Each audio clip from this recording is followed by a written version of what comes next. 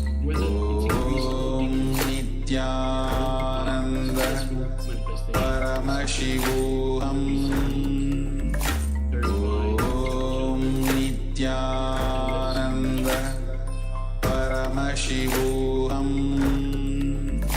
Om Nityananda Paramashivoham Yes, sir. Om Nityananda.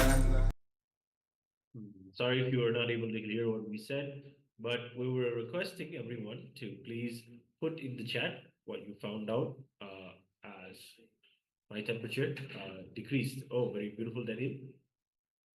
Yes, others also please share about your power manifestation with us. Paramashiva is beautifully manifesting. We're learning about the Guru Parampara today. So exciting. Now we're going to be learning more, diving deep into the Guru, the understanding of what is Guru in our Sanatana Hindu Dharma. Swamiji will be revealing to us more powerful cognitions on how to relate with the Guru.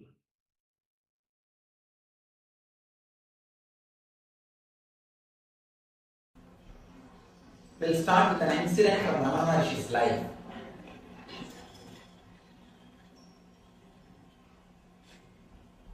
In the presence of Ramana Maharishi, every day they used to sing some songs. There is a song, Ramana Sadguru, it means praising Ramana Maharishi. So when the song is sung, he himself will sing along with the devotees. Not only will be listening, sitting and enjoying, he will be singing with the devotees. Somebody asked him, what is this? You are an enlightened person, you yourself sing your own name. You also sing Ramana Sadguru, Ramana Sadguru. What do you mean by this? Bhagavan says, fool, why are you reducing Ramana to just the 6 feet body? Why are you reducing Ramana to the 6 feet body? Deep thing, very subtle thing, difficult to understand. He says, as you are all seeing this body from away, same way I am also seeing this body. For you, the Ramana is somebody. For me also, the Ramana is somebody. I am not associating myself with this name and form. That is the reason. Just like you all can enjoy this name, I can also enjoy. Because I have not associated myself with this form. I tell you, an egoistic person, at least in public, will never show that he enjoys. Because if he shows, people will say that he is egoistic. Egoistic man will make others praise him, will never be open. Here, Ramana Maharshi is totally open and he is straight. He says, now, just like you enjoy, I also enjoy this name, enjoy this form, because I don't feel this is me. I don't feel associated with it. It's just getting repeated. One more incident. One of his disciples writes Ramana Puranam, means the stotra of Ramana Maharishi. He wrote few lines and somehow he was not able to write. The writer's block. They say author's block or writer's block. So he just brings the paper and puts it at the feet of the master and says, Bhagavan, I am not able to write. Bhagavan says, alright, you go. Let us see tomorrow. Tomorrow when the author comes back and sees, his name is Murugana. When he comes back, he sees that complete poetic poem is completed. Bhagavan himself has wrote and completed. 300 lines he himself wrote and completed the whole poem. He was surprised. Bhagavan himself wrote about himself. His own stotra written by himself. Then when he published, when it came out as a book, the author, he put a small footnote from this line.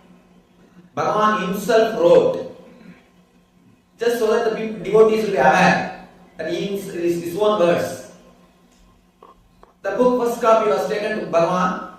Bhagavan just sees the book and says, and he sees that footnote. From this line Bhagavan himself wrote. Then he turns to the disciple and asks, oh, the other lines are written by you. He asks, oh, the other lines are all written by you. Only a man who has disappeared into the divine consciousness can write these poems. Bhagavan says, when you wrote all these things, it is me who wrote through you. You cannot sing about me. You cannot write about me. What do you know about me? Unless I express myself through you, you cannot know anything about me. In Bhagavata, Krishna himself sings. Just like here how he says, I am Bhutanam Ishwaropi. I am the Lord. Here he says beautifully, this word is such a beautiful word. Bhutanam Ishwaropi. I am the Lord of all living beings. Yes, mere boy from Vrindavan and a small young cowherd boy from Vrindavan. See, you should not look at Krishna from this time. You should understand the whole scene when it was done, when it is repeated. See, now, because of time, we accepted Krishna as God. But this is said when he was alive. When he is alive, people did not accept him as a God. Hardly few people realized that he is God. When Rama was walking on the planet Earth, only Saptarishis know he is the incarnation. Nobody else knows. Same way, when Krishna was alive, at least Rama lived a little decent life. So, it's a little easy for people to realize. But Krishna lived such an ecstatic life. It's very difficult to realize Krishna.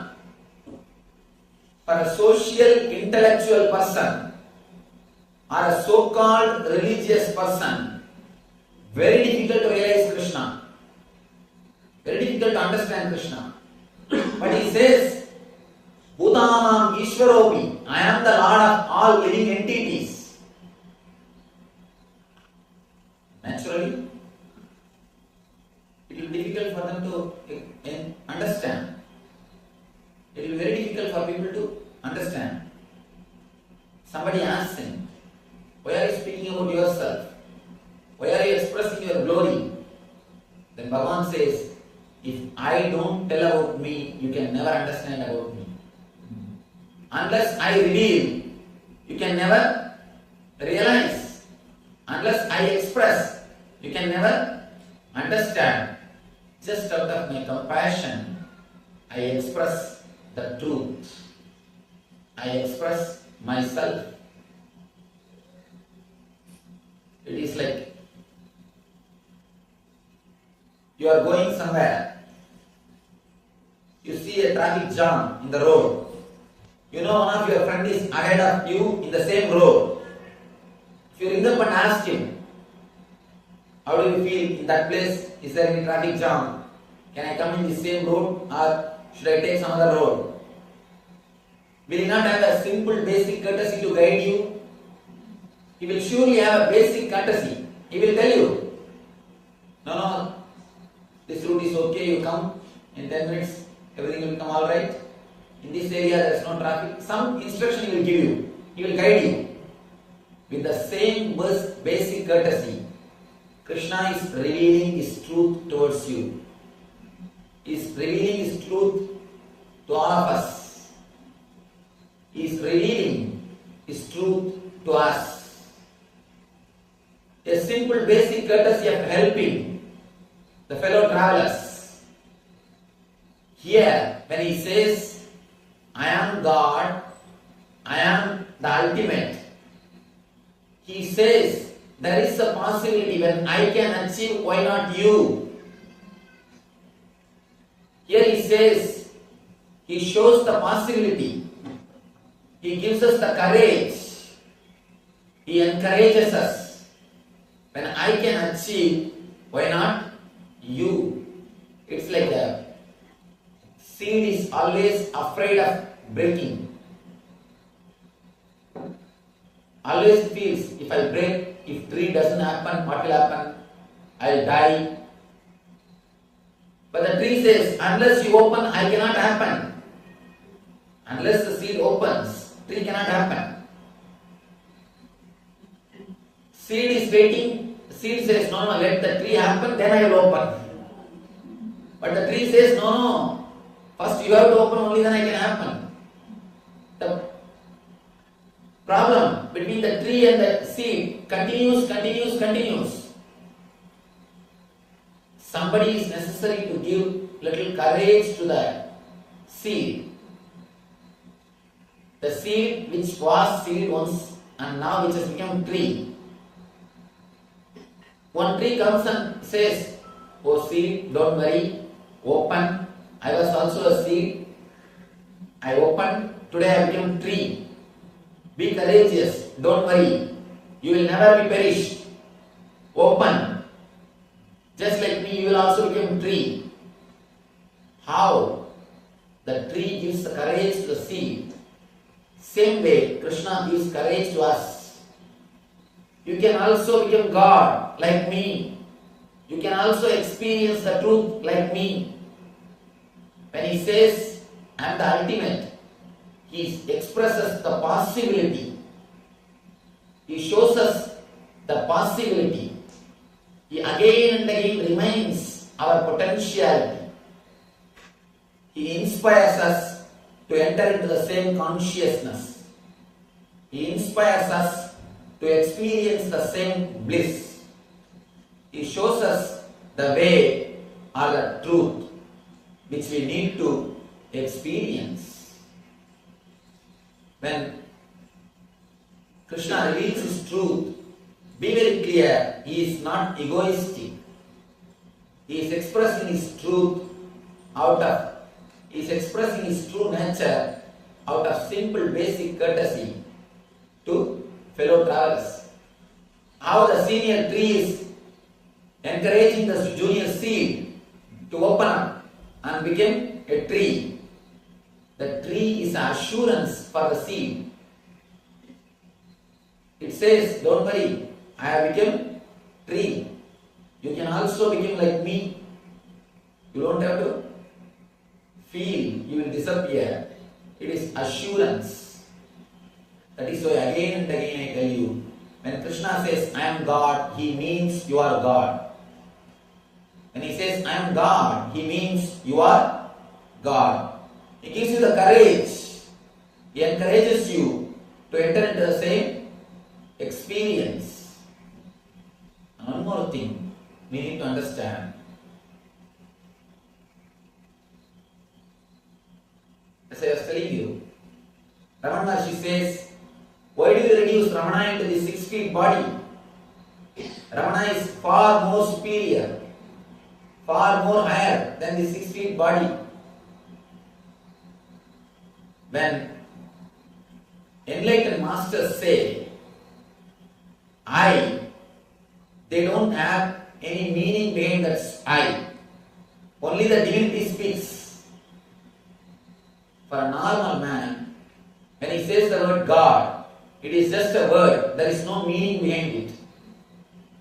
At the most, some imagination about God, that's all. There is no solid meaning behind that word. For example, when you say God, the word has no meaning. It is just mere empty word, supported by some imagination. But when you say I, you have a solid meaning for it. You have solid meaning. When you say I, you know clearly what you mean. But when you say God, you don't know what you mean. The emotion or the understanding is not supported. The word is not supported by the emotion or understanding or experience. But with enlightened people, when they say God, it is a solid experience. and when they say I, it has no meaning. It is just for utility. It's an empty word. Because they can't use any other word, they have to use some word, they use the word. They use some word, no other way. That is the reason they use the word I. There was a great enlightened master, Nisargadatta Maharaj, in India. Somebody goes to him and asks, Master, you say enlightened people don't have karma, but how can you speak? How can you do all your activities if you don't have karma? He says, I am not doing anything. The disciple asks, no, you are speaking with me. How can you speak with me if you don't have karma? Nisargadatta Maharaj says straight away, I am not speaking to you. I am not speaking to you. He is speaking the same words and he says, I am not speaking to you. Very difficult to understand. Then Maharaj says, because you wanted me to speak, the speaking is happening through this body. There is nobody inside. Just hollow bamboo. Hollow bamboo.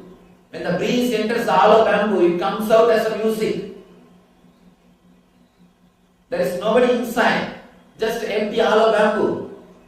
That is why whatever goes in comes out as a music. Comes out as a music.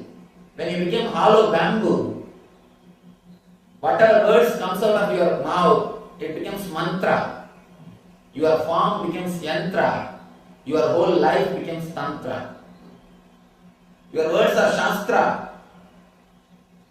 Your form is the center for stotra. And your life is sutra. Your very life is sutra. Here, when Krishna says I, there is nobody inside. Then how do you say I don't speak, I am not speaking to you? What do you mean by the word I?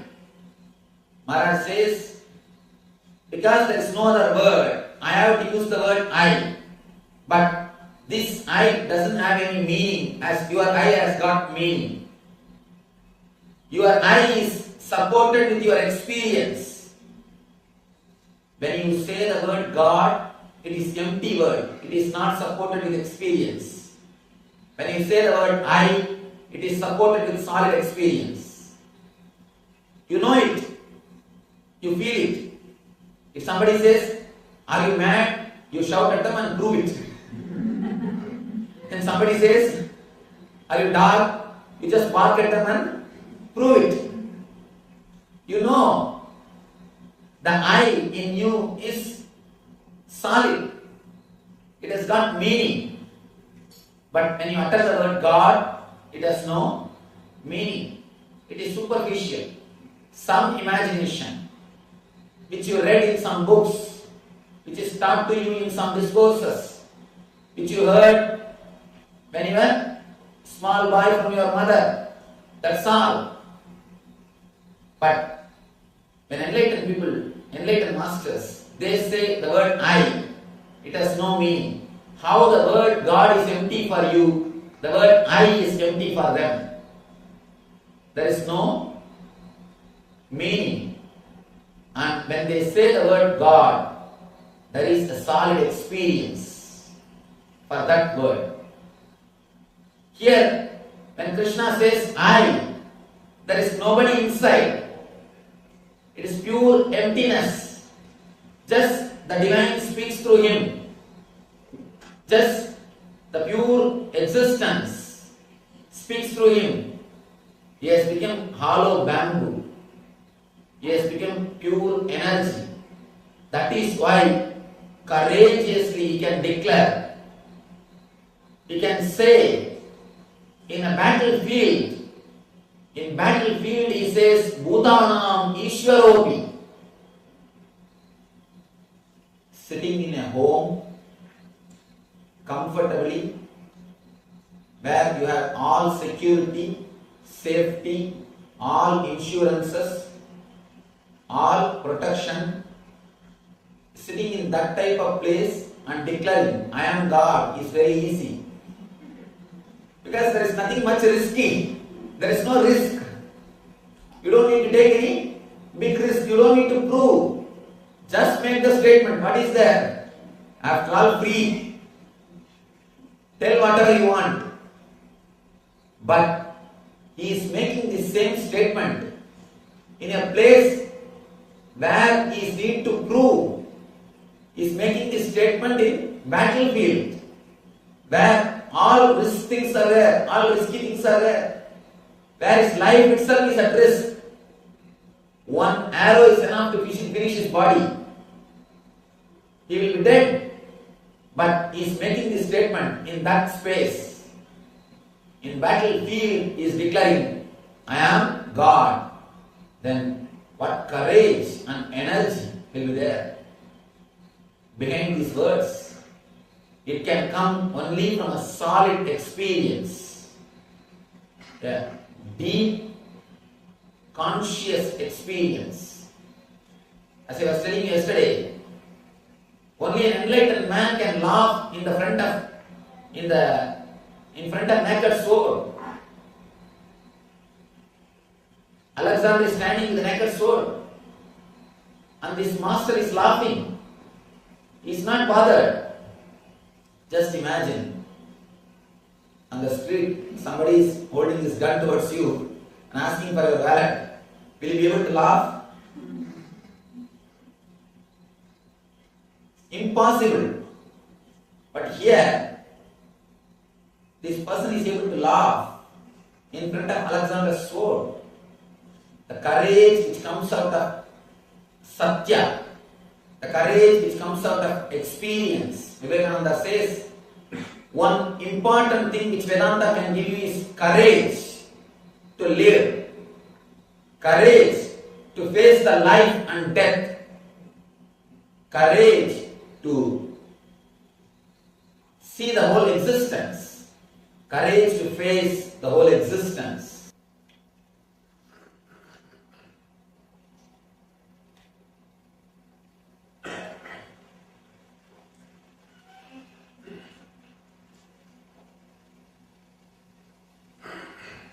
Dear Swamiji, how to find out whether somebody is enlightened or not?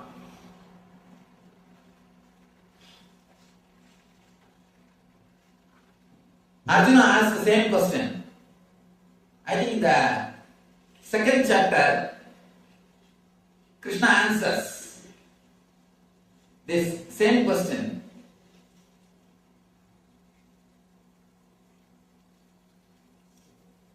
Let me give you the sloka. Yes. Arjuna asks, Sthita prajnasya ka vasha samadhistasya kesava Sthitati kim prabhashete kimasida prajeta kim Sthita prajnasya ka vasha samadhistasya kesava. Arjuna says, O Krishna, what are the symptoms of those? What are the symptoms of one whose consciousness is thus merged in transcendence? How does he speak? And what is his language? How does he sit? And how does he walk? This is the question from second chapter. Of course, the second chapter, Arjuna is not ready to even relate with Krishna. That is why Krishna is explaining about enlightenment. Immediately Arjuna asks how to find out whether somebody is enlightened or not. How an enlightened man will walk and sit. Actually, he is addressing this question to find out whether Krishna is enlightened or not. For example, he says, these are the qualities of enlightenment. Immediately Arjuna is asking, Krishna explains about enlightenment. Immediately Arjuna is asking, How an enlightened man will behave? Tell me. It means what? First thing, he is doubting the Krishna, Krishna's authority. He wants some scale with which he can measure Krishna. But one important thing, even though out of compassion Krishna tries to answer here logically, you cannot logically measure. That is the ultimate truth. Just out of compassion, Krishna tries to give some idea. Actually, Krishna is just postponing the question. He is not answering it. There are 2-3 methods. Actually, one person came to me and he asked me, Swamiji, please tell me how to realize God, how to achieve God, teach me something about God, Atman. I just told him, please come and sit. How are you? You are from where? What you are doing? What your wife is doing? How is your family? I started talking. And he also started talking something. Conversation went on. After that, he was with me more than 3 hours, but he did not raise the subject again. He forgot the very question. He did not even remember the question which he asked. He did not even come to the subject. Then understand how much this question is important for his life. How much this question is important for his life. He is asking just because he has to ask something. You are seeing a Swamiji. You have to show that you have some spiritual interest. Some way you have to relate with him. And you have to show you also know few words. I have seen few pandits. They come and stand in front of me and recite long, big terminologies. Big words. One guy came to me and asked me, Swamiji, tell me the mantra. How to do Vasya, Ashta, Rasavaja, Mahalakshmi, Durga Devi. He's asking that 1800 Kali. Give me the mantra to do Vasya. After 1800 Kali, she should listen what I say. Give me the mantra. I told him, first learn some mantra to make your wife listen to your words. First learn how to handle 200 women. Then you can go about learning how to work with 1800 women. You don't know the basic science of life. How to live with your wife. You wanted to learn big words. And we always waste our life with big words, with big terminologies. And this guy, he forgot the question. After that, he spent with me 2-3 hours. He's not even remembered the question. The question asked just because he should speak something. It is not his first. Questions are answered in one way, first is addressed in the other way. Please be very clear. Questions are answered in one way, first is addressed in the other way. One person came to me, young man, and he asked me, Swamiji, have you seen God? It seems he has read a lot of Ramakrishna Vivekananda literature. And I could see that he was wearing the Vivekananda's dollar in his neck, around his neck. Have you seen God? I asked him. Have you read Ramakrishna Vivekananda's life? He said, yes. I am asking you, how the Vivekananda asked Ramakrishna? Same way I am asking you, have you seen God? I just cut out his shirt so that he should not run away.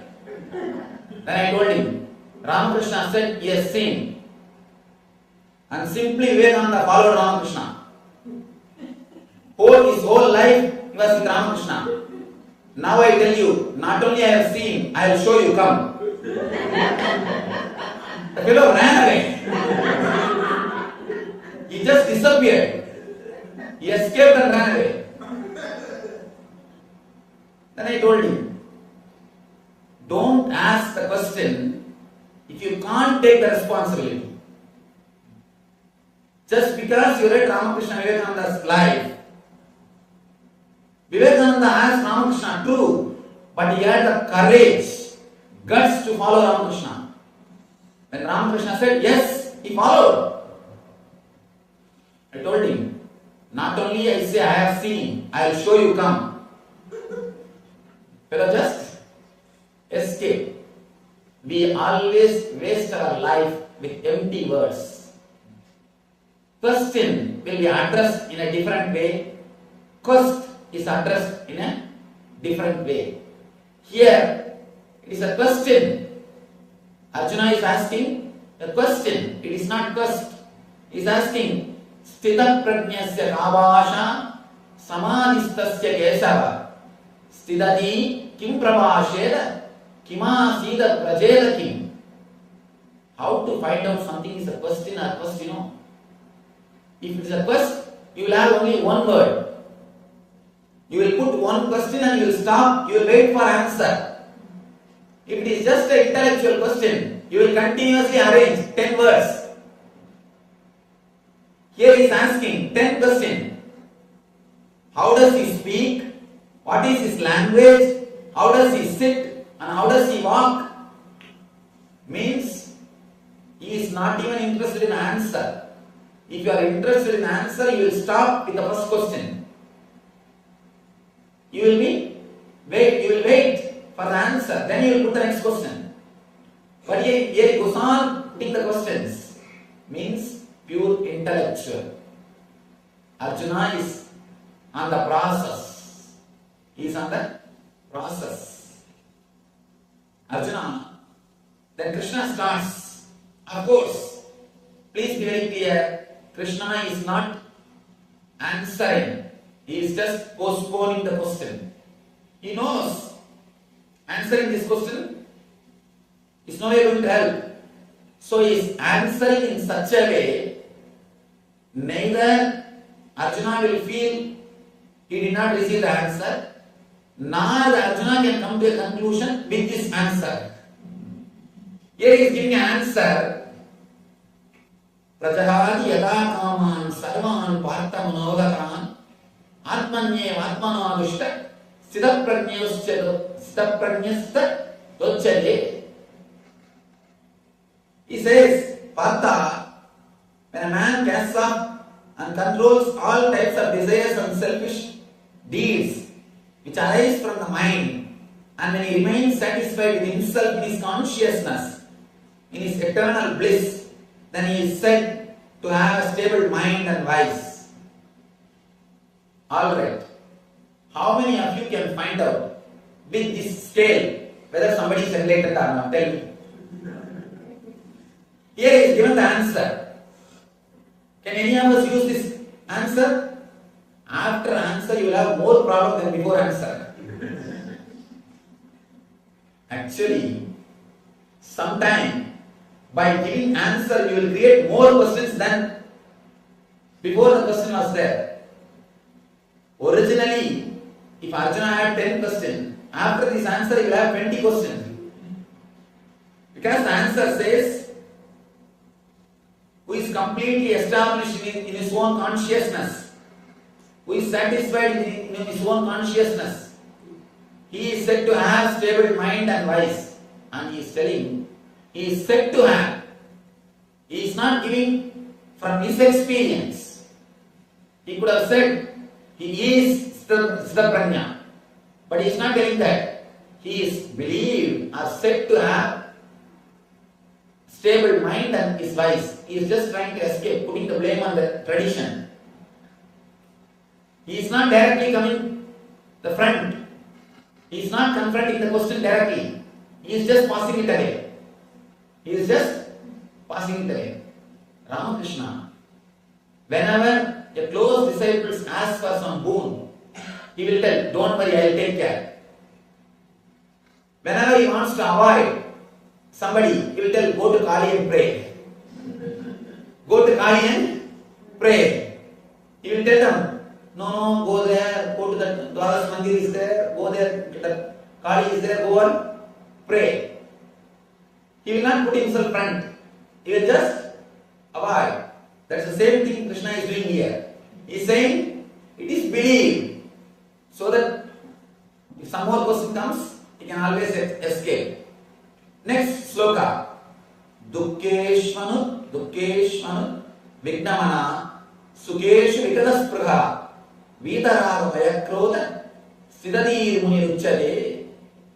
Translation goes, one whose mind remains free from emotional agitation, even in miseries, and does not search for pleasure, and who is free from attachment, fear and anger, is called an enlightened man who is in eternal bliss, eternal consciousness.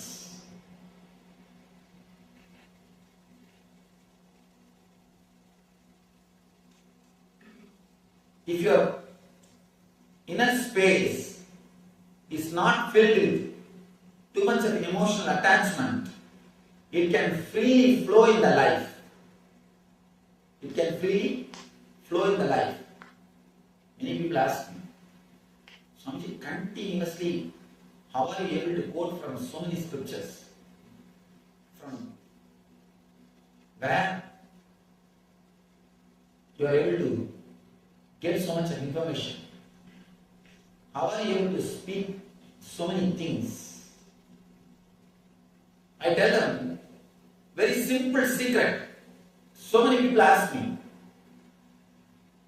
how are you able to have such a sharp memory? Give us some technique to have sharp memory. This is the ultimate important technique to have sharp memory. How to have sharp memory? Just drop the emotional attachment. It's just how computer works. If your hard disk is filled with high resolution photographs, what will happen? It will crash. If it is filled only with the Word document, you can handle any amount of memory. Your emotional attachment makes Word document into high resolution photographs. Word documents are transformed into high resolution photographs, high resolution pictures by your emotional attachment to it. When you emotionally attach to it, again and again you remember only that. That portion takes away majority of your inner space. Your whole inner space is swallowed, taken away by that one particular picture. If at all you can do surgery in your inner space, most of your inner space will be filled just with 4 or 5 photographs. Your wife or family or your spouse, your immediate family. Only those 4 or 5 pictures will be there, high resolution. 90% of your hard disk is filled just with that 4 or 5 high resolution pictures. That is why you don't have memory space left for any other work. Your whole memory space is already occupied. No memory space is left. But if at all you can bring down, if at all you can reduce the emotional attachment for these few high resolution pictures, you will be able to handle more Word documents. More Word documents. That's the secret here Krishna is giving. Whose inner space is completely free, whose hard disk is completely clean, who can process any information at any time, whose inner space is open, free and sharp. He is called Sthita Prajna. He is called the person who is in eternal consciousness. These are all few answers Krishna is giving for Arjuna. But I tell you, with this scale you will never be able to find who is enlightened or who is unenlightened by using the scales intellectually. Simply impossible. If you want an honest answer, I can tell one thing. You can never find logically. If somebody is enlightened, When you see him, simply something will happen inside your heart. Beyond your intellect, your whole heart will fall in tune with him. Simply you will not be able to forget him. You will be pulled. Your whole being will be attracted. Your whole being will be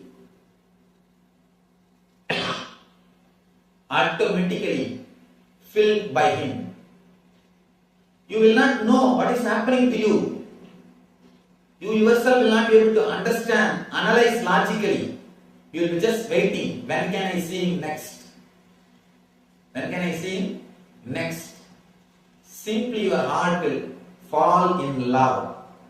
I can say, with masters you raise in love. With ordinary people you fall in love. With masters you raise in love. Simply something will happen in your space. Beyond your control, beyond your logic, your heart knows he is enlightened. Simply you can't say no to him. Be very clear. If that happens, that person is going to help you. That person is going to show you the life. That person is your master.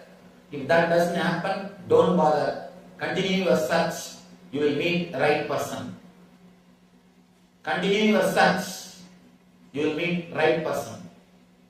Don't bother who is enlightened, who is not enlightened. Intellectually you cannot find out. If somebody is going to help you, simply your heart will fall in tune with him. If it falls in tune with him, even if he is not enlightened, he will help you. You will be helped by him. Even if he is not enlightened, you will be helped by him. If your heart has not fallen in tune, even if he is enlightened, he is not for you. Forget about it. So, you don't have to use your head at all. Just relax. Your heart knows how to show you the right path, how to guide you in the right path. Your heart is the judge which will guide you automatically at the right time, in the right moment, towards the right person. So, let the divine Parabrahma Krishna guide us all to the right energy, to the right attitude and the right experience. Let him shower the eternal bliss. Let him make us experience and radiate the eternal bliss, Nityananda.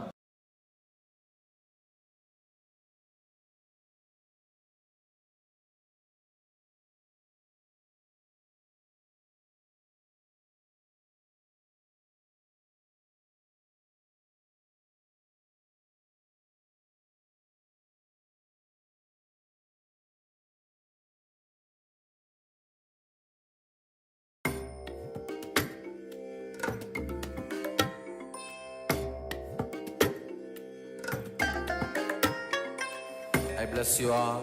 Let you all open all your three eyes and manifest the powers of Mahasadashiva. Om Nityananda Paramashivoham. Om Nityananda Paramashivoham. Om Nityananda Paramashivoham. Om Nityananda Paramashivoham. Om Nityananda Paramashivoham. Om Nityananda Paramashivoham. Om Nityananda Paramashivoham. Om Nityananda Paramashivoham. Om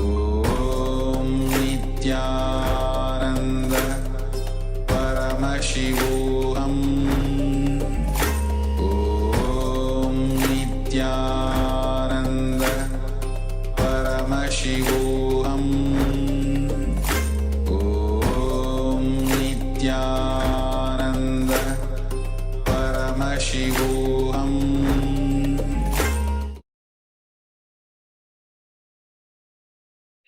Yes, welcome back.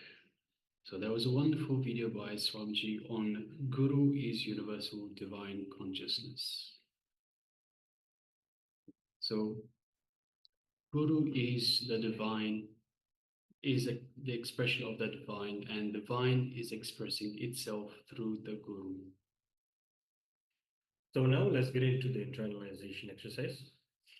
Discover 25 different blind spots where inspiration was injected in you by the Guru, either directly or indirectly, but you did not act out to make it into a reality. Even in the past video, you would have had many clicks, but didn't have the push towards making it a reality. You push to make this experience from Swamiji, inspiration from Swamiji, as a reality for yourself. Then you're starting this very guru-disciple relationship. It becomes a two-way experience. More and more nurturing of powerful cognition matures this very concept, the guru-disciple relationship. So take 15 minutes and write down these 25 blind spots.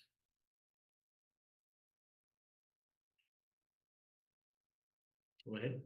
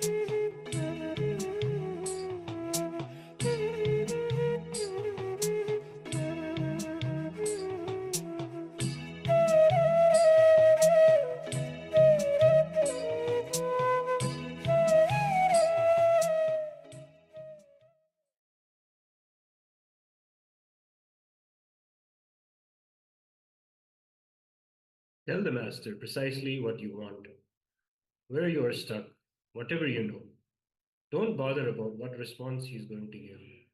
Whatever you know, open it up. You can sit in front of your Atmamurti of Swamiji or a picture and share with Swamiji. More and more nurturing the powerful cognitions matures the Guru-disciple relationship. So whatever it is that you have written down, start sharing it with Swamiji's Atmamurti and open up in the way that we're sharing. Go ahead.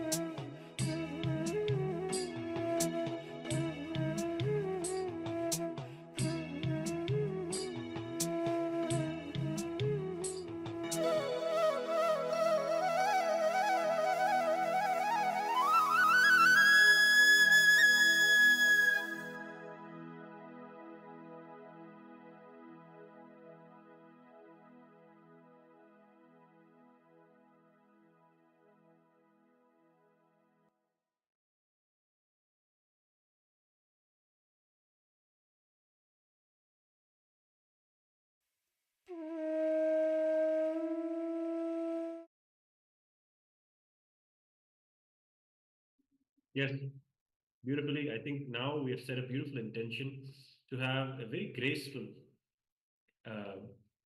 relationship.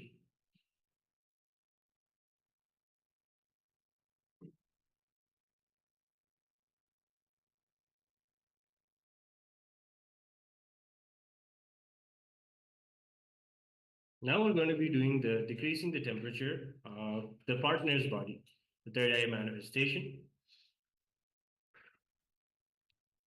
So we request you to please get a partner and someone, preferably someone in the same location as you. So have a partner in front of you, ask someone in your household or a friend nearby if they can be your partner for this power manifestation, and record the temperature. So first of all, record the temperature and then manifest the power of increasing or decreasing the temperature in your partner's body. So we'll be displaying the instructions shortly. If you have any Jnananjana, please place some Jnananjana on your third eye. Please sit with your head, neck, and spine in a straight line. And connect to Swamiji. Ask him to manifest this power through you.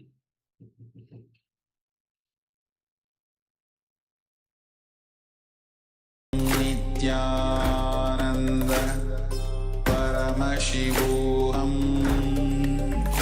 Om Nityananda Paramashivoham Om Nityananda Paramashivoham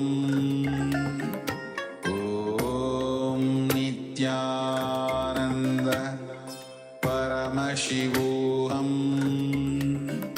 Om Nityananda Paramashivoham Om Nityananda Paramashivoham Om Nityananda Paramashivoham Nityananda Paramashivoham Om Nityananda Paramashivoham Om Nityananda Paramashivoham Om Nityananda Paramashivoham Om Nityananda Paramashivoham Om Nityananda Paramashivoham Om Nityananda Paramashivoham Om Nityananda Paramashivoham Om Nityananda Paramashivoham Om Nityananda Paramashivoham Om Nityananda Paramashivoham Om Nityananda Paramashivoham Om Nityananda Paramashivoham Om Nityananda Paramashivoham Om Nityananda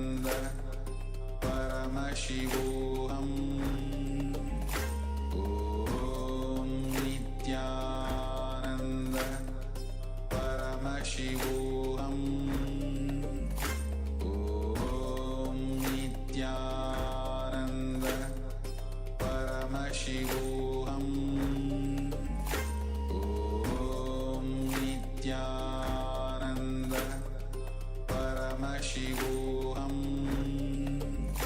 Om Nityananda Paramashivoham Om Nityananda Paramashivoham Om Nityananda Paramashivoham Om Nityananda Paramashivoham.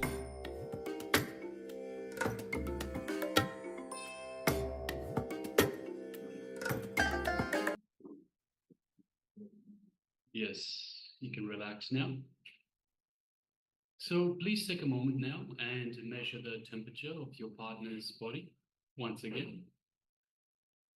So, reminder, in this round of power manifestation, we asked you to record the temperature of a partner's body, a partner that is located next to you if possible.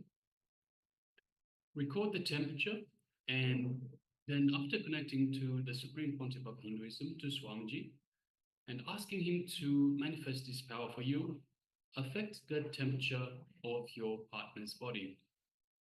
So whether it's increasing or decreasing, both would be a successful manifestation of this power. So please take a moment now, measure the temperature of your partner's body, and let us know how you went. Let us know in the chat how you went with this power manifestation session. Daniel Aya is sharing, I don't have a partner, so I measured my own and it increased.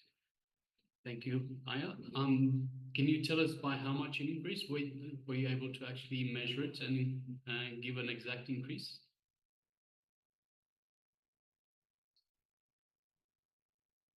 And everyone else, every other participant, I ask you all to please share.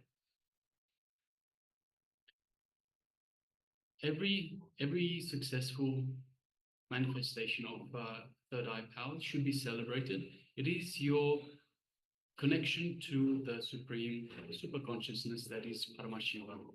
So every successful manifestation should be celebrated, and please make sure that you all take part in these power manifestation sessions. It's the best way to increase your feeling connection to the super consciousness that is Paramashiva.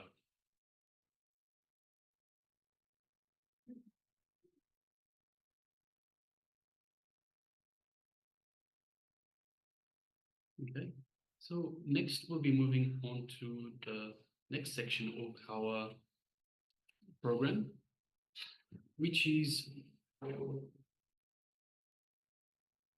another video by the Supreme Pontiff of Hinduism on how to approach the Guru. So I request everyone to please come to the space of listening. Sit comfortably with your head, neck, and spine in a straight line. And let's hear from the Supreme Pontiff of Hinduism, from Swamiji himself.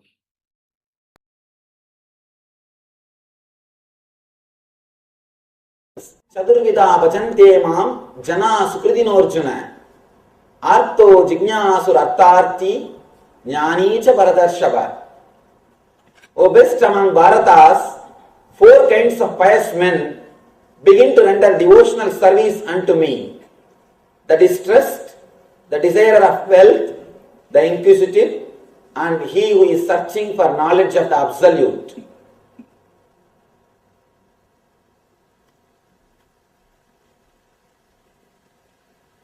Who all approach the divine.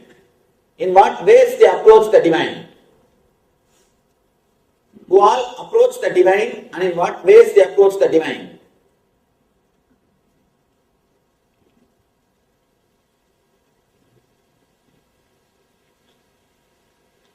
Man is centered on basic 7 emotions.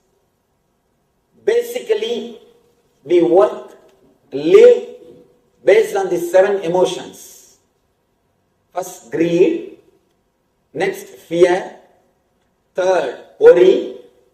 Fourth, attention need. name and fame. The fifth, comparison and jealousy. The sixth, ego, means thinking that your ideology is you, standing for what you believe. Ego. The last, the seventh, deep discontentment. These are the qualities with which man lives. These are the qualities with which he is working. He is centered in these different seven emotions. At some point or other, you will be working only based on these seven emotions. Every moment, scan your life, you will be working only based on these seven emotions. Either out of greed, fear, worry, and attention need, jealousy and comparison, and ego. Seventh, deep discontentment. Man is centered on these different seven energy centers. These seven emotions are the seven energy centers which supplies energy, fuel for us. We are being fueled only from these seven emotions. All your work, if you see the root, you will see the root in these seven emotions. If you are centered on greed, you approach God in the same way. Lakshmi appeals for you. You want only Lakshmi because you are completely centered on greed. Continuously you run behind Kubera. Kubera Yanya, Kubera Yaga, Kubera. Continuously you repeat the concept of Kubera. First we should understand, whatever you feel you are missing, by creating your own God, by approaching the divine in that same mold, you try to feel the fulfillment. You try to feel the fulfillment, approaching the divine in the same mold, the same emotion, or in the same feeling which you are missing in your being. If you think you are poor, if you think wealth is the first thing in your life, you run behind Lakshmi. You run behind Lakshmi. Please be very clear, one more thing. When you become mature, when maturity happens to you, you approach the same Lakshmi as Jnana Lakshmi. You ask the same Devi, same goddess to give wisdom, to give knowledge. You approach the same God in a different way if you are grown. You approach, you create God in your own mold. How much you have been mature? According to your maturity, you project and see the divine. You approach the gods. That God appeals to you more. If you are centered on greed, if your whole thoughts are going around the greed, you go to the God who gives you all boons, who makes you feel fulfilled, or who gives you what do you want. Person who is centered on greed feels happy, feels comfortable, always goes only to Lakshmi. He doesn't want any other God. He wants only Lakshmi, only Venkateshwara. Of course, you can approach Venkateshwara from various levels. But when you approach with greed, you start the first step. You start the first step. It is not that you should not approach the Lord through the form of greed. Approaching divine from greed is nothing wrong. Starting your life with prayer is not wrong, but ending your life with prayer is something seriously wrong. It's a good start, but very bad end. Starting is nothing wrong. Vivekananda says beautifully, it is good to be born in church, but not to die there. Before you die, you should grow out of it. You must become matured. You must realize the other dimensions of divine, the other dimensions of your being. Divine is nothing but a mirror. You reflect, you see your own reflection. You see your own reflection. And whatever you do to the divine comes back to you. If you understand, the more you grow, the more matured way you will relate. The more matured way you relate to the divine, more you grow. Otherwise, you are completely confused and caught like a drunkard. A small story. Man comes back to the house late, very late, fully drunk. He is not even able to walk. Somehow he enters the house, this way, that way, but he is not able to walk. He falls on a glass piece. Not only he breaks the glass piece, and glass piece hurts him very badly in the back. Goes to the bathroom, tries to put some bandage, manage himself, looking at the mirror. And slowly, without making any sound, enters the bedroom, sleeps. Next day morning, wife has started her inquiry. What happened? What did you do last night? He said, what have I done? I'm okay. No, tell me, why are you late? No, I just went for a couple of drinks. That is okay. Did you hurt yourself? He said, no, I did not hurt myself. Then why did you put so much of bunch of bandage on the mirror?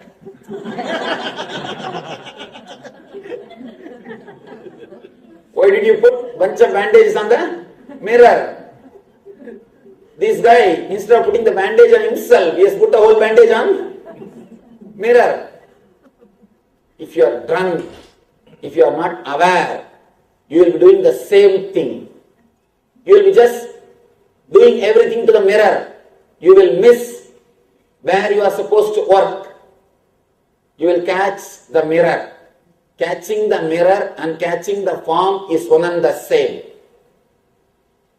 Catching the same attitude, catching the same form is nothing but catching the mirror. If you put the bandage on the mirror, you can never be healed. The mirror should be used so that you can understand where the bandages we put. But you cannot heal yourself by putting the bandage on the mirror. Same way, the God or the divine should be used to find out where you have problem, like a mirror. But the healing work should be done on you, not on the mirror. Don't start doing the healing work on mirror. When you miss the whole thing completely. A man who is centered on the greed is stuck with Lakshmi, is stuck with prayers. One guy used to come to the ashram, a small astrologer. Suddenly one day I saw he came in car.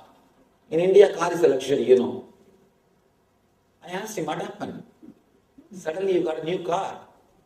Did you win any lottery? He said, no, Swamiji, it is all the grace of Lakshmi Yantra. It's all because of Lakshmi Yantra. I told him, who gave you the Yantra? I never heard of something like Lakshmi Yantra. Who gave you?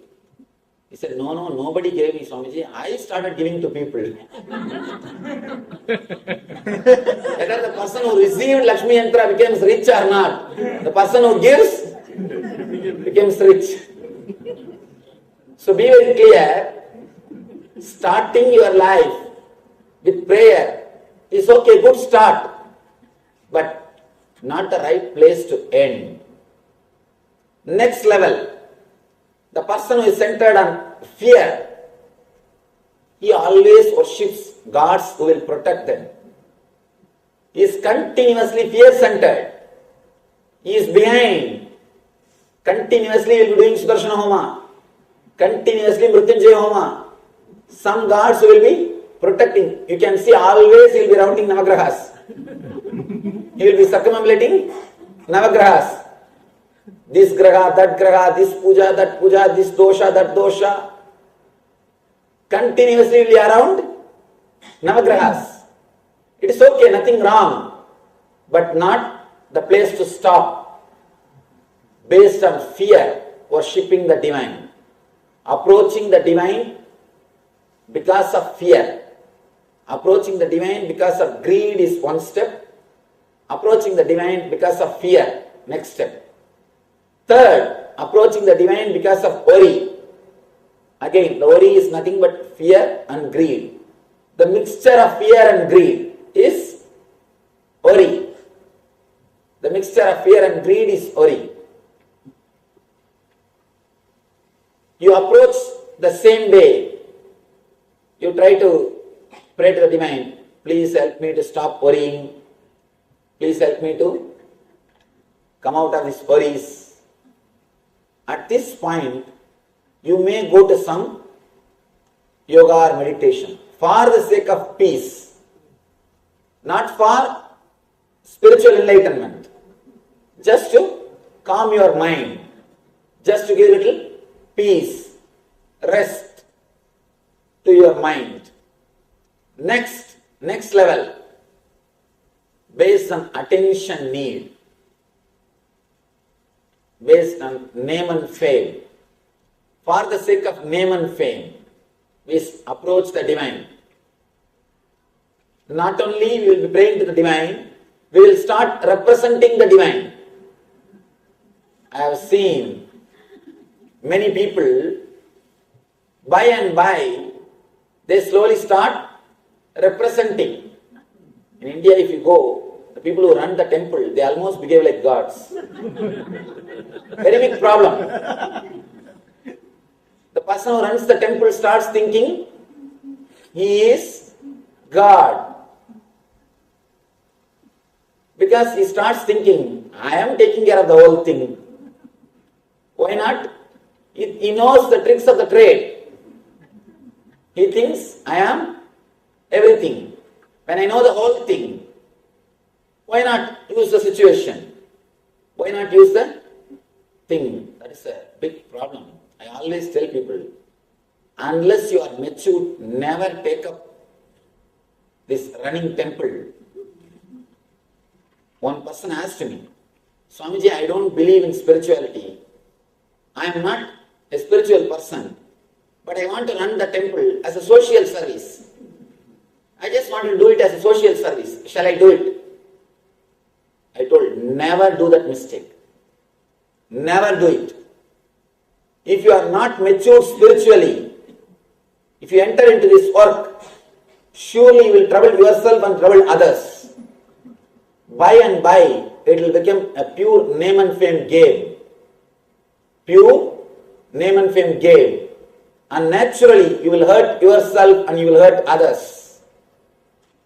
Never take up unless you are spiritually mature. That is why they say, there is a beautiful sloka.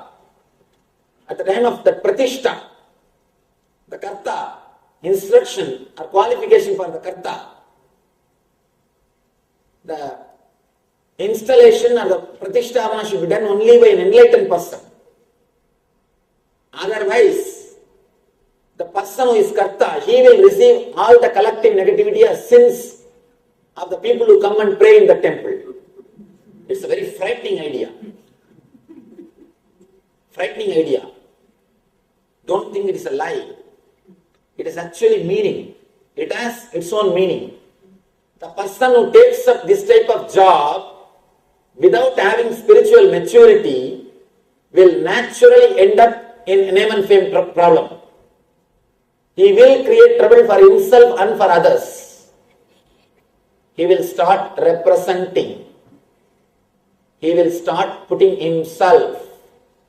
He will start acting for the sake of divine. And when people come and stand in front of the God, deity and pray, they are gullible because they are caught in the fear and greed. You can easily exploit them. You can easily make them what you want them to do because they are already in trouble. They are waiting. What is the solution? Where is the solution? They are in search. So naturally, easily you can take them for a ride. That is the reason. Again and again and again, the Agamas emphasize only enlightened masters should run the spiritual organizations. All the major temples of India are run by enlightened persons, or the tradition of sannyasis, or the tradition they run. And again they say, if you give a business to a sannyasi, he will destroy. He will not know how to do.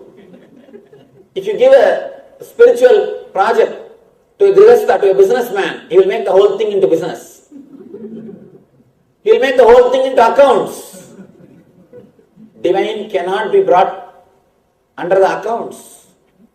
You cannot bring the divine under the calculation.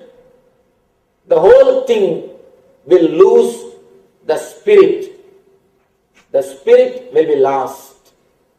The original cause or the original spirit with which the whole thing is created, the inspiration with which the whole thing is created will not be realized. That is why masters again and again emphasize, you need spiritual maturity before you enter into this type of activities. Spiritual maturity is a basic need. Don't come to the divine for name and fame. You will miss it and you will mess it. Next, comparison and jealousy. This is an extreme step. This is an extreme step. People always start comparing. People always feel jealous of their position, their standard, their point. The person who compares, who is in jealousy, can never rest.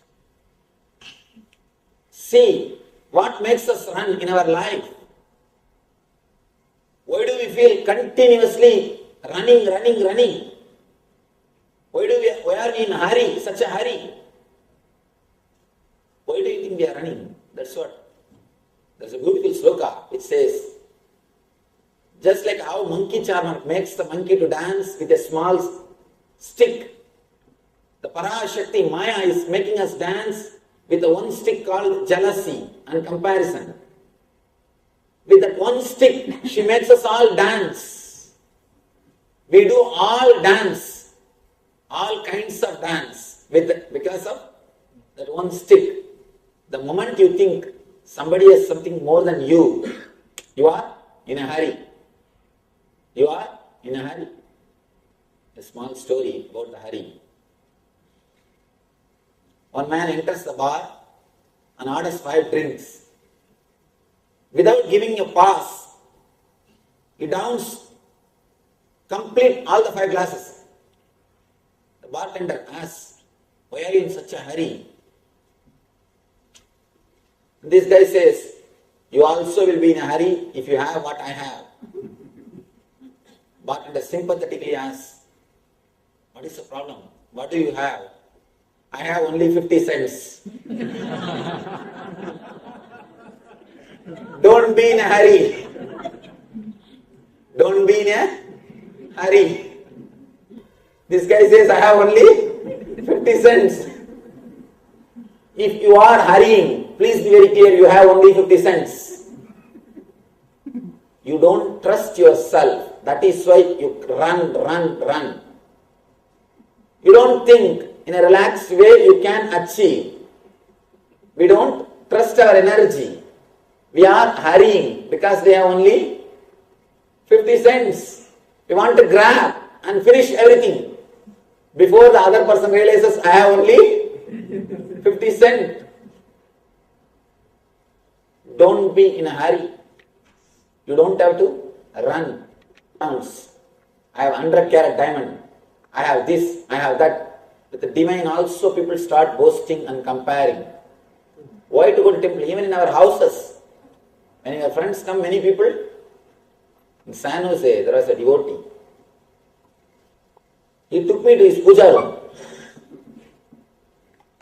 and started explaining. All he has is only some 10 photos.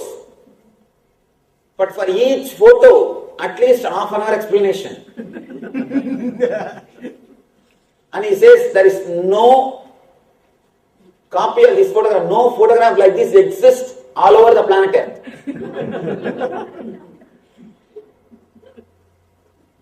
And I told him, how? There must be at least few prints.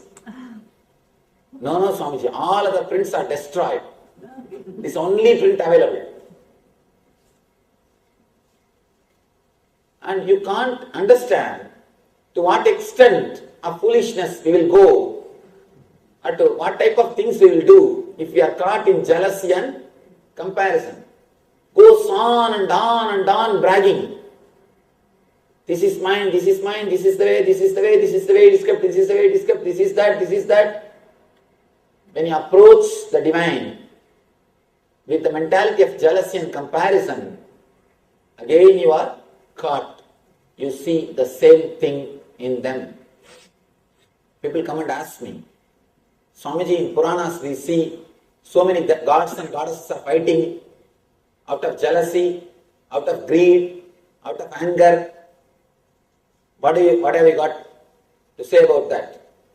Please be very clear, those Puranas are written for the people who are caught in jealousy, so that you will be able to relate with them.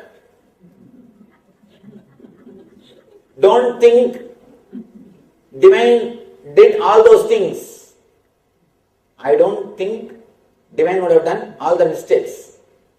If you think the divine also has done all those mistakes, you will be able to relate with him. That is why again and again we do Kalyanotsava, the marriage ritual for God. When you feel he is also married, you feel comfortable and safe. And you feel, yes, I can relate with him now. He is also like me. Just to give you the comfort sense, just to make you feel relaxed. All these stories are told. All these things are expressed so that you will be able to relate. See, unless the divine is expressed in your language, you will not be able to relate with it. That is why all these Puranas, all these stories are written and given to you. The next, the person who is centered on ego. This is very difficult. The person who is centered on ego, person who is centered on name and fame, tries to accumulate name and fame showing the divine in front. The person who is centered on the ego starts claiming he is divine without expressing the qualities of the divine. That is why there is a beautiful Upanishad which says, if you are divine, express it by your qualities. Let people recognize by your qualities, not by your words. Be very clear. What you do will speak for you. What you speak will not do anything for you. What you work, the way in which you work will speak for you. But your words will not work for you. Here, There's a beautiful Upanishad, Paramahamsa Upanishad, which says Paramahamsas should not wear this kavi cloth. Actually, technically, to tell you honestly, I am not supposed to wear this cloth. They say, you should not be respected for this cloth. By your very quality, you should be respected. Because of your quality, because of your divinity, you should be respected. When you express the divine qualities in your life, that should be respected, not this cloth. Again and again, the divine emphasizes. Yesterday there was a question, how to find out a person who is egoistic or a person who is real spiritual master. Person who is egoistic can only play with words. Only a person who has achieved can reproduce the experience in you. Person who has achieved will be able to create the experience in you. If you receive the experience, then be very clear, your master is enlightened, divine. He is the embodiment of spiritual experience, knowledge. If you get only words, not experience, be very clear, something is seriously wrong in the path or the person whom you are following. Words are like menu card. Experience is like a food. You go to some hotel, they give only menu card and they say, food is not available here. Can you call that as a hotel? No. Just menu card is not enough. Your hunger cannot be removed. Words are like menu card. Food is experience. Experience is the food. Be very clear. In the spiritual life, don't stop with menu card. The person who has approached the divine with ego will always start representing the divine without having the solid experience in himself. That is why, again and again, Upanishads, they emphasize on the experience. If you don't experience, be very clear, there is something seriously wrong with the person whom you are following.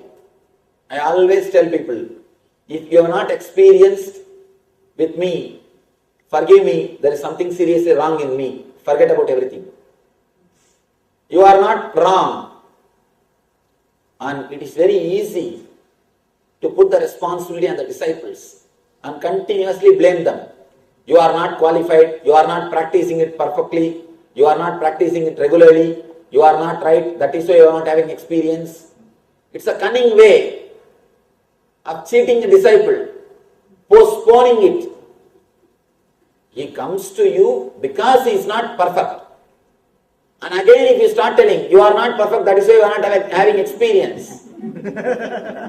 For that you don't need guru, for that wife is sufficient. That's what she also tells continuously. From morning till night, that's what she does. We don't need master. Master is a person. Whatever may be your condition, he will be able to reproduce the experience which happened in him, in you. Scientist is a person who creates formula to reproduce the outwardly things. Spiritual master is a person who creates formula to reproduce the inner world experience.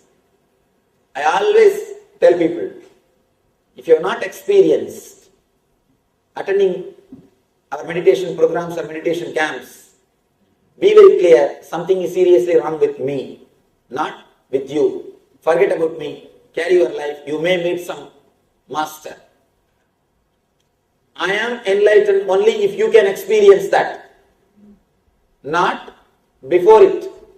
Before it, it is only a word, menu card.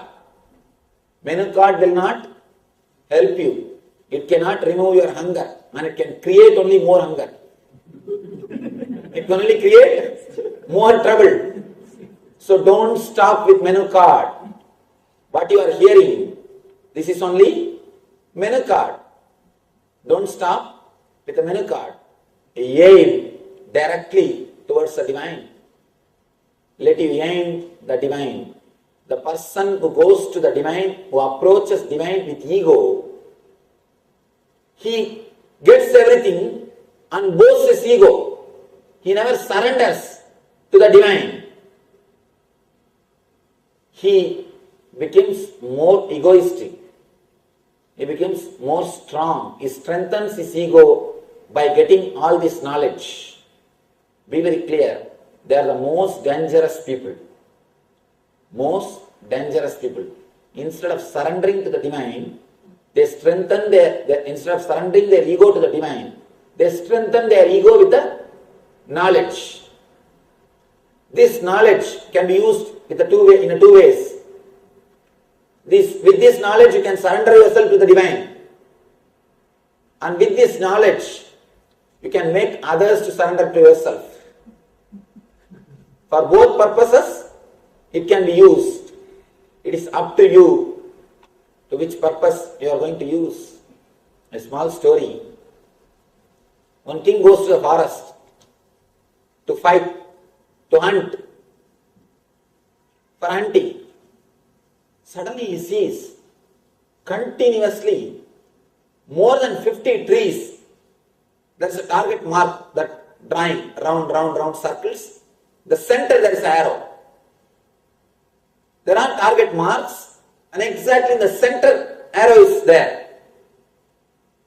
Continuously he sees so many target marks. Exactly on the center arrow is there. He wants to find out who is this person, master of this archery. Who is the person? He must be a great master. He must have mastered this whole art. He must have been like Arjuna. He started searching this person.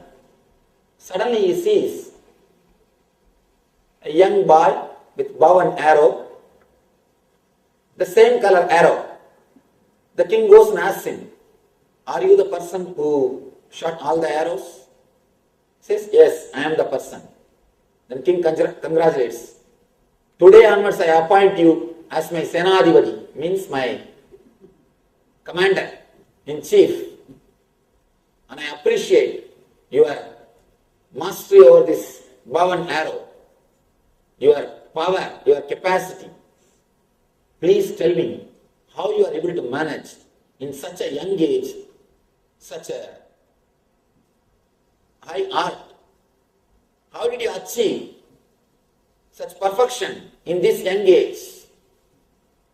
Then the guy says, "It is very simple.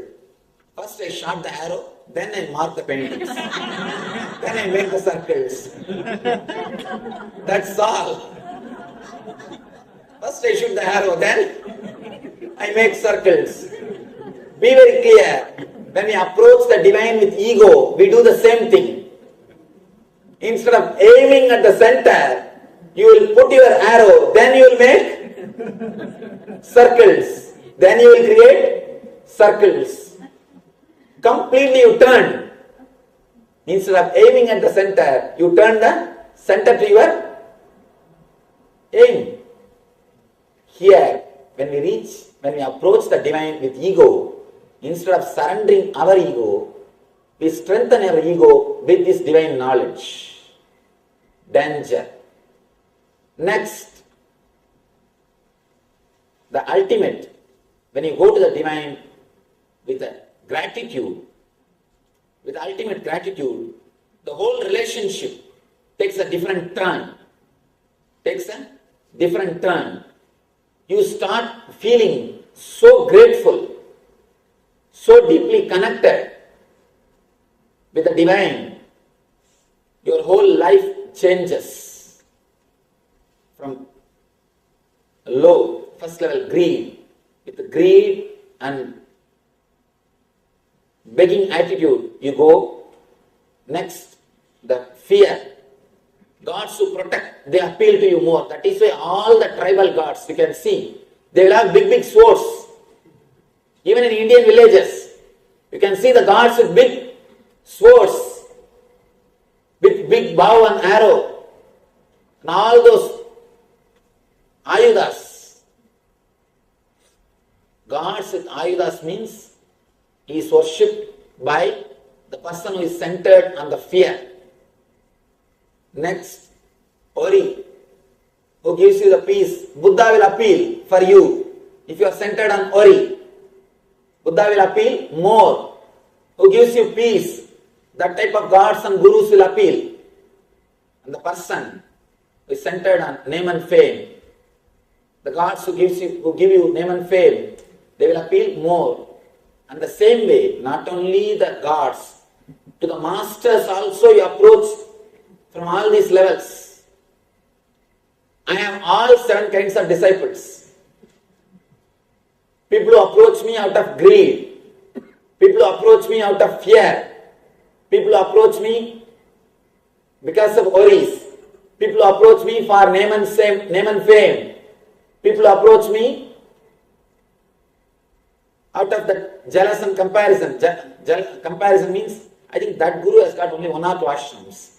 This guru has got more number of ashrams and engaged itself. He must be a big guru. And people approach me out of ego, just to prove their ego, or to feel satisfied, to strengthen their ego. You know, I am a disciple of Nityananda Swami. I am very close to him. He knows my name. He can call me by name. Just to have ego satisfaction. There are few who approach and experience the divine, the gratitude. People who approach with the greed. One more problem. The people who approach with greed, not only they have greed, they have their own idea, they have their own fantasies about a master, how a master should be. They have their own fantasies, they have their own frame. They come with that frame and see whether this person fits with that frame or not. Fits with that frame or not. I always face a big problem because of my age. The age is a very big problem.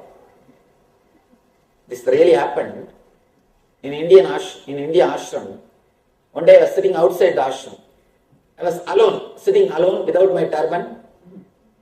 Secretary, nobody was around me. I was sitting alone on a small stone, enjoying the cool breeze. Our ashram is actually in the forest. It's a forest area. Still, cheetah, elephants, everything comes. And it's a forest area. I was sitting there on a stone and enjoying the cool breeze. One elderly pandit, very elderly man, well read.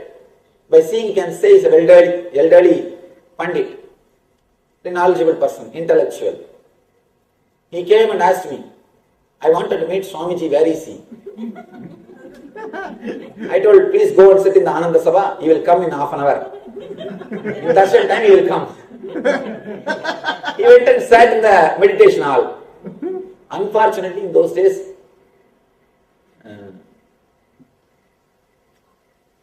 somehow I used to be alone, I used to sit, there were not many people in the ashram. He went and sat in the hall. After half an hour, I put my turban and the rudraksha, everything, and I went there. I was about to sit in my chair. He said, no, I want to meet Big Swamiji. I wanted to meet Guruji. I said, please forgive me, in this ashram I am the Swami. And whom you really want to meet? He said, no, I heard about the Nityananda Swami. He healed my cousin. I wanted to see him. Then I told, this is your cousin's name. She has been healed. It is me only. And I am Nityananda Swami. And you will be surprised. He is not ready to believe. And he was just looking at me. Then I said, you see, usually we don't carry ID card. Usually in India, Swamis don't carry ID card. Still, if you can't believe, look at that photograph. See the name and see the face. I am that Swami. And I can't tell anything more. And you will be surprised. I tell you, it is the truth. He did not speak to me and he went away. He went away. He said, I have nothing to learn from you. Okay. He went away. Strong fantasies. Strong imagination. They are not able to relate.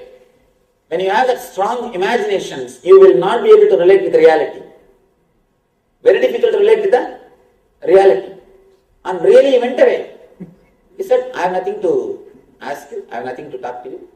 Okay. He went away. When you can't drop your strong imaginations, naturally you will not be able to relate with the reality. And same out of fear.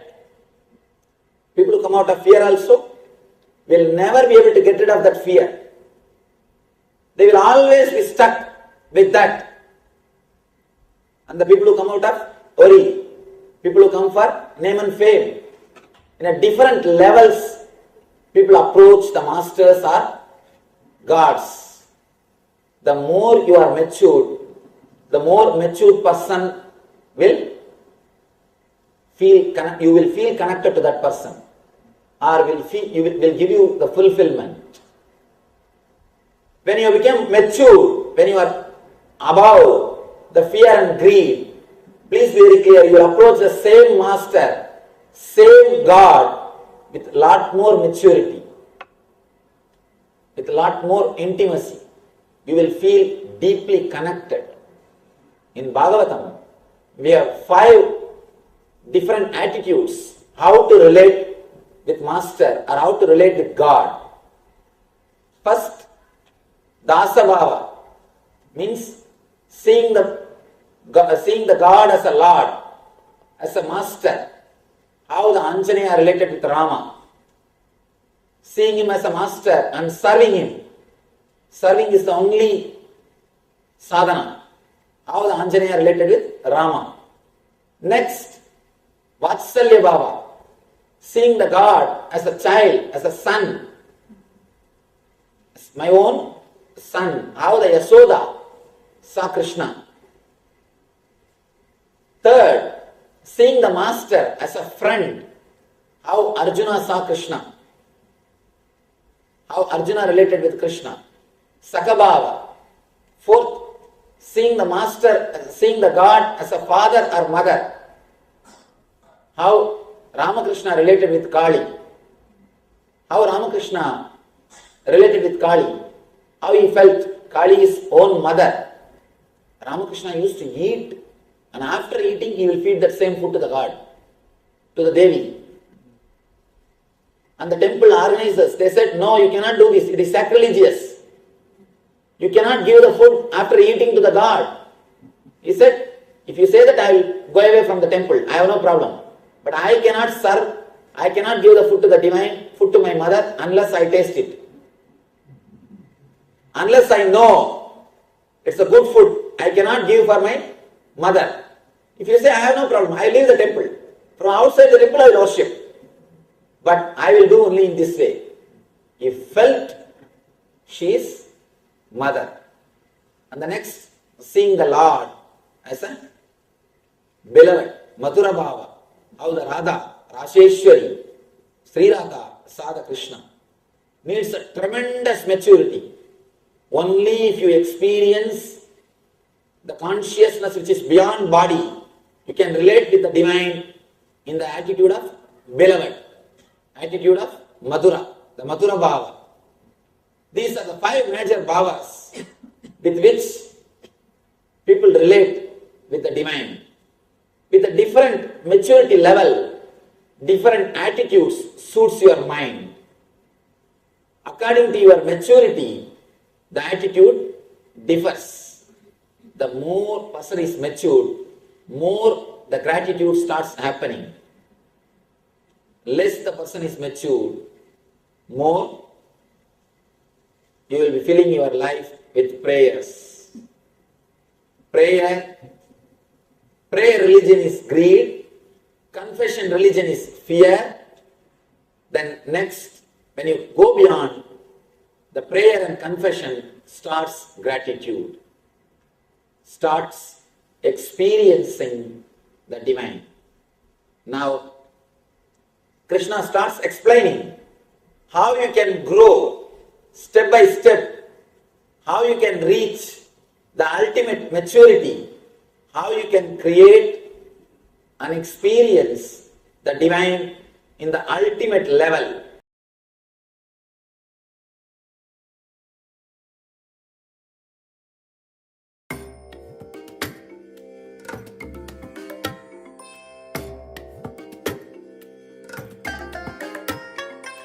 I bless you all.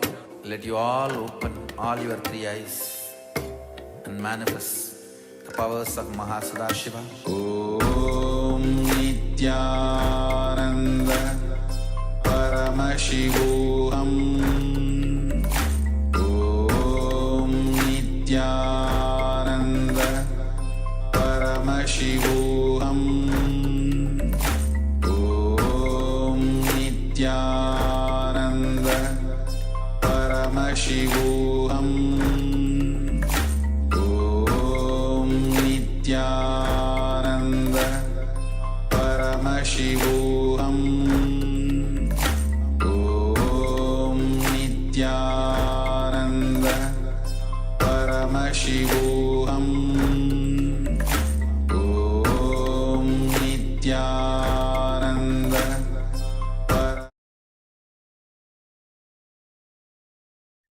Yes, welcome back.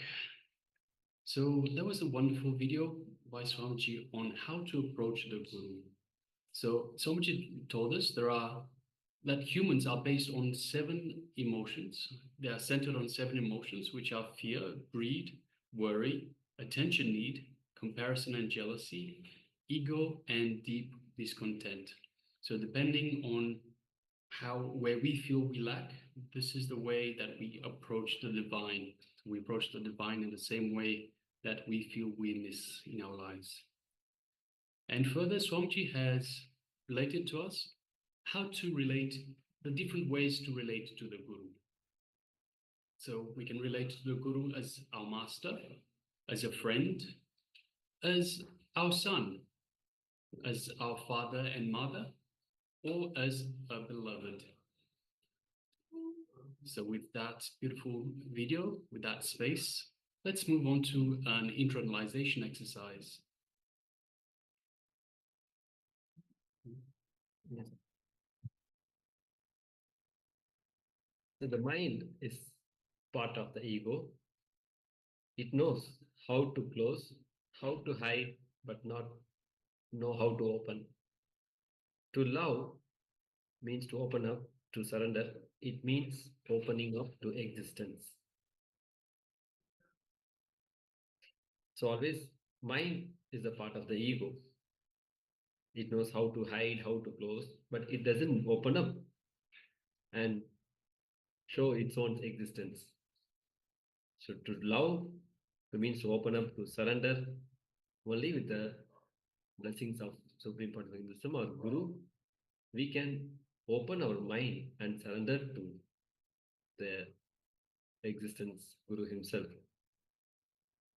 Now, let's enter into the exercise.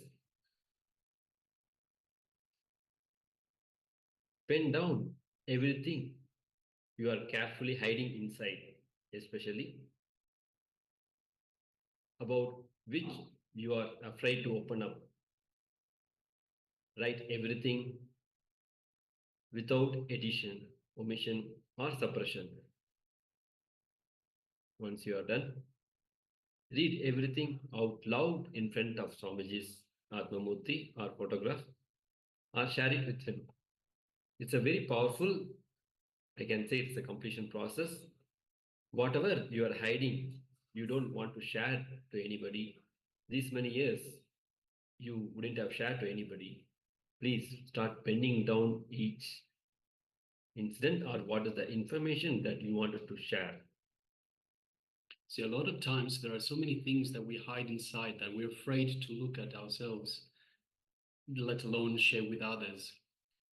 All these emotions, all these incidents are being stored inside, and it starts to eat away at our being, at our very being. So now it's time to look inside, identify all those incidents, all those emotions, everything that you've been hiding away, afraid to look at it, and open it up to Swamiji, open it up to the Guru. So please do this exercise authentically. This is the biology of the Guru-disciple relationship. So please pen down carefully everything that you've been hiding. Don't be afraid. The Guru will catch you. Yes. Please start the process. If you have pen and paper, you can take, or if you want to type it down in your laptop or computer, please type it down. Let's start the process.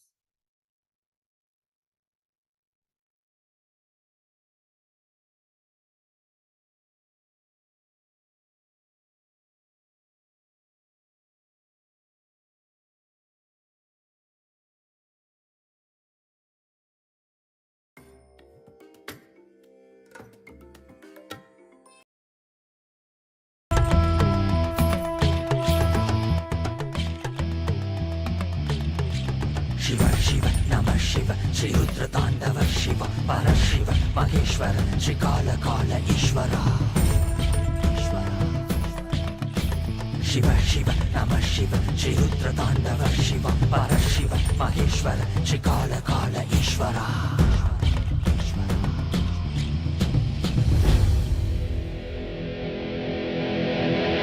காலம் தாசு கயிற்றினை வீச மார்கண்டேயனும் உன்னை கட்டி அணைக்கவே விரைந்து வந்தவா உதிரம் கொட்டும் கண்களை மாற்ற வேடம் கண்களை எடுத்து உனக்கு பொறுத்திட மோட்சம் தந்தவா அண்ட மொத்தம் ஆண்டிடும் அகண்ட ஜோதி ரூபணே அடியாரின் பக்தி ஏற்றிடும் எமையாளும் நித்யானந்தனே மரியாய் விதியை சிவமாய் மாற்றிட உன் அருளால் எனையும் பதம் சேர்த்திட அடியாய் முடியாய் மலையாய் நின்றிட உன் அடியார் அவர்க்கும் அடியோனாய் வந்தவா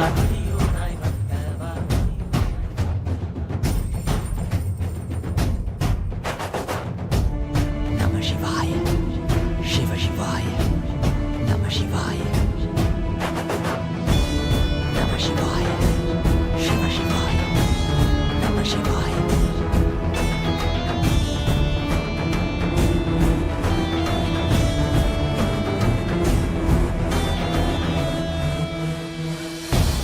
வரையிலும் வளர்ந்த ஜோதி ரூபனே தேன் சுவை தரும் தமிழின் தலைவனே மான் மகிழ்வினை ஏந்தி நிற்கும் ஐயனே கைலாசம் தந்த நித்யானந்தனே அகிலம் காப்பாய் திருவடியில் என் அருகில் இருப்பாய் அரை நொடியில் பிறையை சூடிய பெருமானே என் பிழைகள் கலைத்து அருள்வாயே கல்லும் கரைக்க சிறு புல்லும் முறைக்க இவையாவும் திளைக்க சிவசூத்திரம் அளிக்கிறாய் மான்வரையிலும் வளர்ந்த ஜோதி ரூபனே தேன் சுவை தரும் தமிழின் தலைவனே மான் மகிழ்வினை ஏந்தி நிற்கும் ஐயனே கைலாசம் தந்த நித்யானந்தனே நித்யானந்தம் நித்யானந்தம் அண்ணாமலையே சிவரூபமாய் வீற்றிருக்கும் குரு நித்யானந்தமே நித்யானந்தம் நித்யானந்தம் அண்ணாமலையே சிவரூபமாய் வீற்றிருக்கும்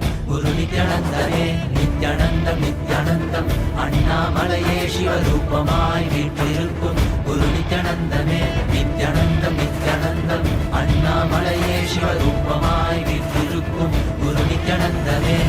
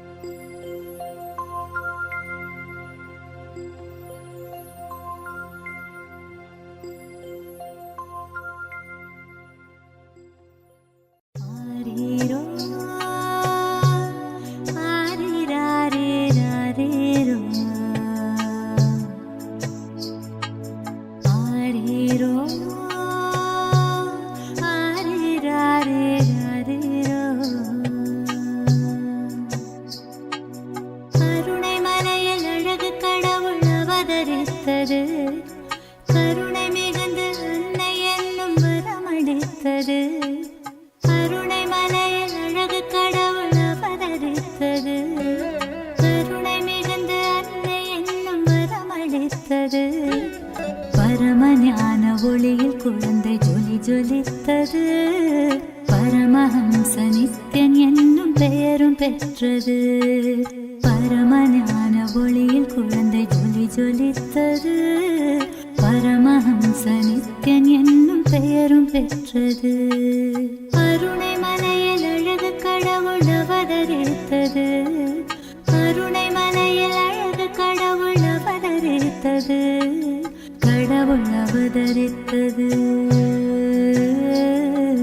கடவுள் அவதரித்தது.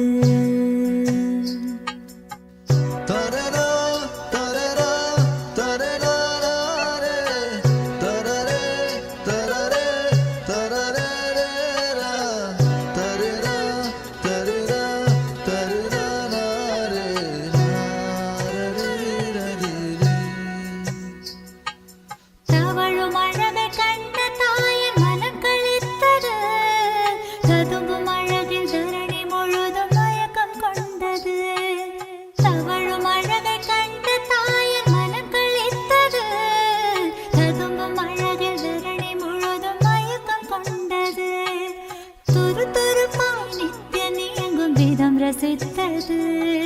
துரு துருப்பாய் நித்யனே எங்கும் விதம் ரசித்தது. தங்க மகன் நித்யன் தெய்வம் என்றுணர்ந்தது. தங்க மகன் நித்யன் தெய்வம் என்றுணர்ந்தது. கருணை மலையில் அழகு கடவுள் அவதரித்தது. கருணை மலையில் அழகு கடவுள் அவதரித்தது. கடவுள் அவதரித்தது. கடவுள் அவதரித்தது.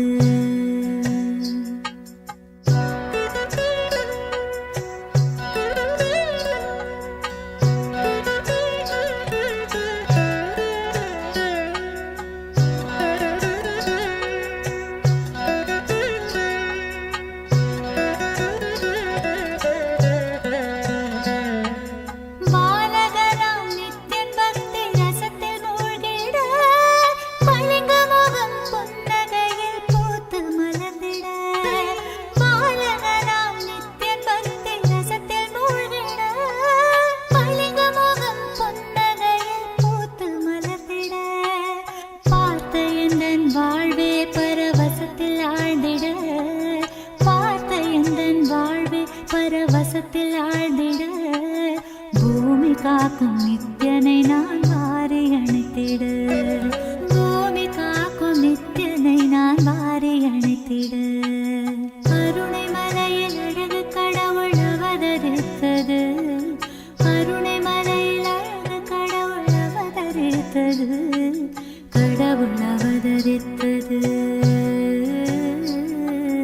கடவுள் அவதரித்தது.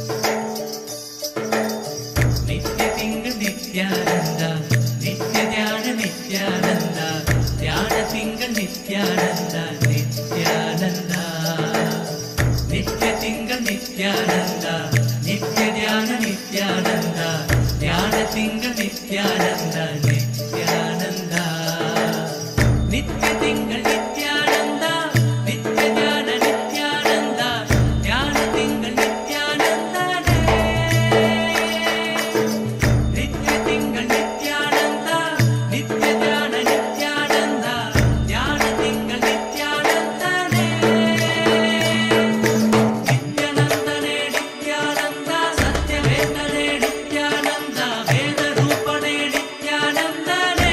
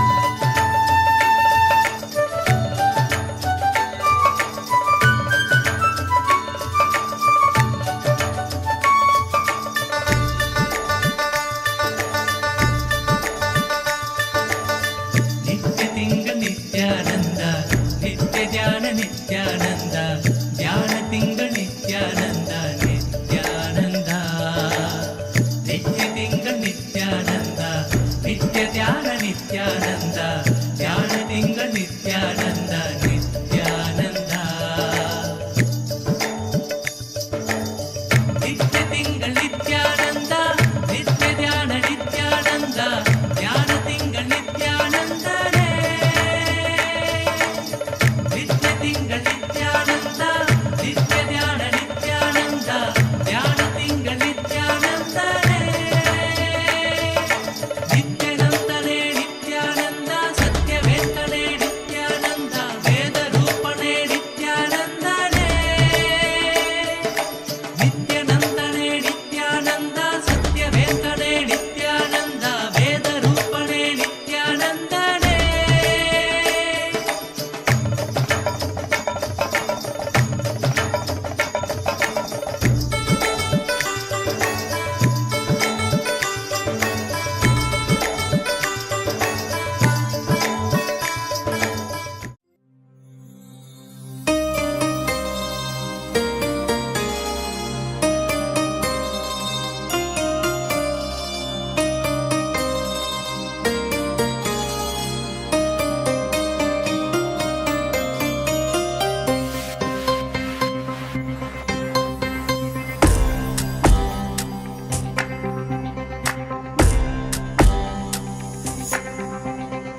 அழகுமுகம் காண ஓடி வந்தேனடா உன் அழகுமுகம் காண ஓடி வந்தேனடா உன்னை கண்ட கணமே காதல் கொண்டேன் பார்க்க பார்க்க உருகி நின்றேன் கண்ட கணமே காதல் கொண்டேன் பார்க்க பார்க்க உருகி நின்றேன் பார்த்த அழகால் கண்ணினோரம் கண்ணீரடா வேறென்ன வேண்டும் எனக்கு நீ போதுமடா அழகுமுகம் காண ஓடி வந்தேனடா அழகா அழகா அன்பின் அழகா முருகா முருகா முத்தமிழ் முருகா அழகா அழகா அன்பின் அழகா முருகா முருகா முத்தமிழ் முருகா சரிக சா ச ச நி ரி ச நி க நி ப சரிக சா ச ச ம க ம க க ரி ரி சரிக சா ச ச நி ரி ச நி க நி ப சரிக சா ச ச ம க ம க க ரி ரி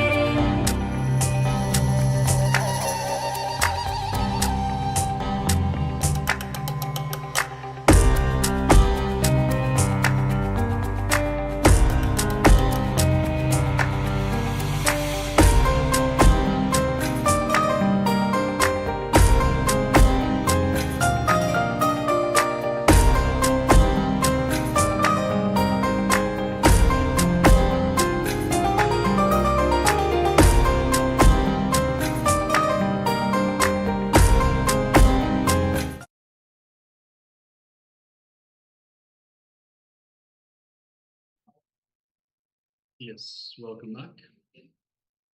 So now for the next bit of the internalization exercise, I'd like you to pen down all your self-sabotage patterns. So have a look inside and identify how you react to situations, to all different kind of situations, and what kind of destructive decisions you make. How you deny your own possibility, how you destroy your life by making the decisions that you make. Please pen down, describe everything in as much detail as possible. So after we pen down, we will be dropping all of these at Swamiji's feet and make a conscious decision not to sabotage ourselves anymore, but to be life positive. So again, for the first part, please pen down all your self-sabotage patterns and how you react in situations, the kind of destructive decisions that you make, and how you deny your own possibility, how you destroy your life. Please describe everything in detail. Can you project on screen?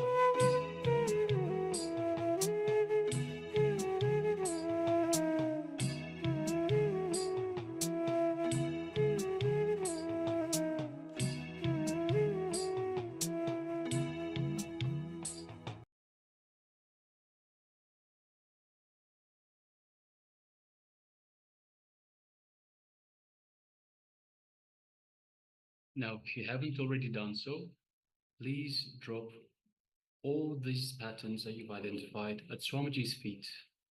And let's make a conscious decision not to sabotage ourselves anymore and be life positive.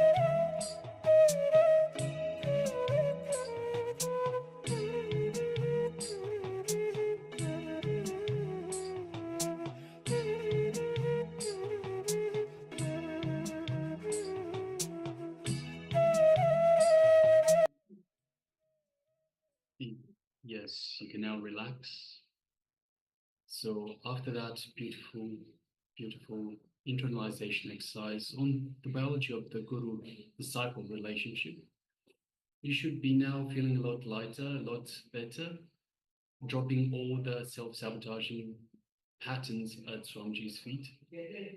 So with that, we'll be moving on to the next section, which is power manifestation. So now we're primed for power manifestation.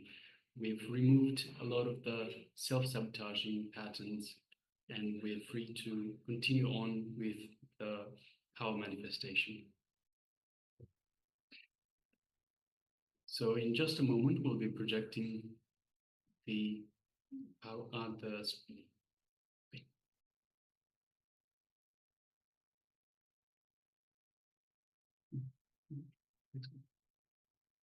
Yeah.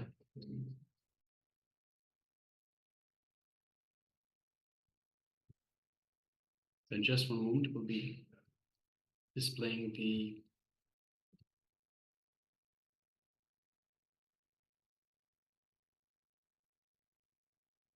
slide for the power of the third arm. We'll be decreasing the temperature of the partner's body remotely, which means have a partner, connect with a partner somewhere away from you, so somewhere that's not in the same location. So choose a partner, get in contact with them, connect with them, and we will be decreasing the temperature of your partner remotely.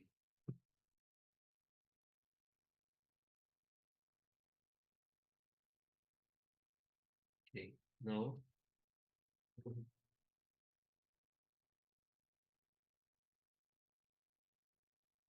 please be seated with your head, neck, and spine in a straight line. And if you have Jnananjana, please apply Jnananjana in your third eye. If you don't have, it's okay. We can record the temperature of your partner's body before you manifest the power.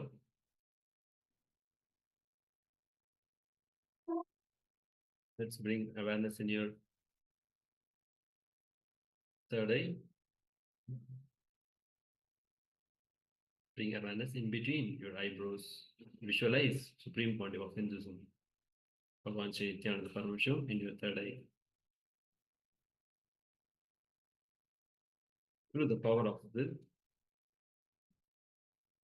you'll be able to change the temperature of your partner's body.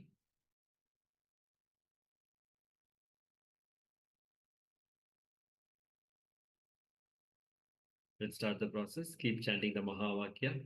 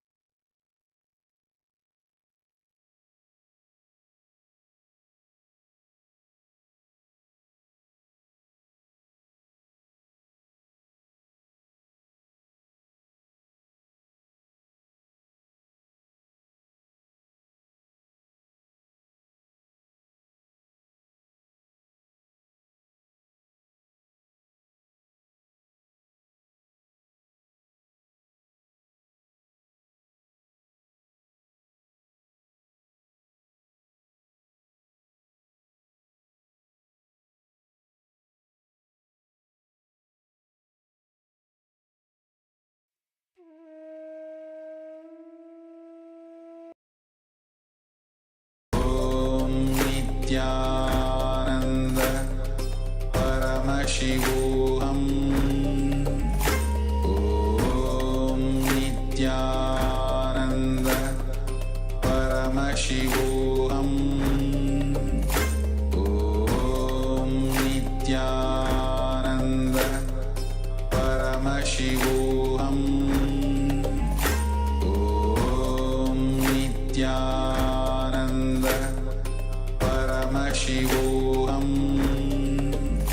Om Nityananda Paramashivoham Om Nityananda Paramashivoham Om Nityananda Paramashivoham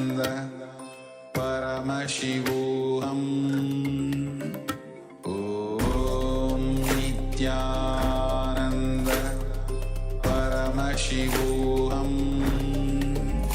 Om Nityananda Paramashivoham Om Nityananda Paramashivoham Om Nityananda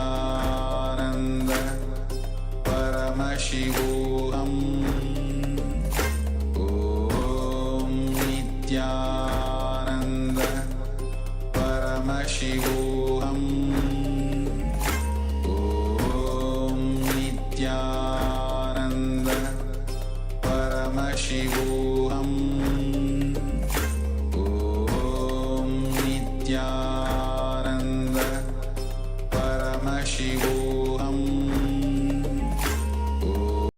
Om Nityananda Paramashivoham Om Nityananda Paramashivoham Om Nityananda Paramashivoham Om Nityananda Paramashivoham Om Nityananda Paramashivoham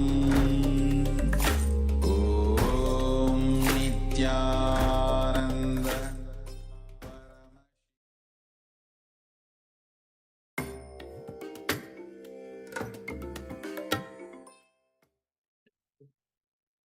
Together, let us slowly relax from the manifestation. It is time now to compare the temperature of the person, the remote person who is away from you, how the temperature has changed since the beginning of the manifestation, how it was before and how it was after. Let us quickly share.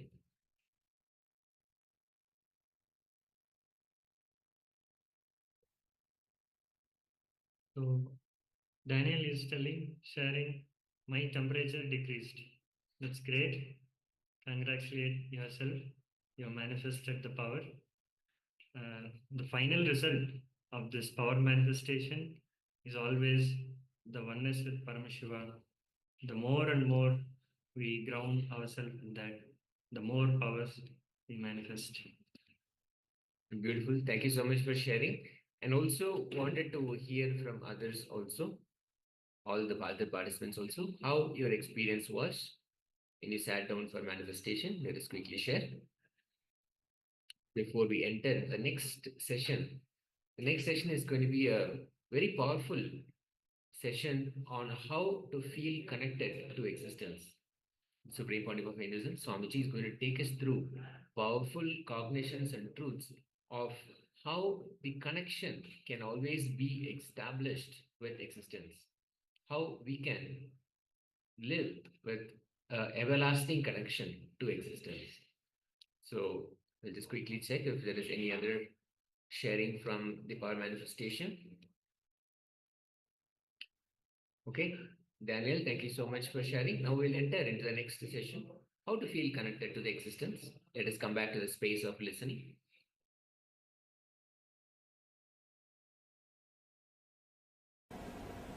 Sri Bhagavan Vacha Bhuya Evo Mahabaho Shrunu Me Paramam Vasaha Yatte Hambriyamanaya Bhakshyami Hidakamyaya.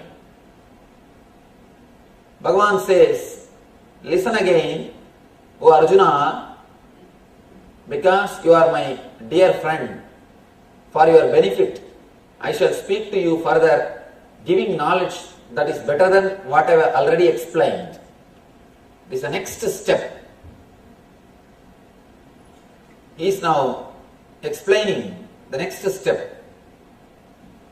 Yesterday he gave us the technique, or he gave us the understanding of feeling deeply connected with the whole.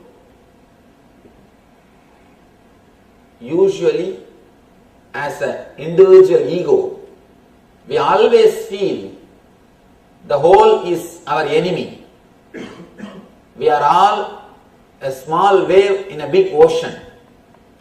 But suddenly, the wave starts thinking ocean is an enemy. When it is created, when it exists, or when it drops, it is connected to ocean.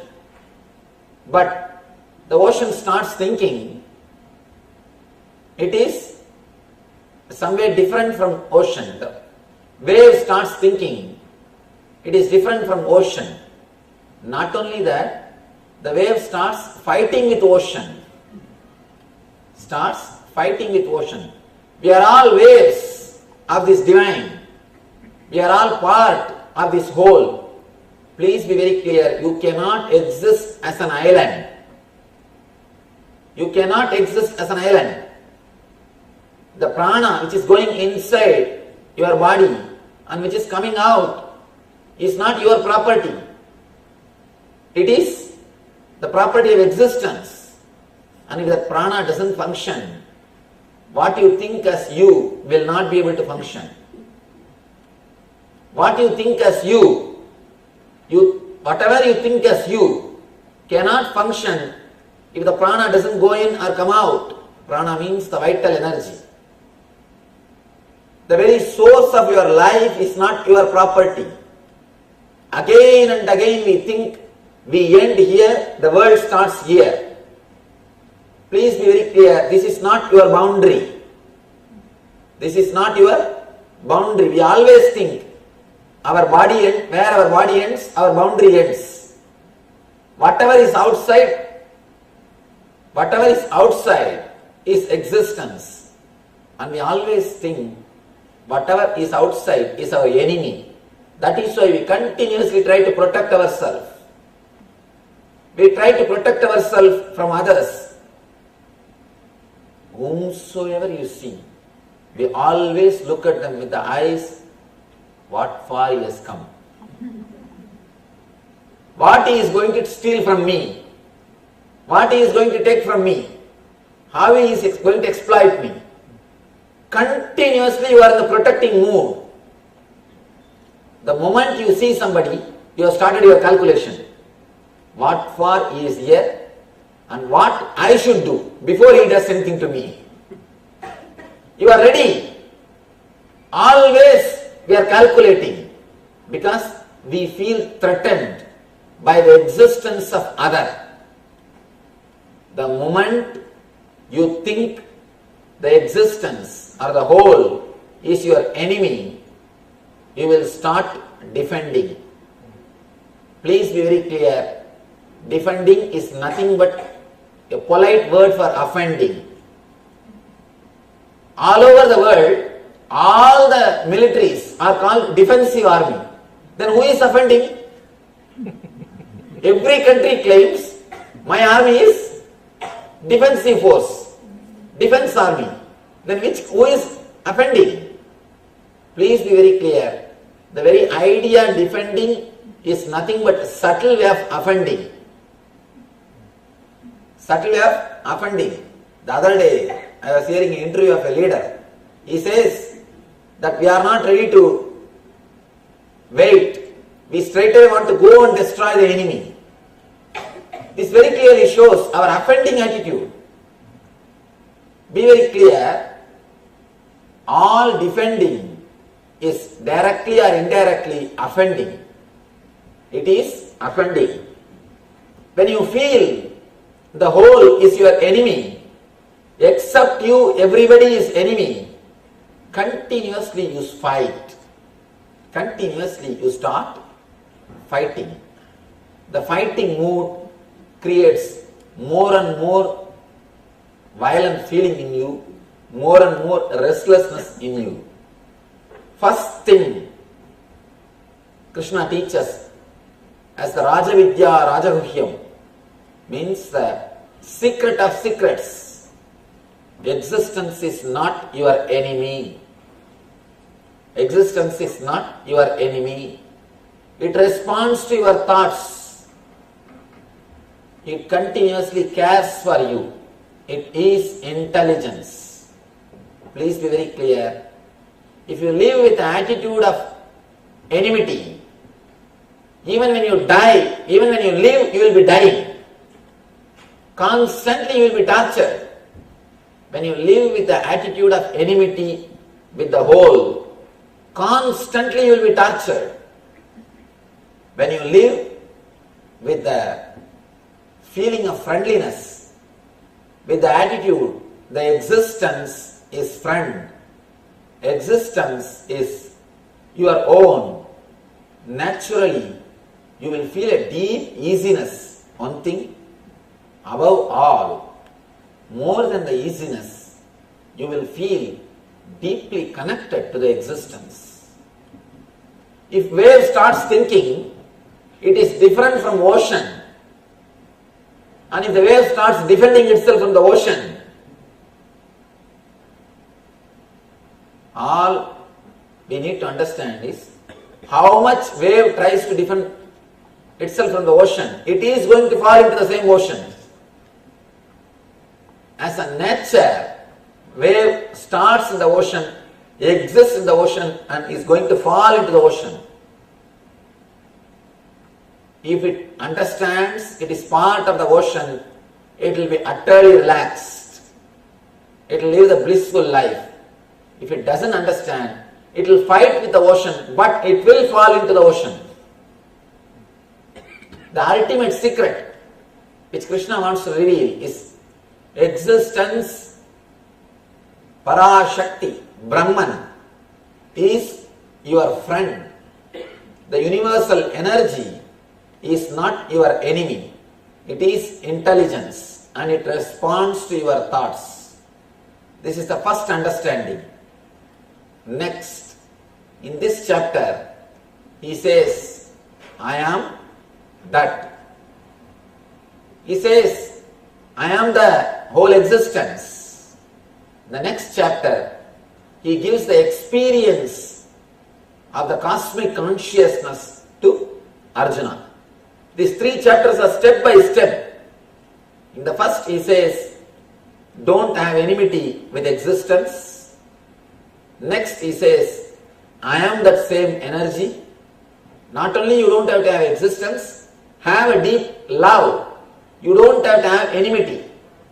Yesterday's chapter says, drop your enmity against universal energy, Brahman and Atman. Today he starts how to be connected, how to feel connected to the existence.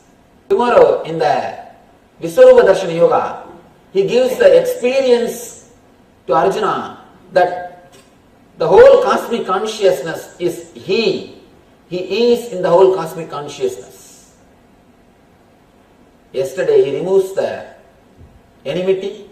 Today he creates the feeling of connectedness. Tomorrow he gives the Advaitic experience. All these three chapters are step by step.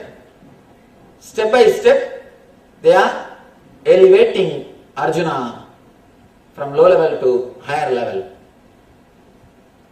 Let us study this Shastra with intense devotion and a deep sincerity. Along with Arjuna, we will also grow. Along with Arjuna, we will also grow. We will not miss it.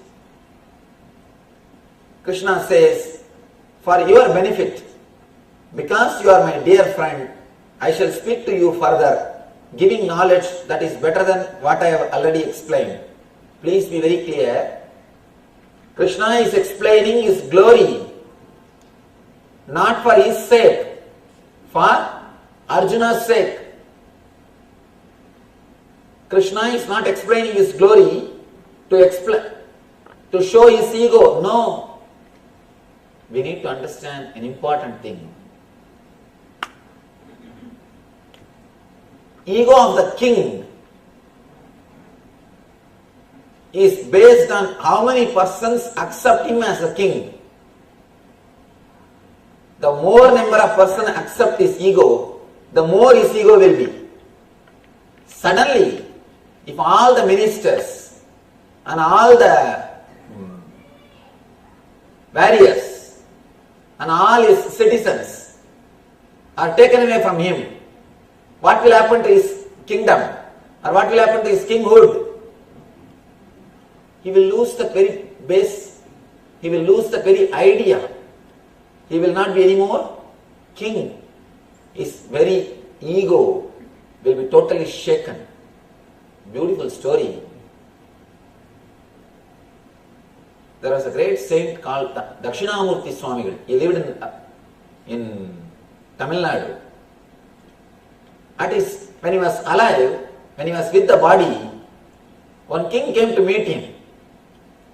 This Dakshinamurti Swamigal never used to wear a dress. He will live a Paramahamsa life. He never used to wear any dress. He is just like a child. He will live happily. He was sitting under a big tree and meditating blissfully. This king came to see him. And the king expected that Swami should stand up and receive him with all the respect. And this Swami did not bother. He did not even care about the king. King came with all his ego and said, "What? You are an ordinary beggar? I am a king.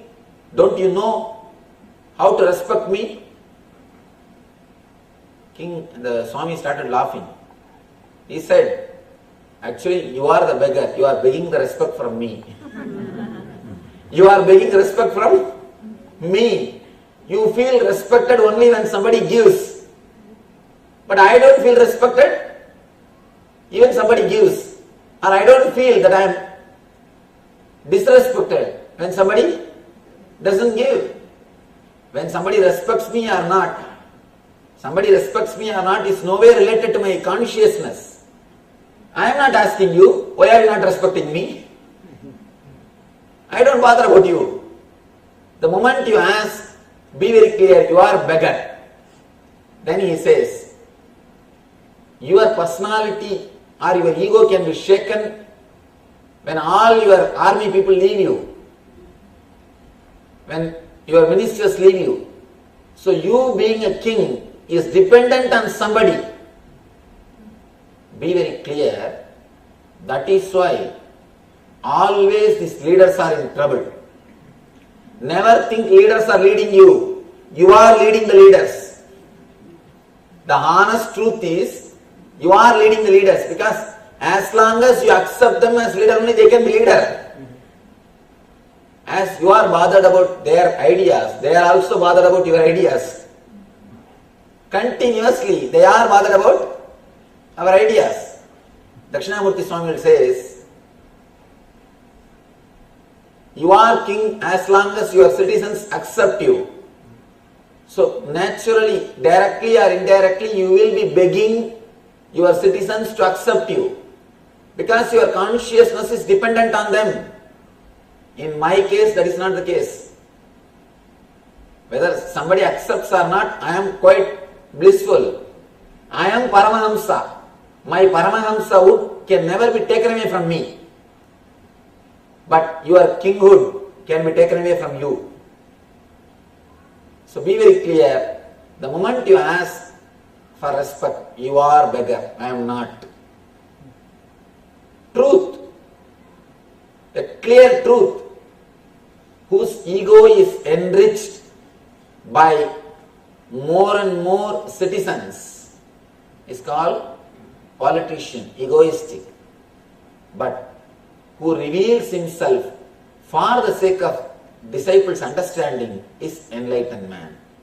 Here Krishna is not speaking about himself out of ego. Whether Arjuna accepts or not, Krishna is Krishna. Krishna was in blissful even before Arjuna became his disciple. Krishna will be in blissful state even after Arjuna becomes his disciple. Whether Arjuna is disciple or not, Krishna is in that same blissful consciousness. One important thing, in the next chapter, tomorrow, Arjuna says, "Oh Krishna, forgive me. I called you by your community name. Hey Krishna, hey Yadava, hey Saketi. I called you by your first name. I called you by your community name. In India, if you are a very close friend, only then you call them by a community name. You call that person by his community name. He says, I called you by your community name. Yadava means the Krishna's community. I called you Krishna, Yadava, and I called you, oh my friend. I called you with all these names thinking that you are my friend. You are a normal human being like me. But now I understand. You are Lord of Devatas. You are Deva of Devatas. You are Mahadeva. Forgive me. Please, I beg. You must forgive me and accept me as your disciple for my ignorance. I do not know your greatness. Forgive me. Because of this statement, Krishna's ego has not become big. One thing, Krishna was saved. He had all the glory from day one till the end. Even with all his glory, he allowed Arjuna to call him by all these first names and community names. He never said, don't you know? You don't know who am I? How dare you call me by my first name? He never carried his visiting card. This carrying visiting card is the biggest problem. See, in your own life, how people behave. Wherever they go, first thing, do you know who am I? Do you know who am I? Do you know who am I? We always carry the visiting card. First thing we will give that card. And not only that, important thing. Please be very clear. Never think your visiting card is this size. It is cutout size. Because you can't carry that, you carry in a small way. It is cutout size. Because we cannot carry that anywhere, wherever we go, we carry it in a small way. After giving the card, we say, I am this, I am that. Always we carry our visiting card. Krishna never carried. Krishna never bothered. Even when Arjuna was talking with him in a friendly way, he was humbled. The way in which Arjuna speaks, the same way he responds. Suddenly now Arjuna says, Krishna, I don't know. You are such a great person. You are God himself. Please forgive me. Even after that, Krishna has never become egoistic. He says, don't worry, don't bother about that. He is simple, he is humble. Even after that, Krishna is saying, before, at the time of experience, and after the experience, Krishna is same. Only Arjuna undergoes a tremendous change. Before the Gita started, at the time of Gita, and after the Gita, Krishna is same. But before the Gita, Arjuna was different. At the time of Gita, Arjuna was different. He was growing. After the Gita, he was totally different man. Here, Krishna is not explaining his glories out of ego. He is explaining to give understanding to Arjuna. He is explaining so that Arjuna will start experiencing him. So be very clear. When Krishna says here, I am, he means the cosmic consciousness, the egoless being, the enlightened energy. Again and again, he expresses the glory of enlightenment, glory of Atmajnana. That is why he is so confident and so clear, with such a clarity, with such a coolness. He explains, I am everything. Even to utter this verse, you need courage. Please be very clear. Even to utter this verse, you need courage. No normal man can say, I am God to somebody if you say, you can be sure next day you will be in asylum. You will be in asylum. And they will be reserving a special seat. He is courageous enough to declare, and not only declare, the person who is listening experiences it. What is the science? What do you need for an enlightened man to declare himself as enlightened and to declare himself as a God? And what you need for a disciple to experience that as a truth? Two things. There are so many hundreds of enlightened people declare this truth again and again and again. But some people who listen, they became enlightened, like Arjuna, like Vivekananda. Ramakrishna says, who came as Rama, who came as Krishna, is residing in this body as Ramakrishna. Boldly declares, that also not when he was healthy, when he was suffering by cancer.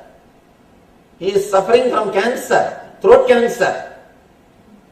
That time he declares boldly, who came as Rama, who came as Krishna, has come down in this body as Ramakrishna. But that word has done something into Vivekananda. Narendra has become Vivekananda. Sometimes a disciple who hears, he becomes enlightened. Sometimes the disciple who hears, he is hurt, he is disturbed. What you need to create this experience? See, be very clear. Experience of Krishna, experience of Christ, experience of Buddha, experience of Mahavira is all one and the same. As enlightenment experience, it is all one and the same. But when they expressed, why different kinds of reactions? When they express, when they declare their divinity, their experience, somebody has become enlightened and somebody has ran away from Buddha. If you see, when he started telling, he is enlightened. There were many disciples around him who are practicing with him. Actually, there are few people who are staying with Buddha and practicing. When they heard that Buddha declaring enlightened, he is enlightened, they ran away from him. Some people run away, some people became enlightened, and now all we need is, we also should become enlightened. When we listen Krishna's words, how can we listen? And how can we have that benefit? People who want to run away naturally will not come all the way, especially in this LA traffic. Now all we need to do is, we must become enlightened. How to do? With what mood we are supposed to receive these words? Arjuna, the Krishna's disciples, he is totally in love with Krishna. He is totally surrendered to Krishna. He is not ready to suspect anything. By now, he is very clear. His head has stopped working. His head has stopped working. His logic has stopped analyzing. Please be very clear. This truth should be declared only to a person who is totally, intimately related, feeling connected with the divine. He says, Mahabhago Srunume Paramam Vasa Yateham Priyamanaya. Because you are my dear friend, you are deeply connected to me, I am revealing this truth to you. Let me explain a few basic things. Actually, when you feel deeply connected to some person, the other will almost look like a god. You will feel so deeply related. Whether it is your husband or your wife or your kids or your parents or your master, if you feel deeply connected to the person, he will look like a god. Whatever he does, you will feel that he is divine. You will feel he is divine. Why do you think these eternal lovers, Ambikavati, Amaravati, Devadas and this Laila Majnu, Devadas and Parvati, all these people, they feel the other person is God. They almost feel the other person is divine. Romeo and Juliet, they give their life for the other person. Why? When you feel deeply connected, when you feel deeply related, when you are in love with the other being, he will look almost like a god. All we need is just an attitude of deeply connecting through the heart. The problem is, we forgot the way of connecting through the heart. Because all our relationship has become superficial. Now, the wife is no more wife. In the modern day society, husband is no more husband. Just a boyfriend. You can be with him as long as you want. You can leave him when you don't want. Be very clear. In Sanskrit, we don't have equivalent word for divorce. We don't have equivalent word for divorce. There is no equivalent word for divorce in Sanskrit because the very idea never existed. In Hindu marriage, no divorce is allowed. You take in front of Agni, in front of fire, you take the oath. Till you are alive, till I am alive, I will support you. Both of you take oath in front of Agni. Agni means what? The Agni which is inside your body, that only is represented by the Agni which is outside, Jadaragni. The Agni which is burning in your body is represented by the Homa Agni. Please be very clear. As long as this Agni is in your body, you will be alive. The moment this Agni in your body disappears, your body will be in Agni. Either Agni should be in your body or your body will be put in Agni. In front of this Agni, you take the oath. This Agni Sakshi, that is why they say Agni Sakshi. Agni is the witness. In front of that you take the oath. Hereby I commit, till this body is alive, I will support you. Till this body is alive, you will take care of me. It's a commitment of lifetime. In Sanskrit, we don't have equivalent word for divorce because the very concept did not exist. With the cultural invasion or in so-called materialist, so-called developed cultures, the materialistic cultures, changing the wife, house, car is fashion. Once in 3 months, the house, car and wife is outdated. We forgot the intense way of relating. We forgot relating through heart. All our relationships have become superficial. It has become very superficial. That is why we don't know the meaning of word falling really in love.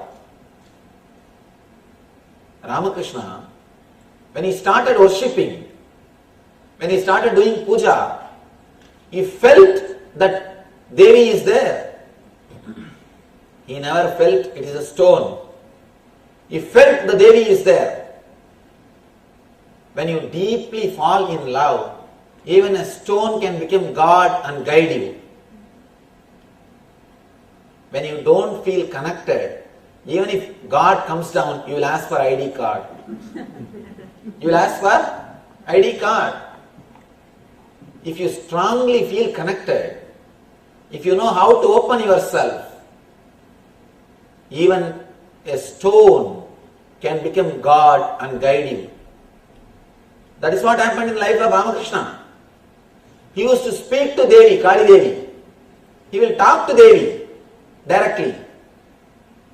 And let me tell you a beautiful story which happened in his life. He used to eat the food and offer. After tasting, he will offer. All the temple authorities came and told, no, you cannot do this, it is sacrilegious. Ramakrishna said, I don't know all these things, but I feel she is my mother. How can I give the food unless I know the taste? And if you don't want me to offer, I will stand outside and offer. But I will do the same. Anyhow, they agreed, alright, do whatever you want. Not only that, when he decorates Devi, after that, he will take a small thread and keep near the nose to see whether she is really breathing or not. Whether she is really alive or not. And story says, the thread used to vibrate by the prana of Devi. And it really used to vibrate by the prana of Devi. And not only that, this is a beautiful story, all of you should understand. And it is solid truth. Please understand, it is truth. In Bengal, if you are from Bengal, you know, they will put the conch bangles made out of conch shell in the hands of Devi. People, devotees will bring the conch shell bangle and they will put that bangle on the Devi's hands. The Devi Kali has got 4 hands. The Abhayasta, Varahasta. In this hand, she is holding the katka, means the sword. In this hand, the munda, the head of the Asura, Rakshasa. Actually, it is a philosophical representation. If you cut your ego with the Jnana Katka, the knowledge sword, she will always protect you and take care of you. Once your ego is cut by the Jnana Katka, the knowledge sword, she will give you Abhaya and Varada. In all the 3 hands, it is easy to put the bangle. Because in this hand, the katka can be removed, you can put the bangle. In this hand, you can put the bangle, and in this hand also you can put the bangle. The 4th hand, that Devi statue is to hold the Kapala, the head of the Rakshasa.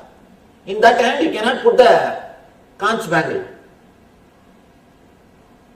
Suddenly one day, some devotee brought 4 bangles. In half an hour, when Ramakrishna came out, so all the 4 bangles are there in the hands of Devi. All the 4 is there in a proper place.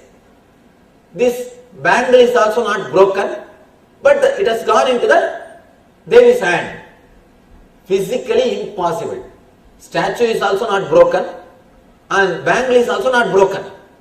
Bangle is only this size, but the statue, the hand is too big. No way it is possible. And the devotee was surprised, shocked. If you read the reminiscences of Ramakrishna in original Bengali, this incident is mentioned. There is a beautiful book. Close devotees of disciples of Ramakrishna, the household of disciples, they have written their reminiscences. In that they clearly describe, the devotee is shocked. He says, Master, how did you put that bangle? Did you break it and paste it? He said, no. Or did you break the statue? No. The statue is made out of marble, black marble statue. Stone. Stone Vigraha, black marble statue. Neither the statue is broken, nor the bangle is broken, but the bangle is there inside the hand. Devotee was shocked. In other 3 hands it is easy to insert. This hand it is impossible. He asked, how did you do? Ramakrishna says, what is there? I told mother, drop that head for a few minutes. And she dropped that. I put that bangle. Again I gave that. She started holding. That's all. Please understand, if you go to Dakshineswar, Calcutta, don't miss to see that bangle. Still that bangle is there. Actually, somehow by divine grace, I had the chance to go into the Garbha Mandir and I clearly saw that bangle. With my eyes, I saw that bangle. It is there. Still, it is mystery. I don't know how he put. One thing is sure, neither the statue is broken nor the bangle is broken. That I am sure. But I don't know how he inserted. The energy, even stone can respond. Never we can think the deity in the temple is stone. It is Archavatara. It is the very embodiment of God. Never think it is a stone. We can straight away respond. Actually, when I read, let me tell you honestly, when I read that reminiscence, I did not believe. I really did not believe. I thought one more story, all right, leave it. And I am telling you all to believe, but I am the person, I never believe anything. I never trust anything. I always go for verifying, cross-checking. When I went to the temple, when the priest took me inside the temple, in North India you can go inside the Garbha Mandir, even Kasi, Vishwanath, you can go and touch the Vishwanath and do puja. Only one condition, you have to take bath and come. They let me inside. When I went and touched the bangle, completely I rotated the bangle and saw. The bangle can rotate, actually it rotates. Conch, made out of conch shell, it rotates. Neither the cut is there, nor the statue is broken. And still it is a mystery. Be very clear. When you feel connected, when you know how to open yourself, when you know how to surrender, even stone can become God and guide you. Even stone can become God and guide you. When you don't know how to open yourself, how to surrender, even if God comes, you will ask for ID card. You will not be able to relate with Him. Now, all we need is the mood of deeply in love with Krishna, deeply connected to the Krishna, deeply related to the Krishna. If you can open yourself to Krishna, when He says all about His glories, it will not be just word, you will feel it. Today, yesterday, He removed the enmity between the existent Jivatma and Paramatma. Arjuna is Jivatma, Krishna is Paramatma. He removed the enmity between Jivatma and Paramatma. Please be very clear. Continuously we maintain enmity with Paramatma. That is why we suspect the life. We are afraid when what will happen. When this will happen, when that will happen. You are afraid of life because you don't believe, you don't trust Paramatman.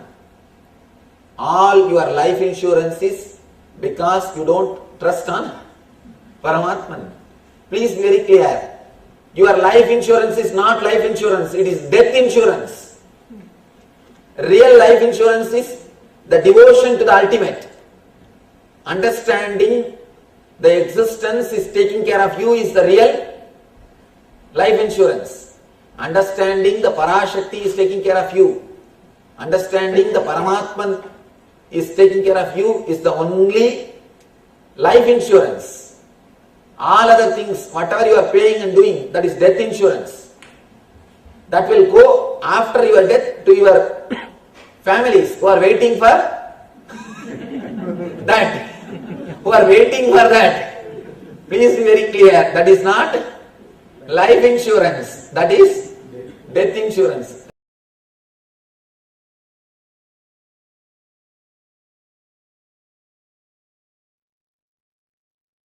Yes, Nityanand. So that's a beautiful satsang by Swamiji about how feel connected to the existence. So it's a very powerful cognitions God Now, we'll be going to do exercise, internalization exercise. So in that, we'll be writing answers to few of our questions. You have to look back into us, and we'll be writing, listening to ourselves and writing the answers.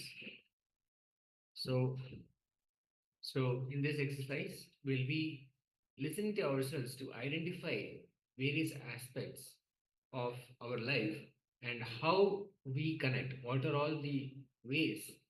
What are all the factors that decide how we connect with ourselves and others? So the first question will be, what is the purpose of your life? And what do you aspire to? What is it that keeps you alive? What motivates you to wake up every day? And what do you value most in your life?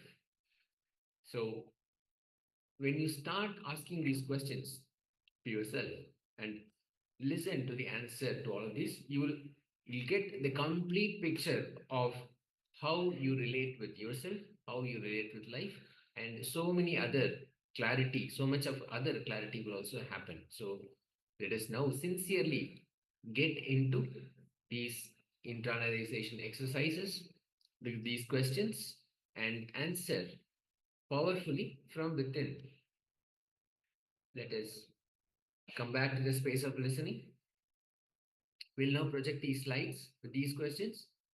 Please go through one by one and intensely find the answer and pen down everything. Let us start.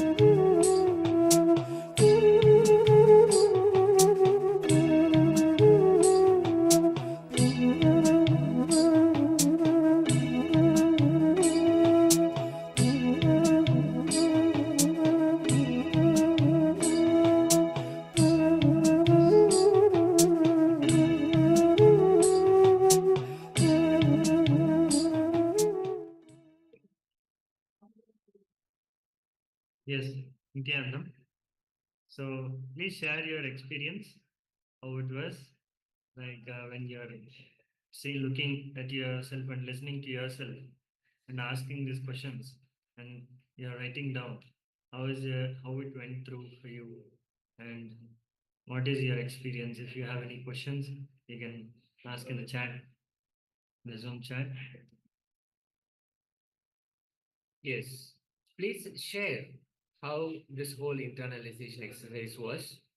When you start to even ask these questions, so much of clarity happens. You don't even need to get into the answer, but even just putting the question inside and listening to yourself, so much of clarity happens, and so many avenues open up for yourself. So please share if you had any such beautiful clicks, powerful experiences.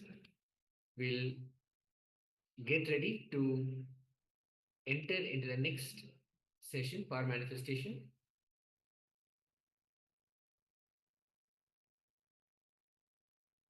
We just wait for a few moments to listen from you all, from your sharing.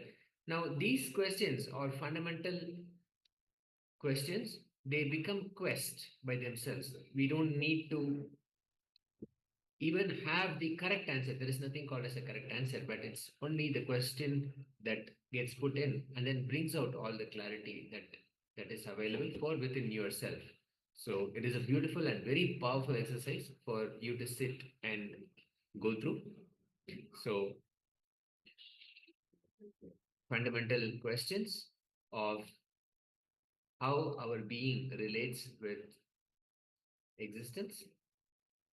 So we have sharing from Daniel. Thank you so much. I didn't write the questions, but this is the order. He's saying, okay, karma, living fully and on the edge, excellence, excitement and inspiration, intensity, dynamism. Now, only thing I will request is to go deeper. When you say excellence, what does that excellence mean? What excellence means to you? And excitement and inspiration, what excites you? What inspires you? Intensity, and again, what is the source of that intensity, and what is that intensity is directed towards? So if you go deeper and much deeper into these questions, you will actually know more about yourself and where you stand, and how you relate with yourself is exactly the same way you will relate with existence also. So thank you so much for sharing. Only recommendation is for you to go deeper into these questions and find answers further. Okay, so now we'll enter into the next session of power manifestation. Let us sit straight. Yes. You can record the video while you're doing this power manifestation, so that you can share in our social media to enrich more and more people, for them to experience this transformation in their life. Then apply Jnananjana if you have anything, Swamiji, blessed by Swamiji, energized by Swamiji. And first record the temperature of your body, partner's body, before the power manifestation. And then we'll be recording the temperature of your partner's body after manifestation to see the difference, what is manifesting. Now, once you have recorded the temperature, bring your awareness between your eyebrows, your third eye region. Visualize intensely that Swamiji, the Supreme Pontiff of Hinduism, has landed in your third eye region. He is alive and awake and radiating in your third eye region. From that space of oneness, declare the change in temperature. It could be an increase or decrease. Declare the change of temperature of your partner. We'll be playing the oneness capsule, which will directly take us to the oneness experience. Continue to be in that oneness space, and again declare the change that you want to see, the change that you are declaring in your partner. Again and again, come back to this declaration and continue to be in the space of oneness.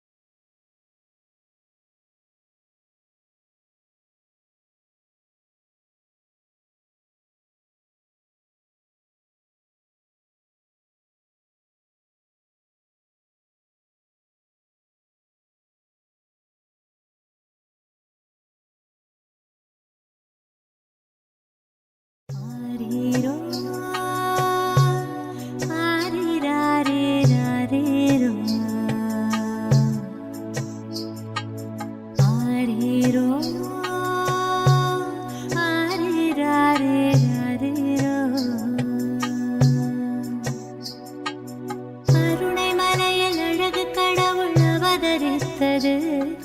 கருணை மிகுந்து அன்னை என்னும் வரமளித்தது. கருணை மலையில் அழகு கடவுள் அவதரித்தது. கருணை மிகுந்து அன்னை என்னும் வரமளித்தது. பரமஞான ஒளியில் குழந்தை ஜொலி ஜொலித்தது. பரமஹம்ச நித்யன் என்னும் பெயரும் பெற்றது. பரமஞான ஒளியில் குழந்தை ஜொலி ஜொலித்தது. பரமஹம்ச நித்யன் என்னும் பெயரும் பெற்றது. கருணை மலையில் அழகு கடவுள் அவதரித்தது. கருணை மலையில் அழகு கடவுள் அவதரித்தது. கடவுள் அவதரித்தது. கடவுள் அவதரித்தது.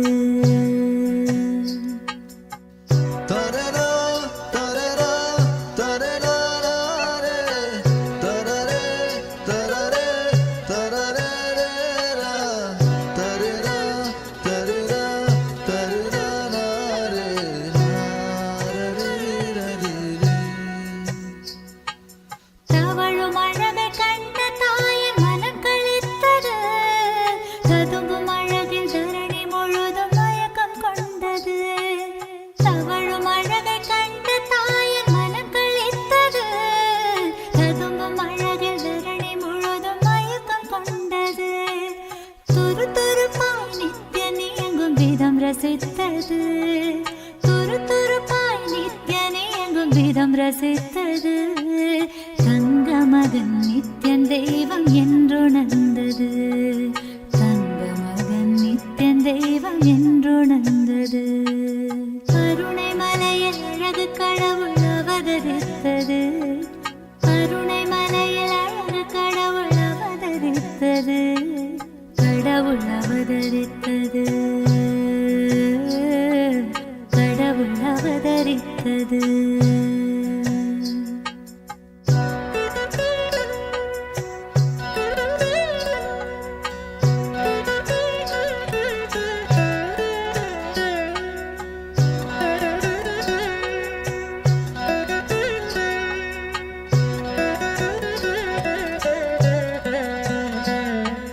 பாலகனாம் நித்யன் பக்தி ரசத்தில் மூழ்கிட. பளிங்கு முகம் புன்னகையில் பூத்து மலர்ந்திட. பாலகனாம் நித்யன் பக்தி ரசத்தில் மூழ்கிட. பளிங்கு முகம் புன்னகையில் பூத்து மலர்ந்திட. பார்த்த எந்தன் வாழ்வே பரவசத்தில் ஆழ்ந்திட.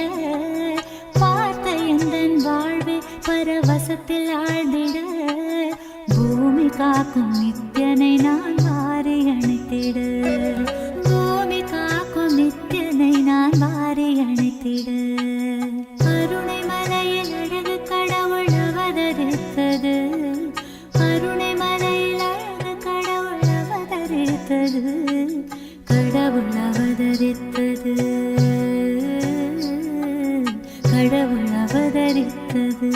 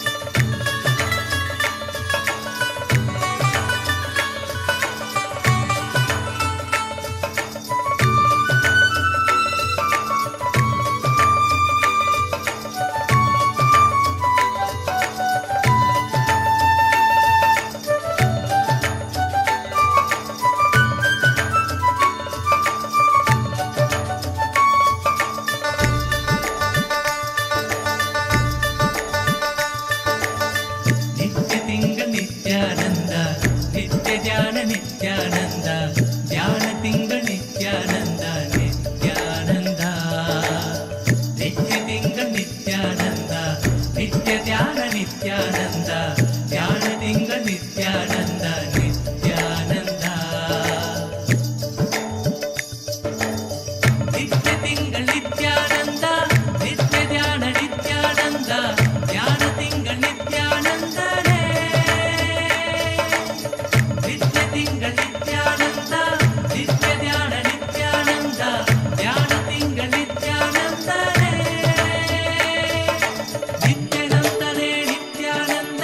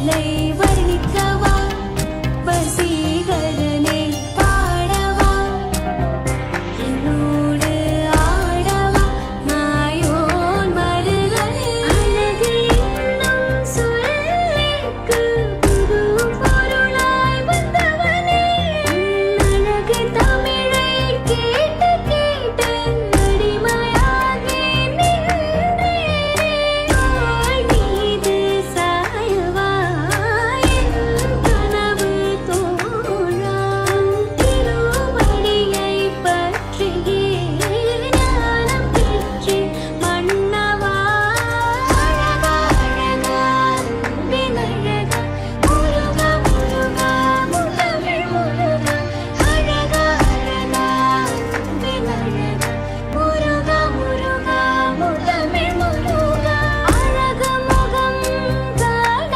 ஓடி வந்தேனடா உன் அழகு முகம் காண ஓடி வந்தேனடா உன்னை கண்ட கணமே காதல் கொண்டேன் பார்க்க பார்க்க உருகி நின்றேன் கண்ட கணமே காதல் கொண்டேன் பார்க்க பார்க்க உருகி நின்றேன் பார்த்த அழகால் கண்ணினோரம் கண்ணீரடா வேறென்ன வேண்டும் எனக்கு நீ போதுமடா அழகு முகம் காண ஓடி வந்தேனடா அழகா அழகா அன்பினழகா முருகா முருகா முத்தமிழ் முருகா அழகா அழகா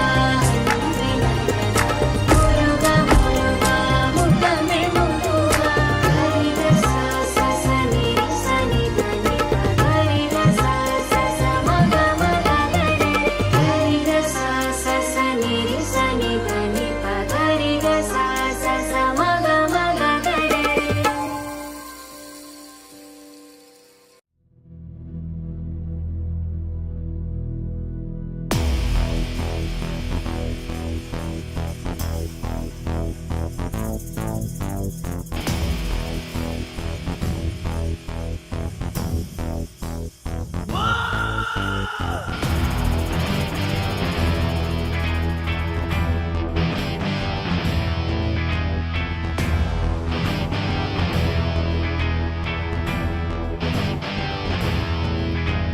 நித்யானந்தம் நித்யானந்தம் அண்ணாமலையே சிவரூபமாய் வீற்றிருக்கும் குரு நித்யானந்தமே நித்யானந்தம் நித்யானந்தம் அண்ணாமலையே சிவரூபமாய் வீற்றிருக்கும் குரு நித்யானந்தமே வான்வரையிலும் வளர்ந்த ஜோதி ரூபனே தேன் சுவை தரும் தமிழின் தலைவனே மான்மழுவினை ஏந்தி நிற்கும் ஐயனே கைலாசம் தந்த நித்யானந்தனே அகிலம் காப்பாய் திருவடியில் என் அருகில் இருப்பாய் அரை நொடியில் பிறையை சூடிய பெருமானே என் பிழைகள் களைத்து அருள்வாயே கல்லும் கரைக்க சிறு புல்லும் முறைக்க இவையாவும் திளைக்க சிவசூத்திரம் அளிக்கிறாய் வான்வரையிலும் வளர்ந்த ஜோதி ரூபனே தேன் சுவை தரும் தமிழின் தலைவனே மான்மழுவினை ஏந்தி நிற்கும் ஐயனே கைலாசம் தந்த நித்யானந்தனே நித்யானந்தம் நித்யானந்தம் அண்ணாமலையே சிவரூபமாய் வீற்றிருக்கும் குரு நித்யானந்தமே நித்யானந்தம் நித்யானந்தம் அண்ணாமலையே சிவரூபமாய் வீற்றிருக்கும் குரு நித்யானந்தமே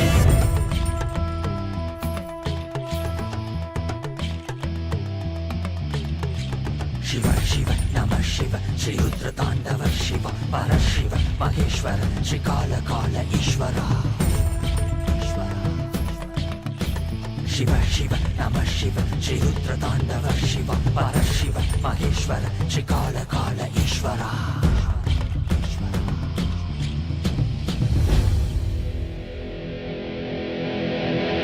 காலம் தாசு கயிற்றினை வீச மார்கண்டேயனும் உன்னை கட்டி அணைக்கவே விரைந்து வந்தவா உதிரம் கொட்டும் கண்களை மாற்ற வேடம் கண்களை எடுத்து உனக்கு பொறுத்திட மோட்சம் தந்தவா. அண்ட மொத்தம் ஆண்டிடும் அகண்ட ஜோதி ரூபனே, அடியாரின் பக்தி ஏற்றிடும் எமையாளும் நித்யானந்தனே. மதியாய் விதியை சிவமாய் மாற்றிட, உன் அருளால் எனையும் பதம் சேர்த்திட. அடியாய் முடியாய் மலையாய் நின்றிட, உன் அடியார் அவர்க்கும் அடியோனாய் வந்தவா.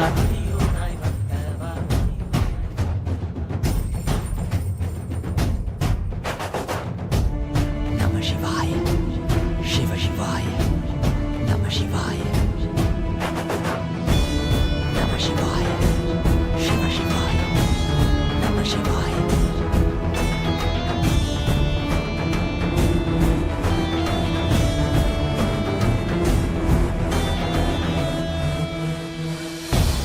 வரையிலும் வளர்ந்த ஜோதி ரூபனே, தேன் சுவை தரும் தமிழின் தலைவனே. மான் மகிழ்வினை ஏந்தி நிற்கும் ஐயனே, கைலாசம் தந்த நித்யானந்தனே. அகிலம் காப்பாய் திருவடியில் என் அருகில் இருப்பாய் அரை நொடியில். பிறையை சூடிய பெருமானே, என் பிழைகள் களைத்து அருள்வாயே. கல்லும் கரைக்க சிறு புல்லும் முறைக்க, இவையாவும் திளைக்க சிவசூத்திரம் அளிக்கிறாய். வான் வரையிலும் வளர்ந்த ஜோதி ரூபனே, தேன் சுவை தரும் தமிழின் தலைவனே. மான் மகிழ்வினை ஏந்தி நிற்கும் ஐயனே, கைலாசம் தந்த நித்யானந்தனே. நித்யானந்தம் நித்யானந்தம் அண்ணாமலையே சிவரூபமாய் வீற்றிருக்கும் குரு நித்யானந்தனே. நித்யானந்தம் நித்யானந்தம் அண்ணாமலையே சிவரூபமாய் வீற்றிருக்கும் குரு நித்யானந்தனே. நித்யானந்தம் நித்யானந்தம் அண்ணாமலையே சிவரூபமாய் வீற்றிருக்கும்.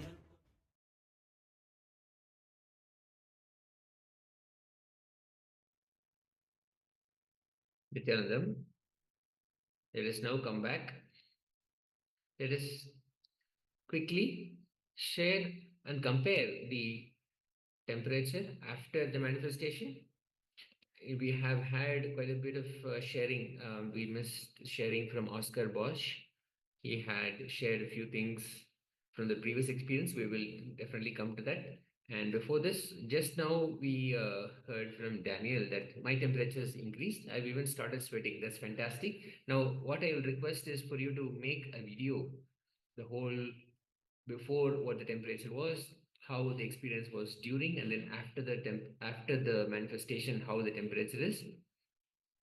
Say your experience on video and share it so that others will also benefit from your experience. They will be able to first walk through your experience, enjoy it, and also be inspired to go through the power manifestation. Thank you so much for sharing. And Oscar Bosch has shared for the previous question, to experience love and joy, to explore the world and share bliss and live in the now and present always. Fantastic. Always be open and grateful and complete and enlightened. Life energy, my love for my children and the universe feel I receive living in the now. The idea of learn more and becoming a better version of myself. I value the opportunity to become truly enlightened and the precious life I have been given. That's fantastic. And Oscar Bosch for this power manifestation is saying, I felt a warming in my chest. Beautiful. Thank you so much for sharing your experience. And once again, what we would like to request is for all of you to make a short video that you can share with others, showing your experience, walk through your experience, and it will be beautiful for you to look back and see how the experience was. And also it will be a powerful inspiration for others. People may not be able to first understand what manifestation is and if it works or not, but when they see your testimonial, your video of sharing your experience, they will be inspired. They will understand the actual manifestation happening here under the grace of Swamiji. So thank you so much. Thank you so much for sharing. Now we will enter into the next powerful session with Swamiji. Let us come back to the space of listening. In this session, we'll be looking at powerful cognitions about Leela Dhyana. Leela as in the cosmic play, meditating on the incarnation, the actions, the divine actions of the incarnation. And we'll be hearing directly from the Supreme Pontiff of Hinduism, Swamiji, giving us the powerful truths and cognitions. So let us come back to the space of listening.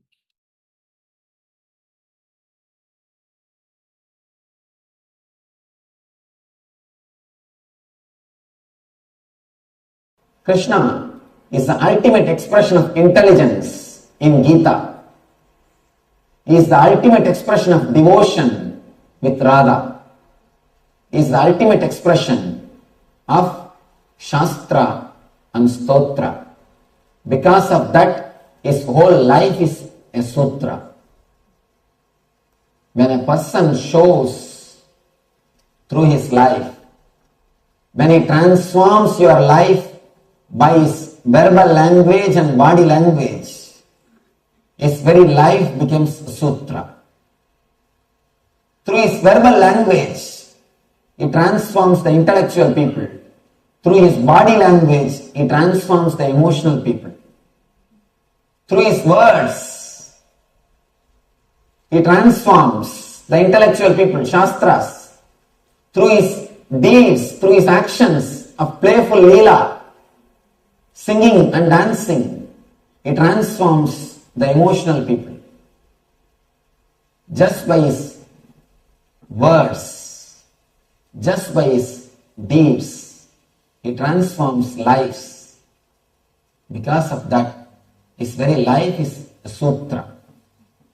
His words are Shastras. His actions lead you to Stotra. His very life is sutra. Now, it is time for us to enter into his words.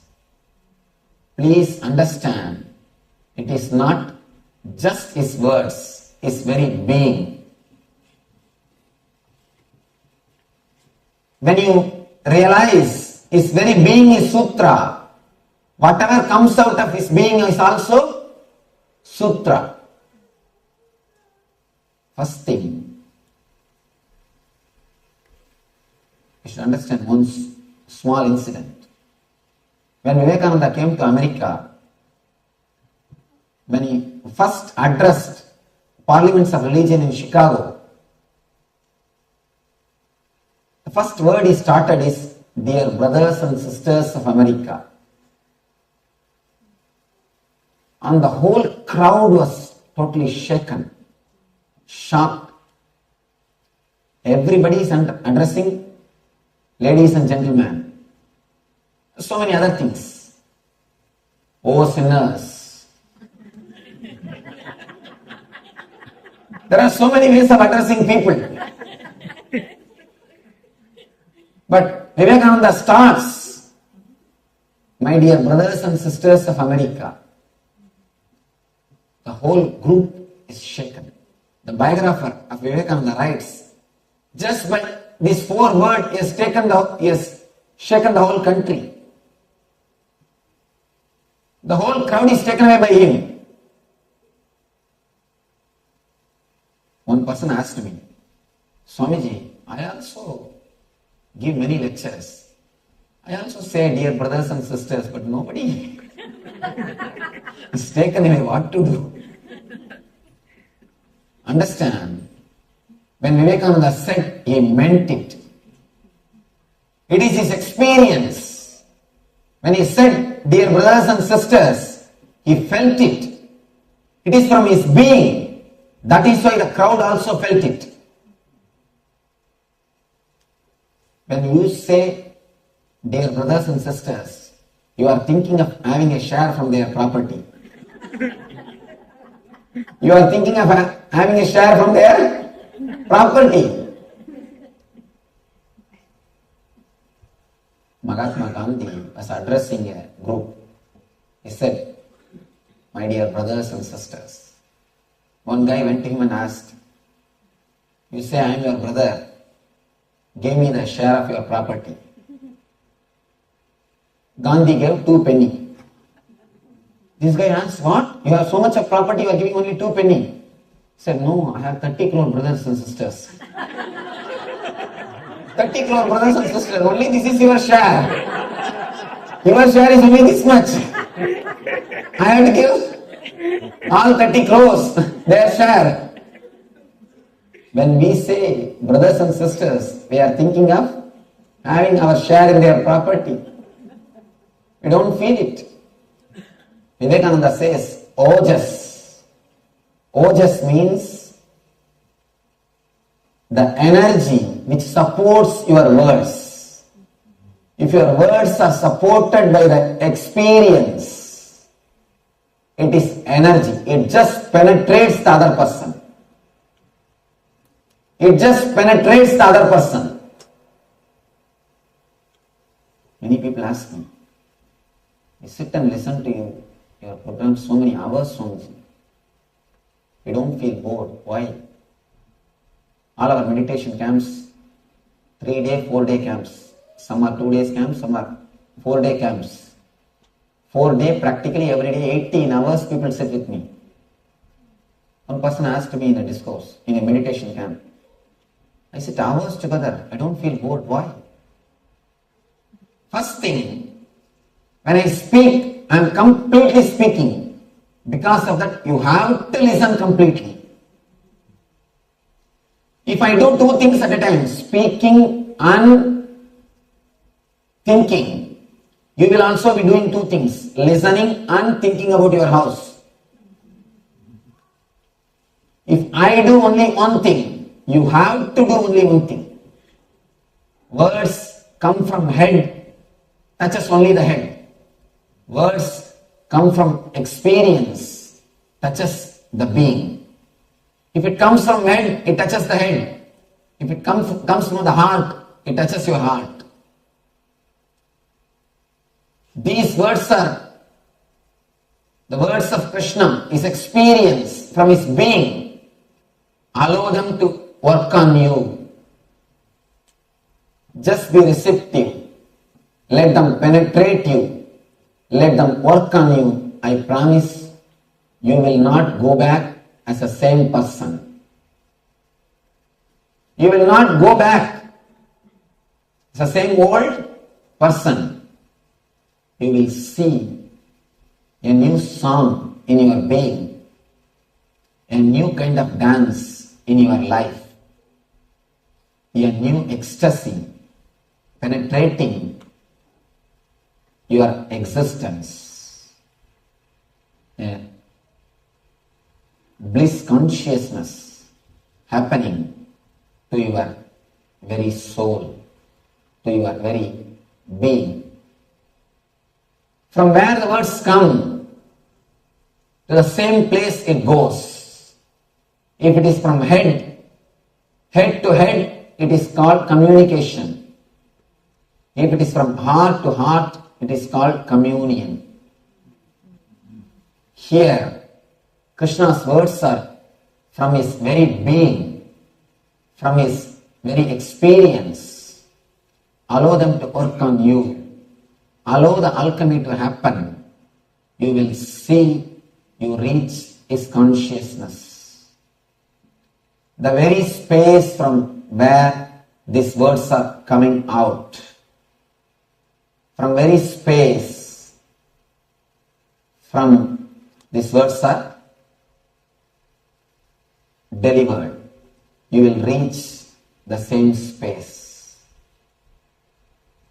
One more thing, I want all of you to be very clear. I am not commenting.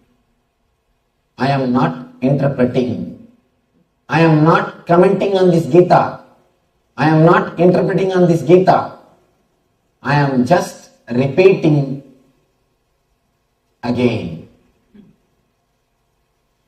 Because you have not heard last time, because you have missed last time, it is being repeated. Please be very clear, I am not commenting.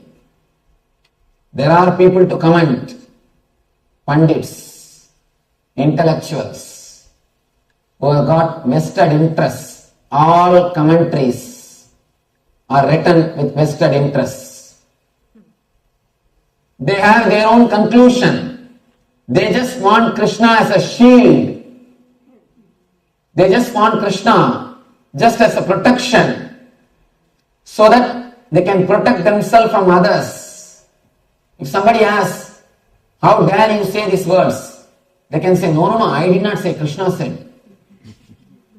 They just want Krishna only as a shield. All commentaries are written with their prejudice, their understanding.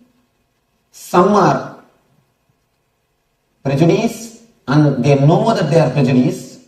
Some are prejudiced, they don't even know that they are prejudiced. That's all. So be very clear, I am not commenting, I am not interpreting. This is actually only audio recording. Please be very clear. This Gita is only audio recording. For example, you have seen a drama in some show. Some show you are seeing a drama. If you just bring the audio CD to your house and listen to the audio CD, will you be able to understand the whole drama? No. Will you be able to understand completely the whole drama? No, you can't. Because the body language is missing. One more thing. If you have not even seen the drama, just you are hearing the audio CD, can you understand? You will surely misunderstand. If you have seen the drama and you are listening to the audio CD, at least you can relate. You neither saw the drama nor you heard. Just you are hearing the audio CD. Will you be able to understand the drama? Will you be able to understand what has happened in that place? You can't. Gita, which is available to us, is only an audio CD, audio recording. Unfortunately, we did not have the video recording at that time, or they did not have the method to transmit the technology to us. Somehow it is lost. I can't say there was no video technology because this whole Gita is repeated by Sanjaya seeing through the telepathy method. So there was a method, but unfortunately we have lost it. The method is not available to us for the modern day people. Instead of just listening to the audio CD, if somebody was seeing the drama, comes and explains to you, or shows the whole drama, and you listen to the CD, naturally you will be able to understand what went on in the drama. In the audio CD, the body language is missing. Only the verbal language is recorded. If you just listen to the audio CD, you will be missing the body language. All I am trying to do is just add the body language to this verbal language so that you can experience what Arjuna experienced. You can enter into the same consciousness, same space from where these words have come. Please be very clear, I am not interpreting, I am not commenting, I am just repeating. I am just repeating what Krishna has to tell us. Take few minutes to remember the great master Krishna and his great message, his very being, Gita, before we enter into this great scripture.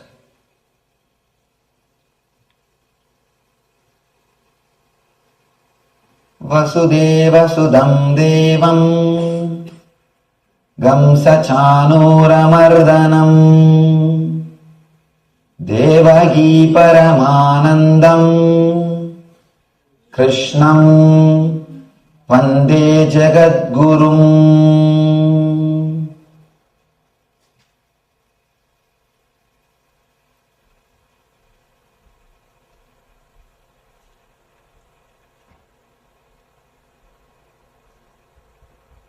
यं ब्रह्मा वरुणेन्द्ररुद्रमरुत स्तुन्वन्ति दिव्यैस्तवैः वेदैः साङ्गपदक्रमोपनिषदैः गायन्ति यं सामगाः ध्यानावस्थिततद्गतेन मनसा पश्यन्ति यं योगिनो यस्यान्तं न विदुः सुरासुरगणा देवाय तस्मै नमः. Just close your eyes and remember the great master who happened on this planet Earth, who gave this message to us, who gave his being, his very being to us, showing the path in the life.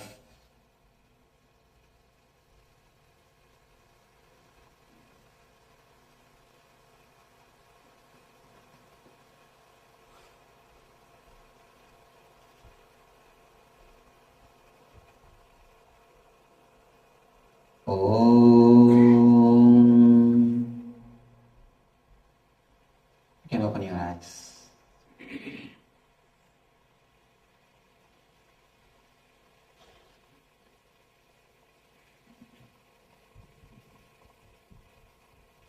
We will enter into the Gita. Dharma kshetre guru kshetre samavedayutsavaha Mamaga Pandavaschaiva Kimakurvada Sanjaya.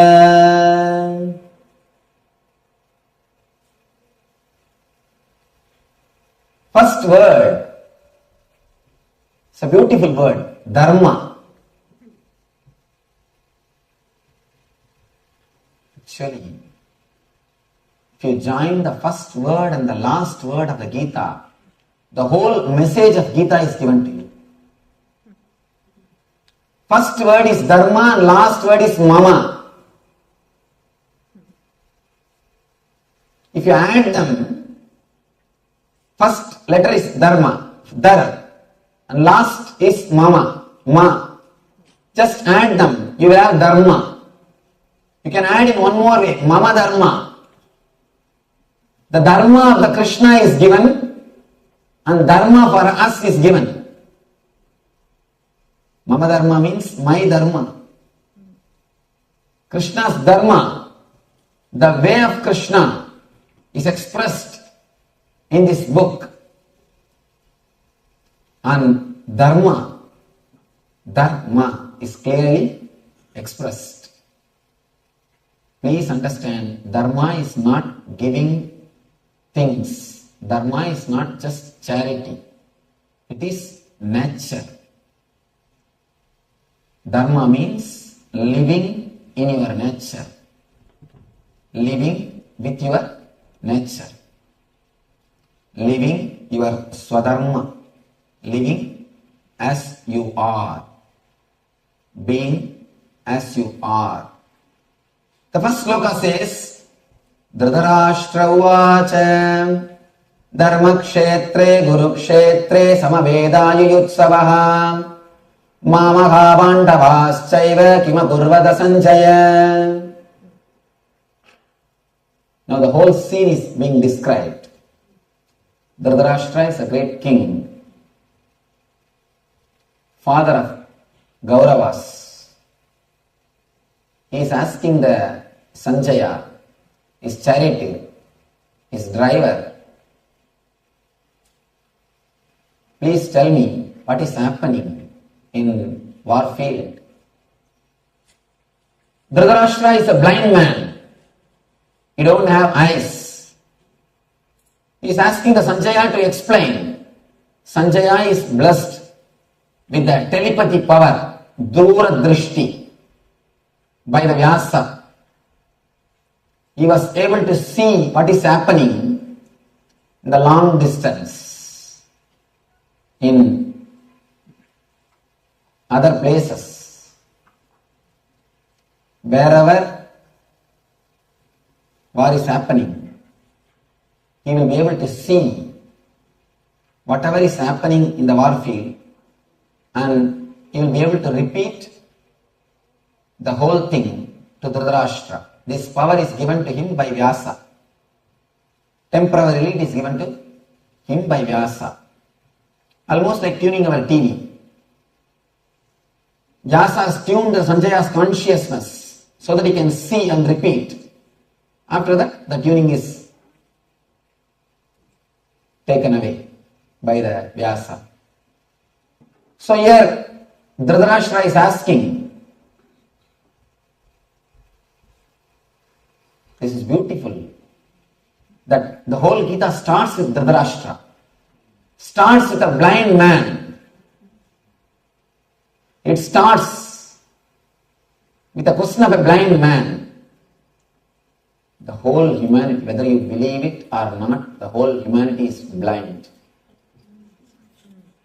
Please be very clear, the whole humanity is blind. Some knows they are blind, others don't know, that's all.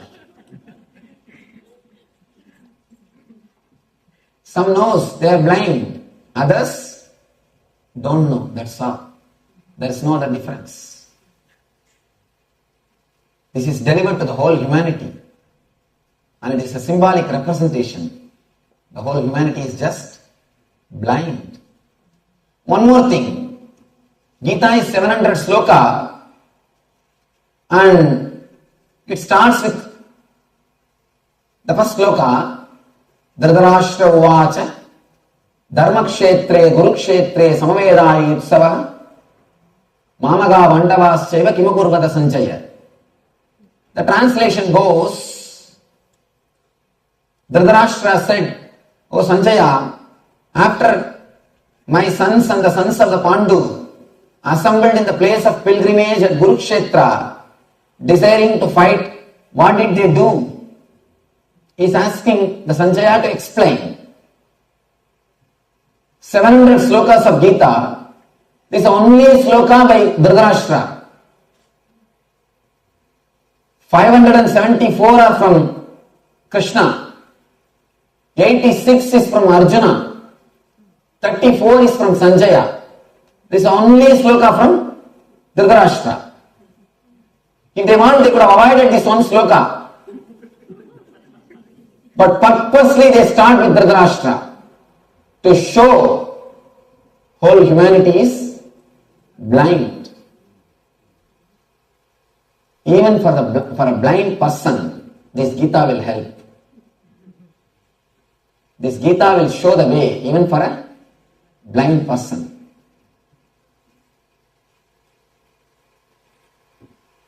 In the very sloka, Dhritarashtra expresses his cunningness. He is supposed to be the leader of the whole family.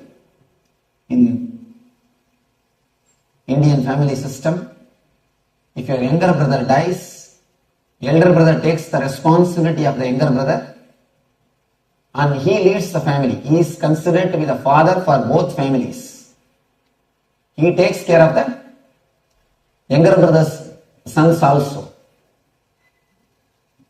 Dhritarashtra is supposed to be the father, or he is supposed to take the responsibility.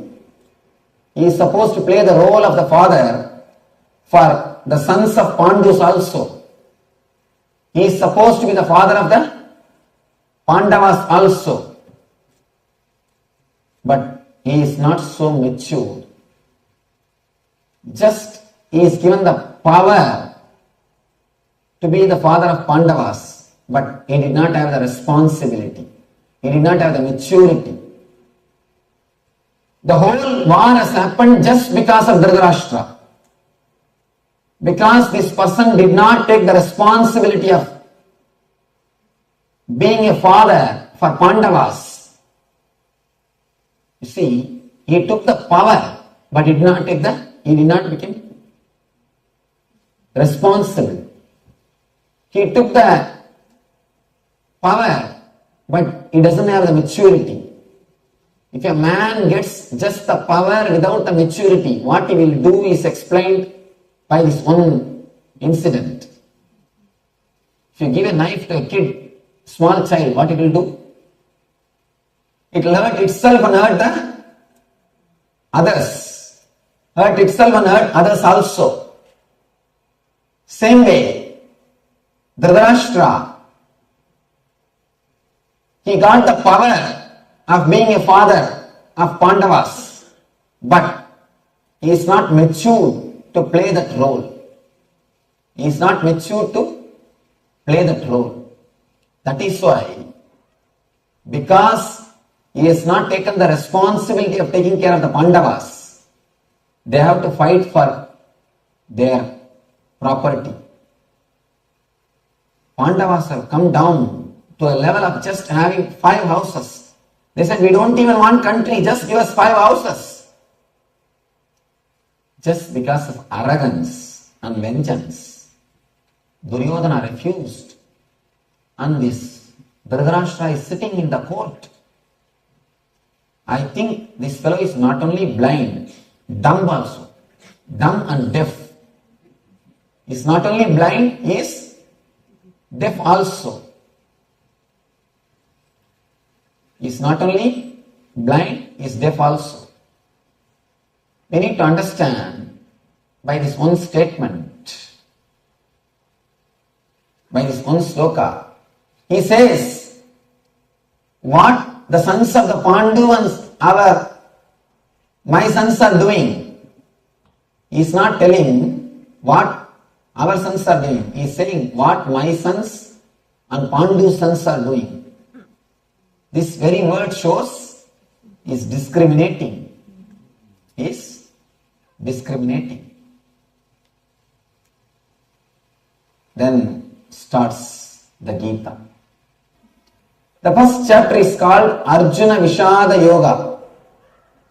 Depression of Arjuna.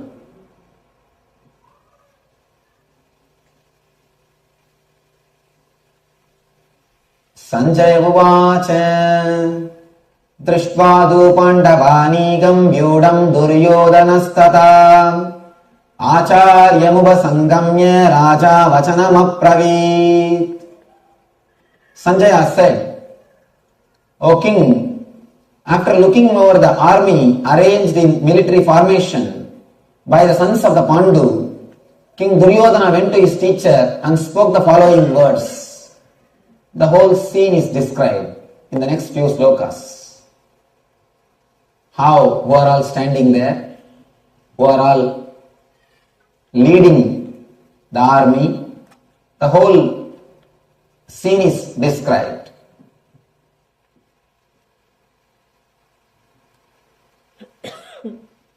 I am just taking the essence of this chapter and giving you.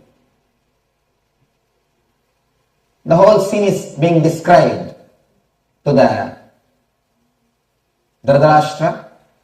Now we don't need to know that scene. If we know this scene, that's enough.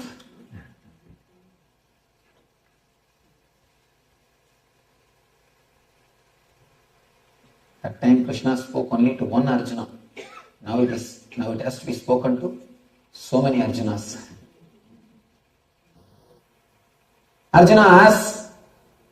Arjuna said, Sena Yorupayor Madhye Radam Stapayamechyuta.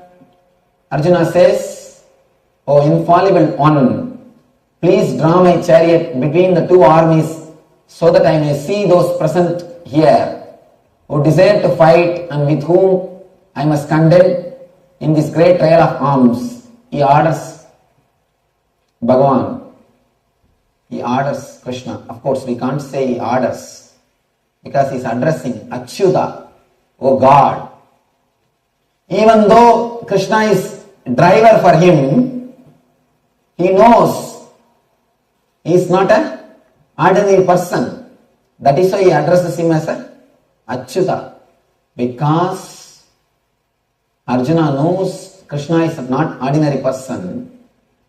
Because Arjuna is a devotee, Krishna has accepted to be a driver. Because of his devotion, Krishna comes down to the level of driver. This is another one scene which we need to understand. The Lord is serving the devotee. Please be very clear. Being a driver is not an easy joke. Being a driver is not an easy joke. If you are driven in India, then you know. And especially in Calcutta. Anybody from Calcutta?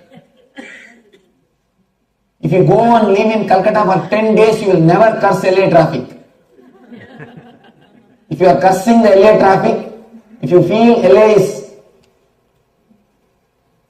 LA traffic is too much, just go to Calcutta and live for 10 days. Just live in Calcutta for 10 days, you will feel LA is heaven. LA is heaven. I have seen in Calcutta people walking on the bonnets of the car. They will just walk on the car and go. Because the cars will not move for 3-4 hours. It's a regular thing. Being a driver is not a joke. And especially in the war field.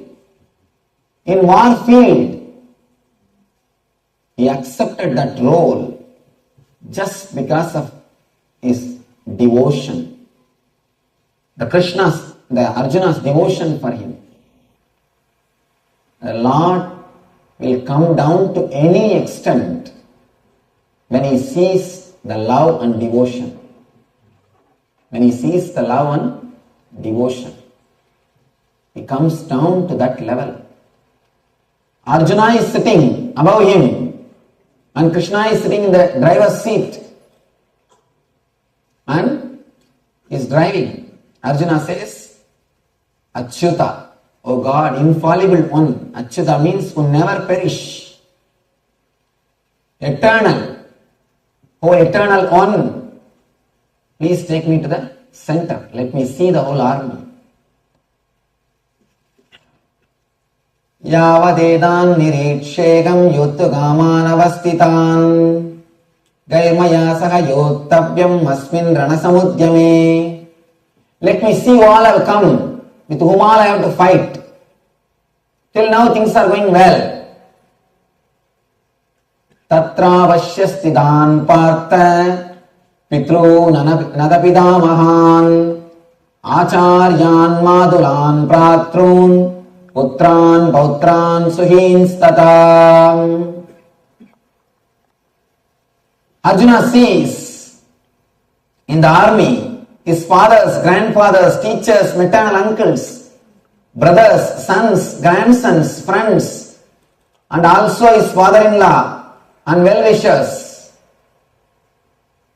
He sees all his family, his own family, standing there.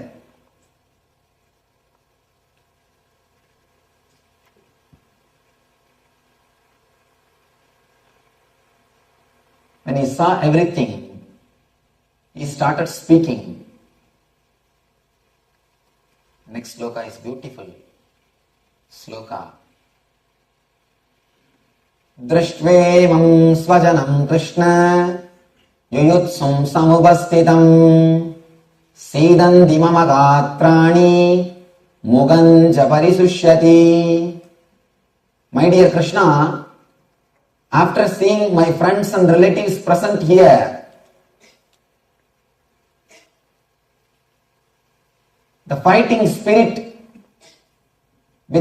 spirit, I feel the limbs of my body shaking and my mouth drying up. This sloka needs to be understood deeply. After seeing my relatives and friends, I feel I'm not able to fight. Vebaduscha sarire me roma harshascha jayate gandivam stiram stehastat tvakchaiva paridahyate. My whole body is trembling. My hair is standing on end. My bow gandiva, the bow, is slipping from my hand and my skin is burning. This chapter is called Arjuna Vishada Yoga. We should understand the meaning of this chapter. Vishada means depression.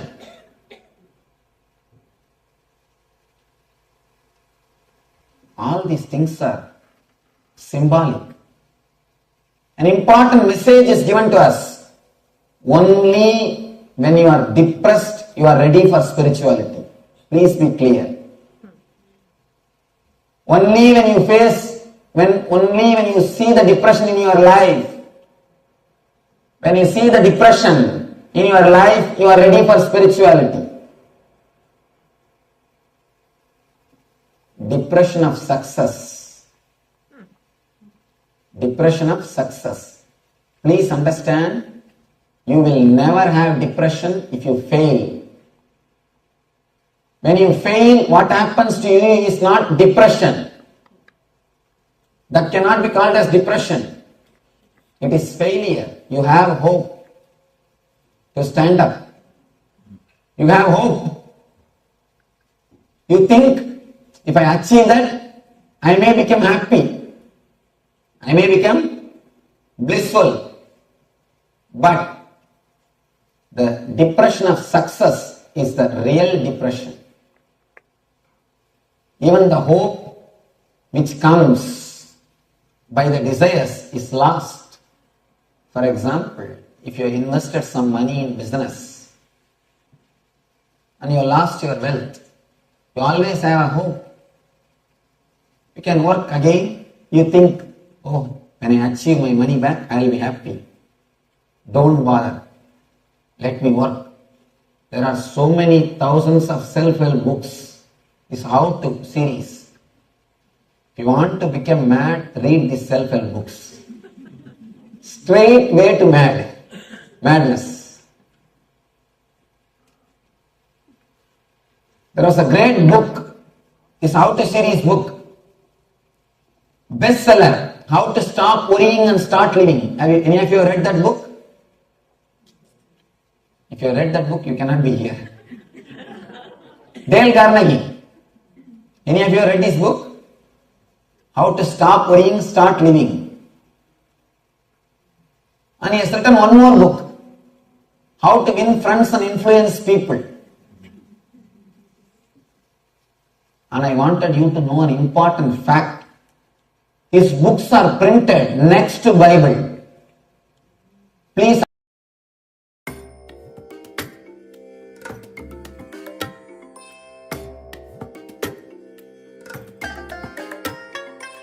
I bless you all. Let you all open all your three eyes and manifest the powers of Mahasadashiva. Om Nityananda Paramashivoham. Om Nityananda Paramashivoham. Om Nityananda Paramashivoham. Om Nityananda Paramashivoham. Om Nityananda Paramashivoham. Om Nityananda Paramashivoham. Om Nityananda Paramashivoham. Om Nityananda Paramashivoham. Om Nityananda Om Nityananda Paramashivoham. Om Nityananda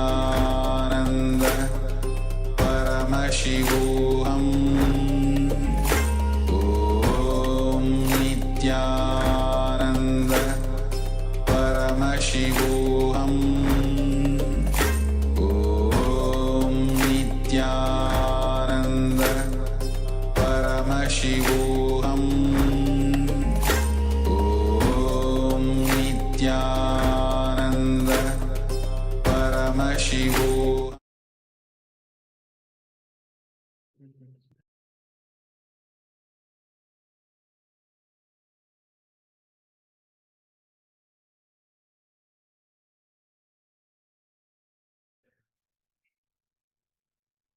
Welcome back. Now we'll be moving to a very powerful session, internalization session, where we'll be imbibing the sacred truths that we just experienced. So before we move on, we would like to request all the participants to share all the powerful cognitions and clicks, or if you have any doubt, to please share in the chat and we'll be attending. We'll be giving a few minutes for everybody.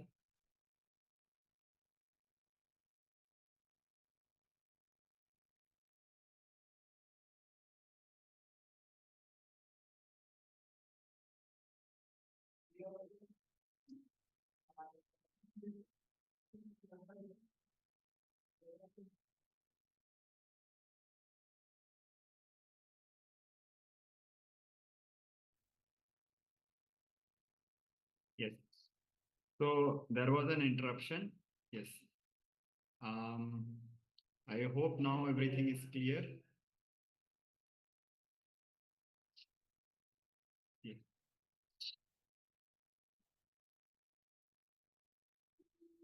So now we'll be starting with the internalization session.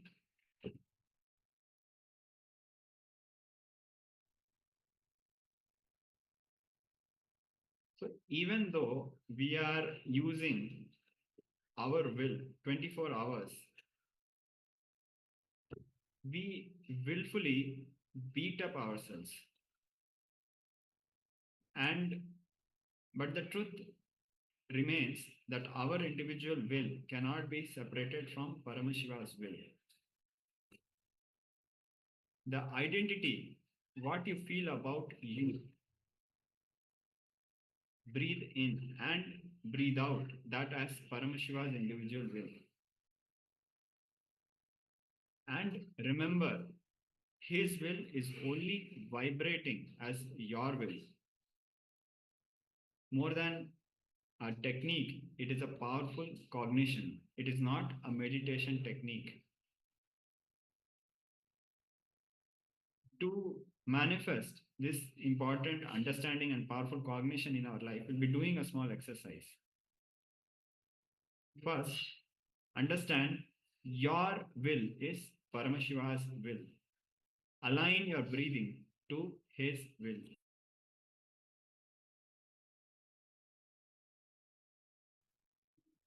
Second, remember, Paramashiva is living through you.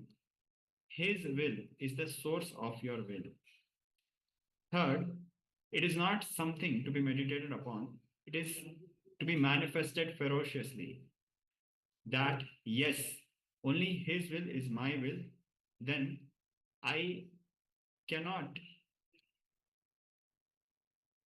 beat myself with my will. This is an important aspect we need to understand, that we are all at various stages. At one stage, we feel that our will and Paramashiva's will is separate. Then when with the intervention of the divine, of Guru, who is Paramashiva, in our life, we come to an understanding that Paramashiva's will is our will. But then there still remains a gap. We keep forgetting. And we need to constantly remind ourselves that Paramashiva is living through us.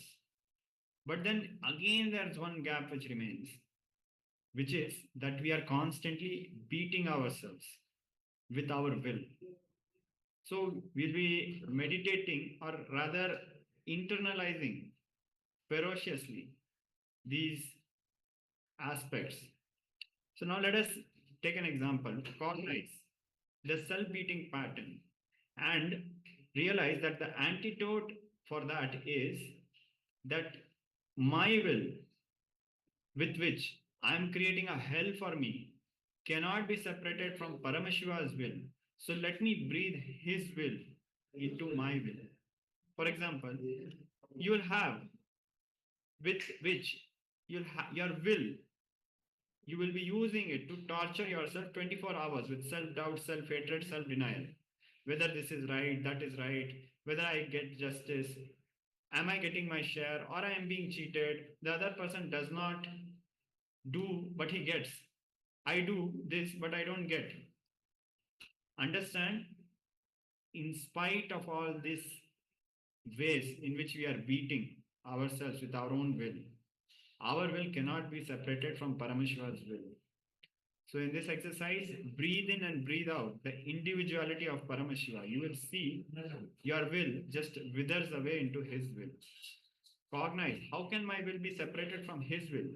No, it cannot be. It is Eka Swarupi. He is the only man alive in the cosmos. Everyone else is Prakriti, matter. He is the only Purusha. He is the only Swam Prakasha, the self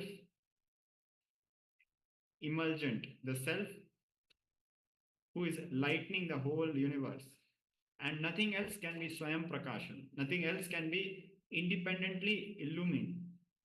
Then, if something is alive in me, that is he. So this is a step-by-step understanding which Swamiji has given to us, which Paramashiva himself has given to us. So now we are going to breathe in and breathe out the individuality of Paramashiva and make our will wither away into his will. We will be giving you a few minutes to go through this exercise.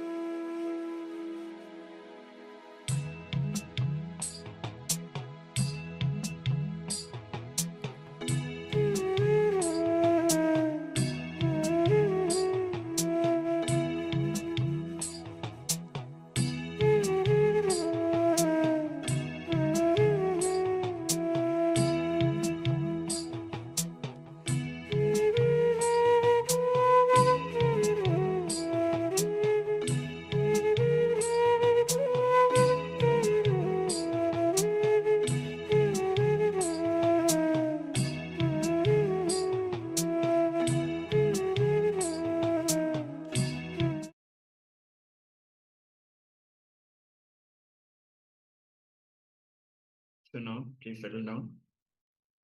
We'll be moving ahead with the next round of power manifestation.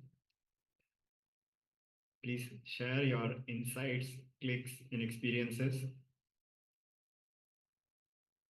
What it means to understand that my will is not separate from Paramashiva's will.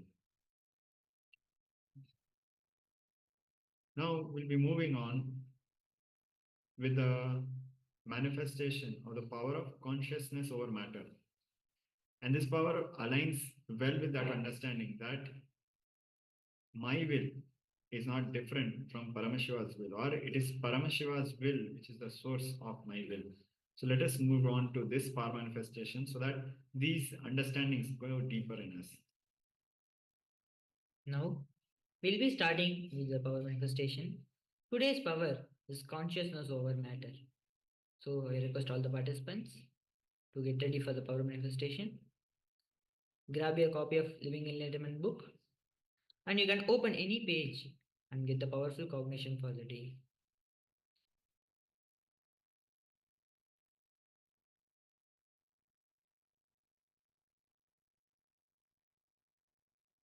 So Oscar Bosch Aya has shared, it gives me great comfort and peace knowing that, and I can turn it over. Thank you so much, Aya, for sharing. And Daniel Aya has shared, it feels comforting that my will can take refuge in Paramashiva's will. Really beautiful sharing from both of you, Daniel Aya and Oscar Aya. Now we'll be moving into the power manifestation. So we request all the participants to get an object. Either it can be coconut, a fruit, or any object which is round. So the manifestation happens.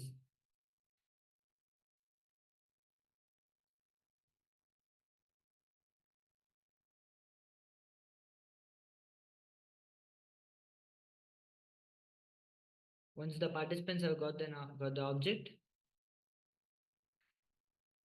request all the participants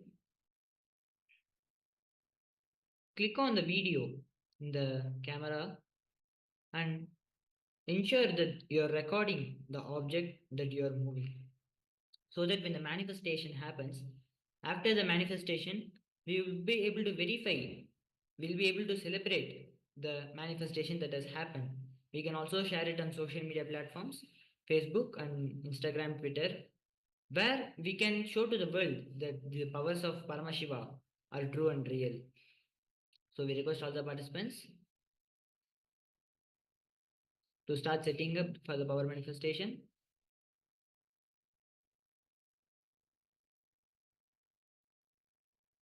So Daniel Aya has asked a question. Does it have to be round? And yes. So we'll clarify. One of the most commonly used object for this power of consciousness over matter is you can say it's a coconut. So it will be like it's not round. It's, you can say in the shape of a wick. Every one of us knows how a coconut looks. So the interesting part is that if you look at a coconut by itself, it cannot stand. It will be unstable. Because of the shape, it's like a wick. So it will be tending to lie down like this. To make it stand like this, it will not spontaneously happen. So one thing is, it gives a strong experience of power manifestation, which gives us the inner clarity that yes, this is surely what is happening, because you can feel it happen. You can even suspend the coconut at various angles. When you're manifesting this power, you will be able to literally hold the coconut at various angles. You'll be able to play with that movement. So it's a very good start. And one very interesting thing about coconut is the DNA structure of coconut is one of the most closest aligned to the DNA structure of human beings. That might be a coincidence, or it might be one of the leelas of Paramashiva, but coconut, people have a lot of effortless and beautiful power manifestation with coconut. You can also take round objects like lemons and maybe a fruit like guava or oranges. But because it is round, you might not be able to experience the complete benefit. So we would recommend to start with a coconut, and you can move on to making the Atmalinga stand in your hand, and also moving on to making the Atmalinga move completely away from your body, where you have no skin contact, remotely moving. You'll see a lot of videos of many of the participants from Mahasadashivoham time, and even recently Kailasa, Taiwan, and many of the devotees, and also in Canada, many places, they'll be playing with this power and they'll be able to remotely move the objects. So to start with, we would recommend to use a coconut. So I hope it clarifies the doubts. Are we good to go? Daniel Ayya and Oscar Ayya? So it sounds like a no worries. And a big smile. Okay. So Daniel Ayya is saying he has only a banana, and Oscar Ayya is saying there's no coconut. That's fine. It looks like you are in a beach, and I don't think there should surely be a coconut tree nearby. Or maybe it's just a river. It's an inland water body. No problem. So you can try with an orange or maybe a lemon. That's perfectly fine, because please understand that when we are manifesting this power, we have to be clear, it is not we who is manifesting the power, it is Paramashiva expressing through us. That experience, it will reverberate in your being. See, when we are playing, let's say baseball, you can visualize. If you see somebody hitting a ball with a baseball bat, you can visualize and you can relive it. But when it comes to power manifestation, you cannot describe it as a sensation or an experience in your body. It goes beyond that. For that to happen, you need to play with the powers. For you to feel that oneness beyond just what meets the eye, beyond just the physical body. So start with whatever you have right now. That's perfectly fine. You might be having a ball. You might even have a baseball ball, or maybe a golf ball, or you can start with orange, or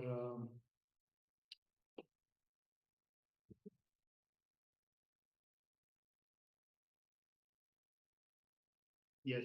So Daniel is asking, this is now my will, but Paramashiva's will, that will be turning the object right. So it's a question. This is not my will, but Paramashiva's will, that will be turning. That's fine. Yeah, it looks okay.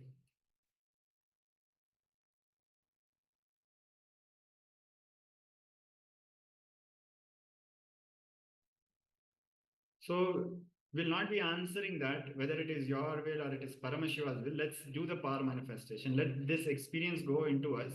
We'll be giving you 2 rounds for the benefit of having this experience go deeper. We'll be giving 2 rounds. So let's start.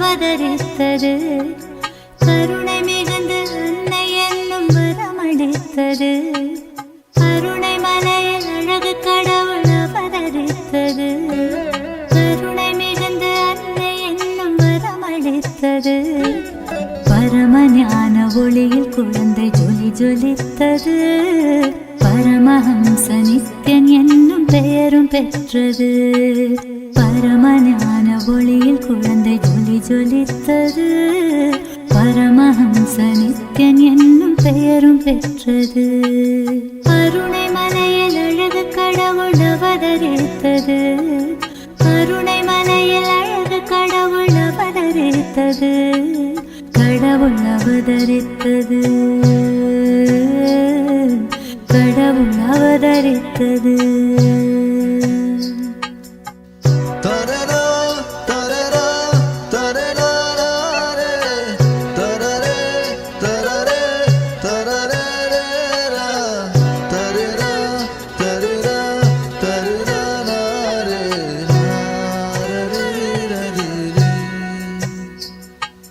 தவழும் அழகை கண்ட தாயின் மனம் களித்தது.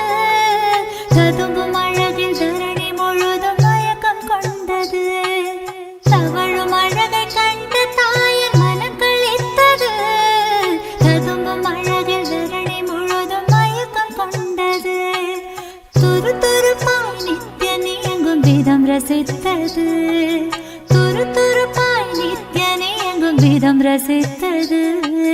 தங்கமகன் நித்யன் தெய்வம் என்றுணர்ந்தது. தங்கமகன் நித்யன் தெய்வம் என்றுணர்ந்தது. கருணை மலையில் அழகு கடவுள் அவதரித்தது. கருணை மலையில் அழகு கடவுள் அவதரித்தது. கடவுள் அவதரித்தது. கடவுள் அவதரித்தது.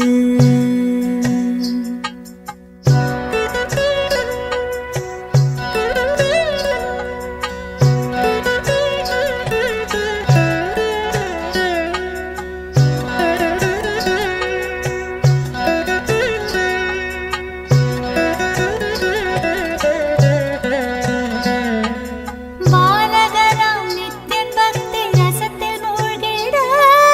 பளிங்கு முகம் புன்னகையில் பூத்து மலர்ந்திட.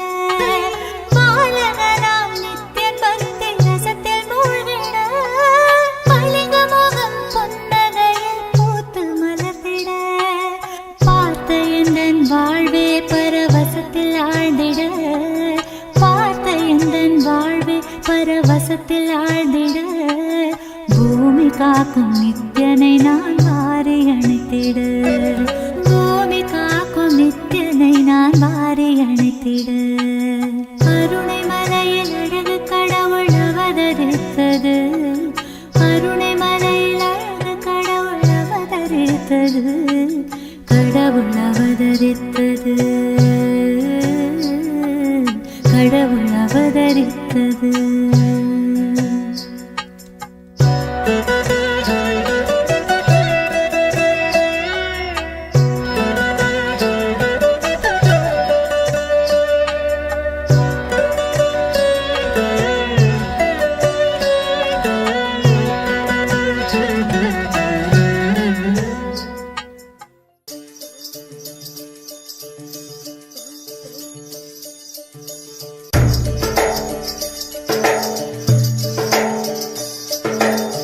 நித்ய திங்கள் நித்யானந்தா, நித்ய தியான நித்யானந்தா, தியான திங்கள் நித்யானந்தா, நித்யானந்தா.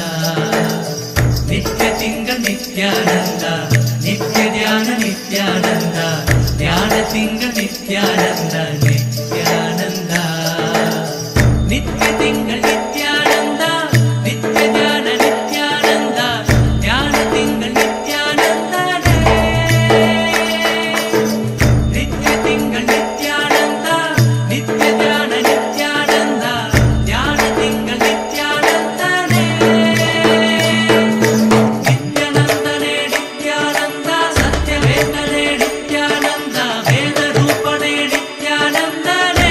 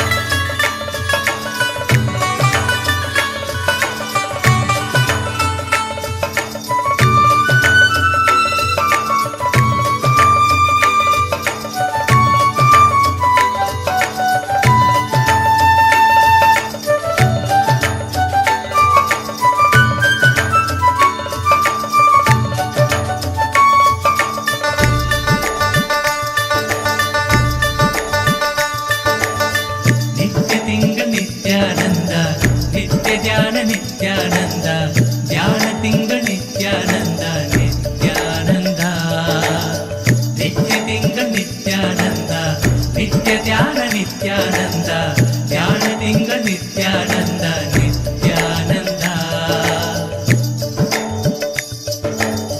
ನಿತ್ಯ ತಿಂಗಳ ನಿತ್ಯಾನಂದ ನಿತ್ಯ ಧ್ಯಾನ ನಿತ್ಯಾನಂದ ಧ್ಯಾನ ತಿಂಗಳ ನಿತ್ಯಾನಂದನೇ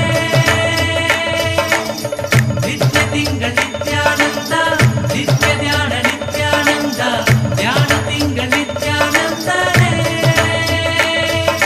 ನಿತ್ಯಾನಂದನೇ ನಿತ್ಯಾನಂದ ಸತ್ಯವೇತ್ತನೇ ನಿತ್ಯಾನಂದ ವೇದ ರೂಪಣೆ ನಿತ್ಯಾನಂದನೇ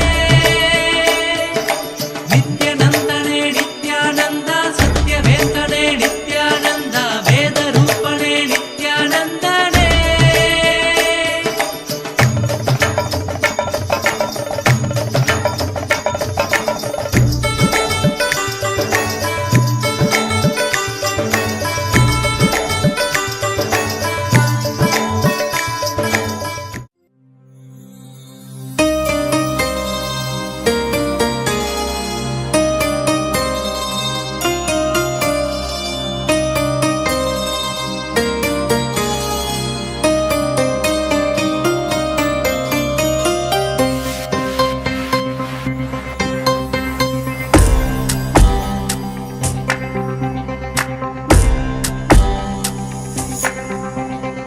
அழகமுகம் காண ஓடி வந்தேனடா உன் அழகமுகம் காண ஓடி வந்தேனடா உன்னை கண்ட கணமே காதல் கொண்டேன் பார்க்க பார்க்க உருகி நின்றேன் கண்ட கணமே காதல் கொண்டேன் பார்க்க பார்க்க உருகி நின்றேன் பார்த்த அழகால் கண்ணினோரம் கண்ணீரடா வேறென்ன வேண்டும் எனக்கு நீ போதுமடா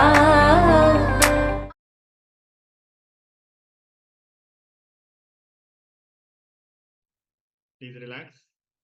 So we'll be going with the second round.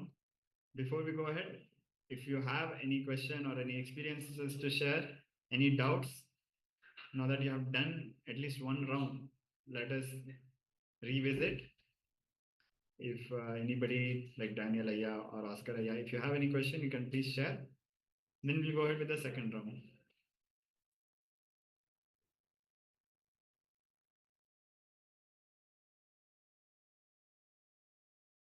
You're not able to record a video, that's fine for now. All right. So we'll take an example. When we are able to manifest the powers of the third eye, for example, we are able to read blindfolded. When that click happens, that it might happen as a body scanning power, or it might happen through the distance vision scanning, or you might get a click that, yes, I'm able to see much more. Yes, so Oscar is asking, can we hold the object or can it be placed on a table? So placing it on a table is a next level power. To begin with, we are holding in the hand, yes. So whenever that's fine. Yes, Daniel was holding it in front of the camera. That is fine. To begin with, you can do in a way where you're comfortable and you are getting the best out of the power manifestation experience. So when we are doing the power manifestation of, let's say, third eye reading, at various stages, various levels, the click will happen. But the effect of it, the logic of it, we will not even understand in the first few rounds. For example, Swamiji had shared once with us that when you can see with your third eye, the click will happen that you have something much more than the two eyes. Otherwise, how can we see without the two eyes? There should be something more than the two eyes and whatever we see. Because how are we able to see? without the two eyes. There must be something more. Second aspect is that something which we call the third eye is able to see 360-degree vision. We have experienced directly, personally, and also seen many people, they are able to read blindfolded a paper kept behind their head. So which means that it is not even dependent on the location of the third eye, direct contact with it. How can it see something which is not even in the line of sight or something which is kept far apart? So it is involving something beyond what we understand as our physical body. So if we have something which is related or connected to our physical body, which is not part of the physical body as such, it means we are something more than the physical body. If not, how is it happening? Or if there's some deeper understanding, what is it? So these invoke very important questions in us, which we do not have answers to, but it invokes deep seeking for the truth inside us. When we understand that there is something more than the body in us, we are something beyond the body. The next question will come, does it exist when my body perishes? We don't know the answer, but this question will come. So if it exists when even the body perishes, does it mean I have multiple births? And what happens after this birth? And if I do not have multiple births, what happens to the third eye component of me, which is beyond my physical body? How does it travel, or what happens to it once my physical body perishes? We do not know answers for any of this, other than what we are revealed by the sacred scriptures, by the divine grace of our beloved Guru. But one thing we cannot deny is that these experiences invoke deep seeking in us, deep seeking about fundamental truths of life. So likewise, when we are manifesting consciousness over matter, our very basic understanding about who we are, what is life, who is Paramashiva, everything will change. And there is no logical understanding which will happen. It will directly go into the being level. But when you sit and introspect, you might get clicks. You might understand that suddenly how the power manifestation fundamentally broke your life image, which was not the truth. How it fundamentally changed your inner identity. So there is not much theory to it. Of course, when you chew upon it, you will get very intellectual clicks and you will feel the joy about it. But it is important to go through the experience and mold these powerful understanding into your muscle memory beyond any logic. Then it becomes a functional part of your life, and your life is transformed in tune with the existential truths of life. So with this, we are going to go for the second round of consciousness over matter.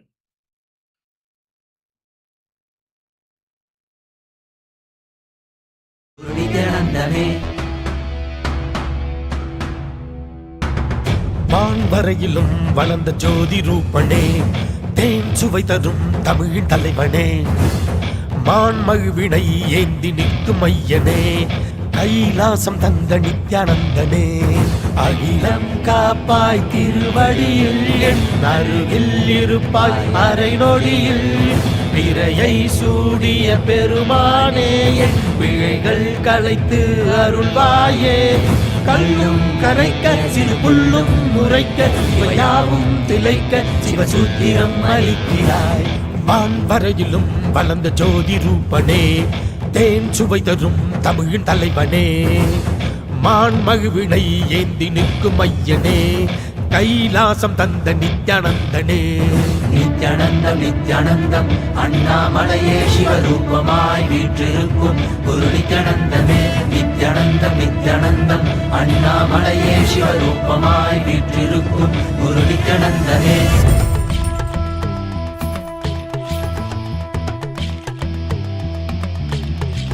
Shiv Shiv नमः शिव श्री रुद्र तांडव शिव परशिव महेश्वर श्री काल काल ईश्वर. शिव शिव नमः शिव श्री रुद्र तांडव शिव परशिव महेश्वर श्री काल काल ईश्वर.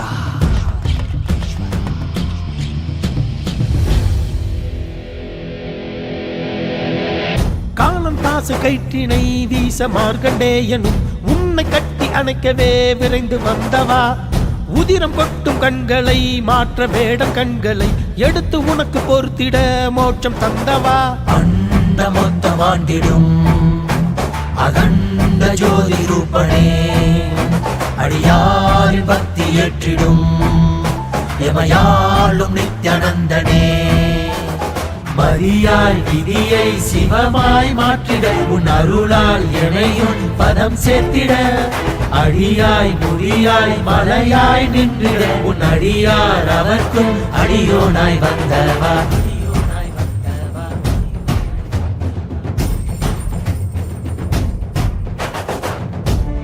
நம சிவாய சிவ சிவாய நம சிவாய நம சிவாய சிவ சிவாய நம சிவாய.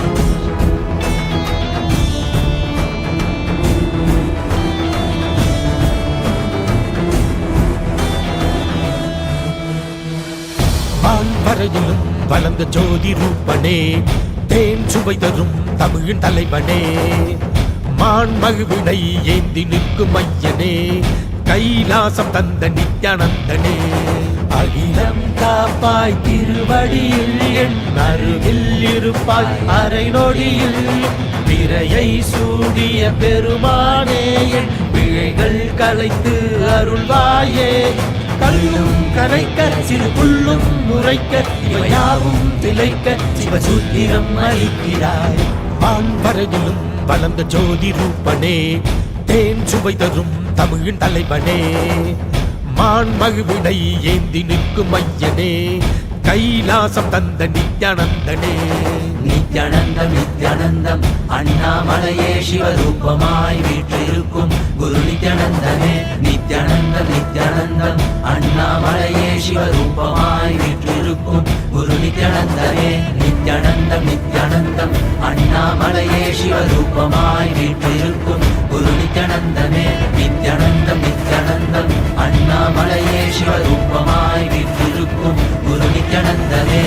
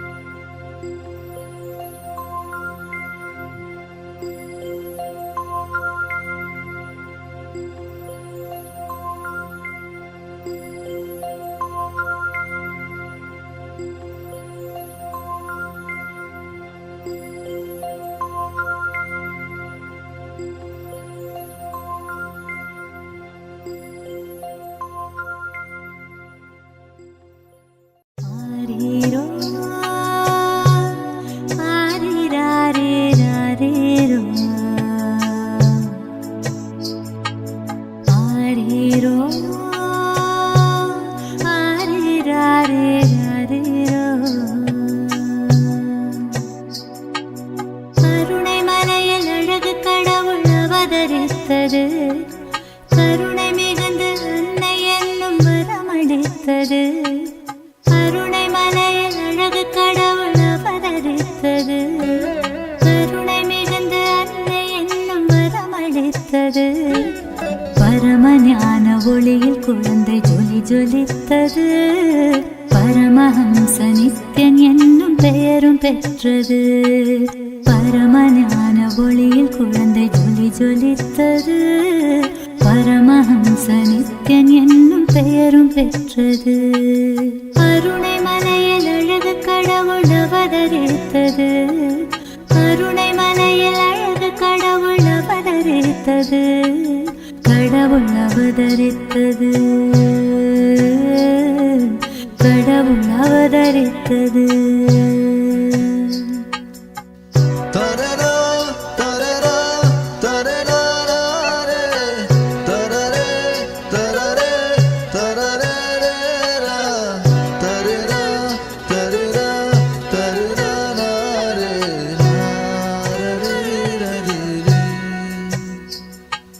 தவழும் அழகை கண்ட தாயின் மனம் களித்தது.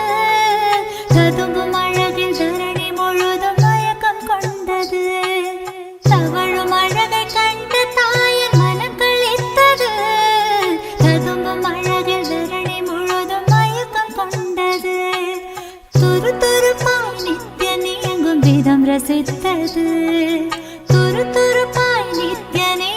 விதம் ரசித்தது தங்க மகன் நித்யன் தெய்வம் என்றுணர்ந்தது தங்க மகன் நித்யன் தெய்வம் என்றுணர்ந்தது கருணை மலையில் அழகு கடவுள் அவதரித்தது கருணை மலையில் அழகு கடவுள் அவதரித்தது கடவுள் அவதரித்தது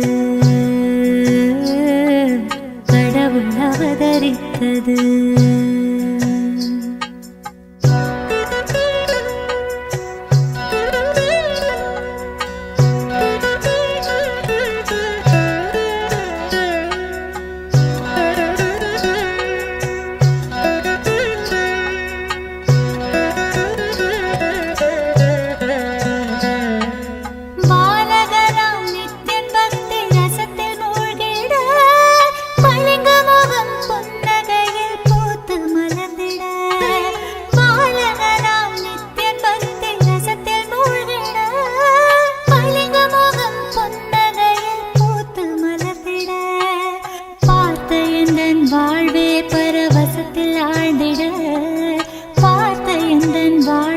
பரவசத்தில் ஆழ்ந்திட பூமி காக்கும் நித்யனை நான் வாரி அணைத்திட பூமி காக்கும் நித்யனை நான் வாரி அணைத்திட கருணை மலையில் அழகு கடவுள் அவதரித்தது கருணை மலையில் அழகு கடவுள் அவதரித்தது கடவுள் அவதரித்தது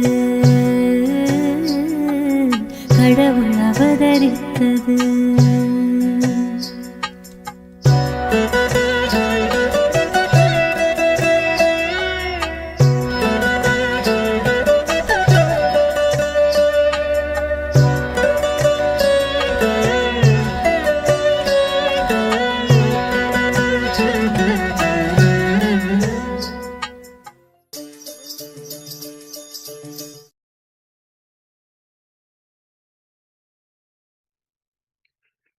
Now, please relax, share your experiences, and we'll be moving on to the next round.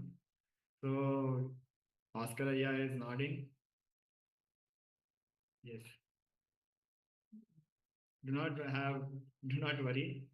Join us again. Tomorrow we are having continuous Paramashivoham Level 1 session, Level 2 session, Level 3 session. So join us again and let's bring more. Yes. So bring other objects. For example, try to have a coconut this time and we'll manifest. Do not worry, we'll make sure you manifest. Yes. Danilaya, do you have any experiences to share? All right. So, yes. So do not worry. We will be having more rounds of power manifestation. It will be continuous, so there is no gap. So there is no gap and we are going to have continuous sessions. So you can join us again tomorrow.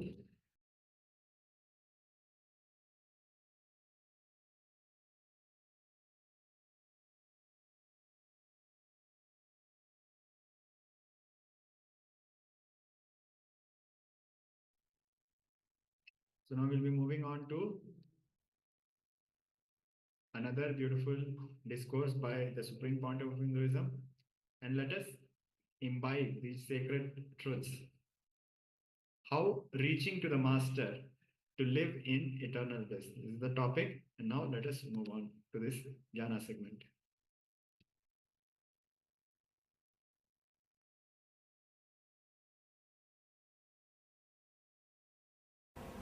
Krishna starts with a beautiful 5 slokas, giving the whole technology for all of us to practice, all of us to experience what he is teaching. Let me give you the translation of the slokas which I read.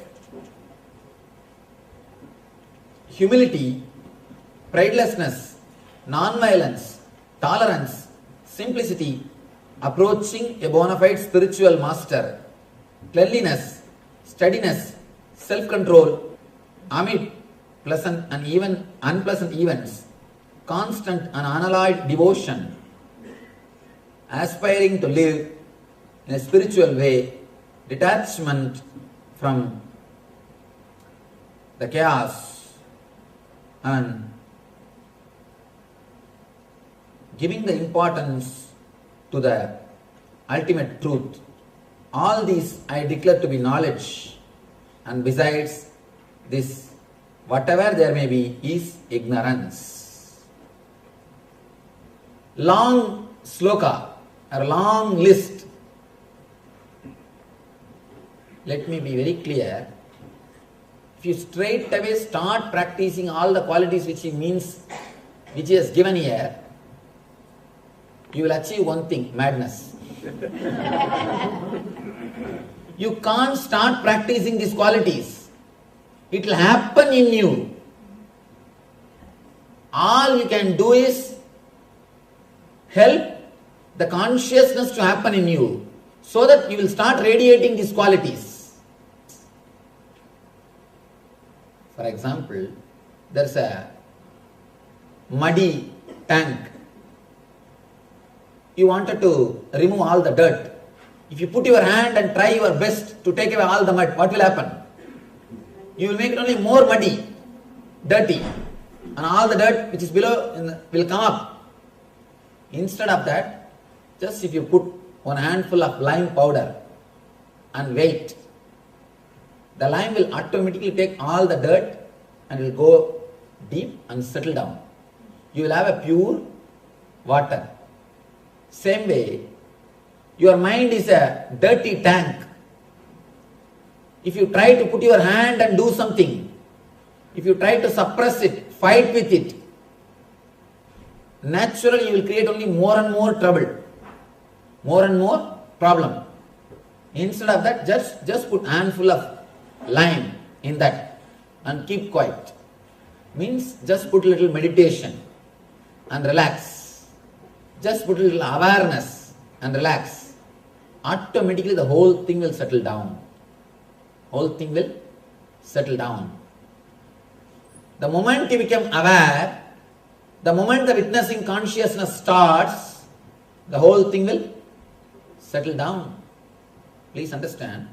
Witnessing consciousness is the lime powder to make you understand or to purify your being. It's a lime powder. Just drop that lime powder and keep quiet. Automatically things will settle. One thing. Usually when we read this type of scriptures, books, straight away we start executing. Jesus says, love thy neighbor as you love thyself. The moment you read, what you start doing? You start executing. First thing, you neither understand that you don't love yourself, nor you understand straight away you cannot love anybody. Two things. First thing, you should love yourself.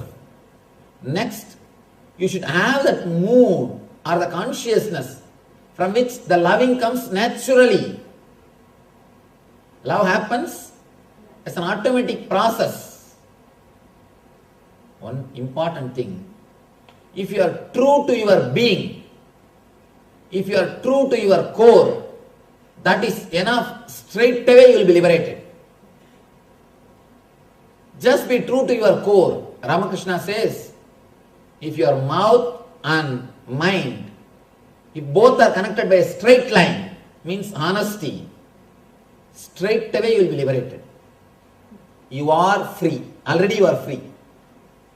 The big problem is, instead of creating that consciousness, we start creating the activity. You need to work on being, not on doing. Your doing is no way going to help you.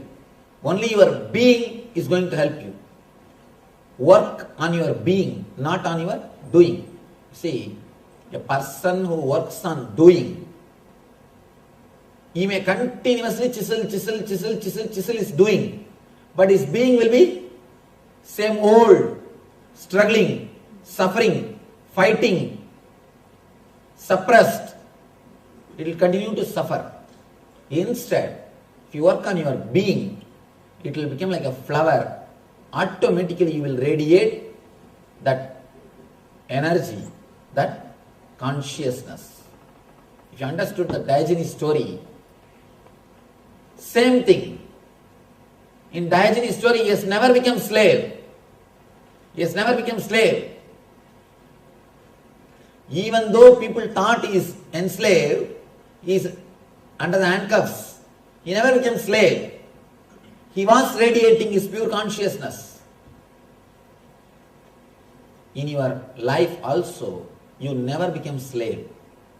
Even though people think you are not honest, even though you, after some time, by and by, you also start believing others' opinion about you.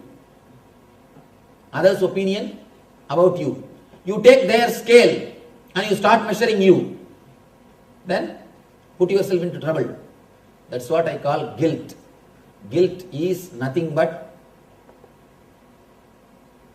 reviewing your past decisions with updated intelligence. With present intelligence, when you review your past decisions, you create guilt. And you create more and more suffering. Here, all these things which Krishna says should happen in you. It cannot be done. You cannot do it. Please be very clear. Humility. First thing, that is what he says. Humility. Amanitvam. Humility can never be done. If it is done, it will look very ugly. If it is done, it will be very ugly. Only when you feel every being is unique. Please understand, humility will come only when you understand every being is unique. Not when you think every being is equal. There is no equal. Please be very clear. Every being is unique. When you understand every being is unique, automatically you start respecting. Because every being contributes something to existence. Everybody contributes something to the life, something to the existence. One important thing. Even your enemy contributes for your growth. Please be very clear. Even your enemy contributes for your growth. Indirectly, but he also contributes for your growth. So never think somebody is waste. If he is waste, long before he would have been removed from the planet Earth. The moment you become waste, you will be removed from planet Earth. You are here as long as some way you are contributing. Some way you are contributing. So be very clear. When you understand every being is unique, automatically you radiate humility. You radiate humility. Pridelessness. That's what, one by one, all the qualities which is supposed to be radiated by you, by any seeker, Krishna explains. Acharyo Vasanam. Acharya Upasanam. And the another one, sloka, he says, Tat Vidhi Pranipadena Pariprasnena Sevaya. Approach an enlightened master with questions and requests to solve the questions. Questions and requesting him to solve the questions. Why? Why we should approach the master? What is the need? Again and again and again,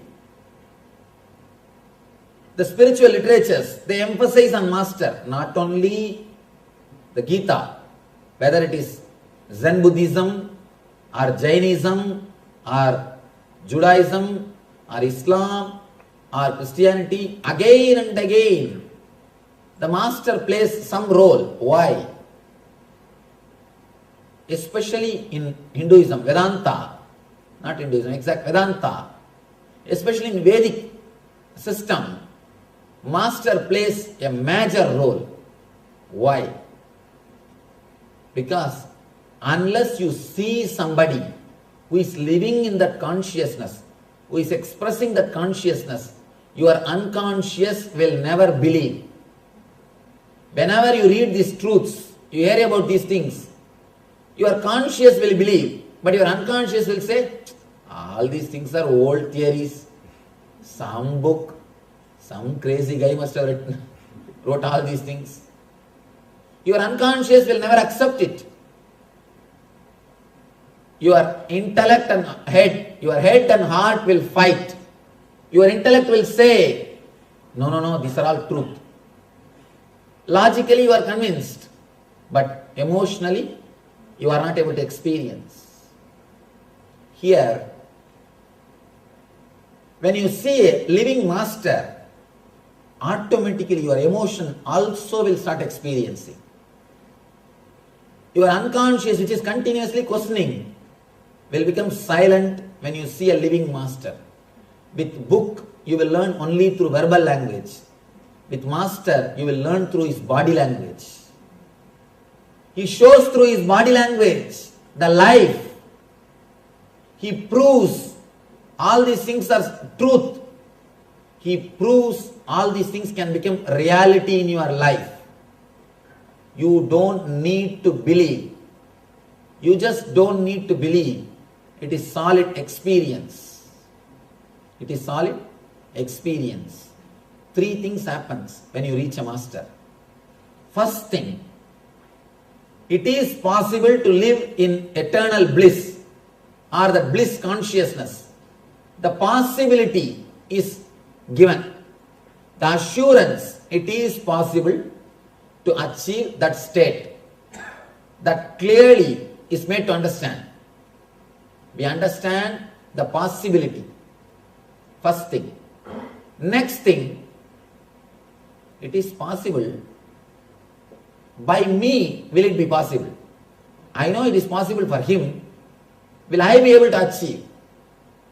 That assurance also is given to you when you reach the master. Naturally, the first thing master will do is, when I can achieve, why not you? It's like that seed. Seed is afraid to break. It says, no, if I break, I may die. But the tree says, no, you have to break, only then I can come out. Only when you break, I can happen. The tree is waiting inside the seed and he is telling, please break, I have to come out. But the seed says, no, when I open, when I break, I may die. Who knows, tree will happen. Tree says, no, open, only then I can happen. Seed says, no, let you happen, then I will open. Master is a person who has become tree. In our life also, we are not afraid to take the jump if we know for sure that enlightenment is possible. We are afraid that we may end up in a situation where enlightenment also will not be there and this life also will not be there. We are only afraid of that insecurity, uncertainty. Small story. A journalist goes to a person who is candidate for president election. Journalist asks him, why do you... the journalist comes for an interview. He is giving a speech. He says, I am bright, I feel that my future is bright. I am sure my future is bright. Journalist asks, then why do you look so worried? Why do you look so worried? He says, my surety is not warranted. My optimism is not warranted. I am optimistic, but it is not warranted. We are also stuck in the same way. One corner we are optimistic that we may have experience, but the other corner we are a little afraid to take the risk. Master is a person who has become tree. He says, seed, don't worry. I was also struggling like you. I opened. See, I have not died. I have become tree. Open, you will also become tree. Who gives that confidence to the seed? Who is around, who just sits around the seed and takes care. Don't worry, open. I am here. I have become a tree. You will also become a tree. Who creates an energy, who creates the confidence for seed to break and become tree. First thing Master will do is, when I have achieved, why not you? So naturally, it is possible by you, will be made to understand. You will understand that it is possible for you also. Third thing, the right space or the technology for that to happen. Automatically Master will create that space.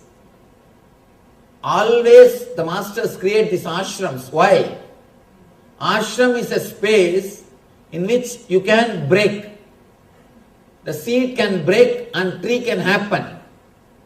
It's like a operation theatre where you go and open and become a tree and start radiating. It's a space where in a controlled conditions or where in a very secure, safe way you can enter into that consciousness. These are all the works of the Master. And finally, ultimately, he makes you experience the truth which is in your being. So, first thing, he assures the possibility through his body language.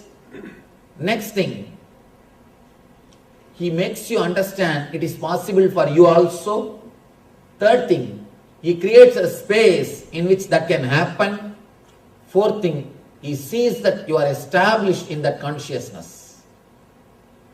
These are all the responsibilities of the Master. That is why, with the Vedic system, Vedic way of life, you are again and again requested to reach a living Master. Tat vidhi pranipadena pariprashnena sevaya. And here he says, Acharya Upasanam. These are made as a important guidelines for us to experience the technology. Next, he comes to the point. This is the straight point.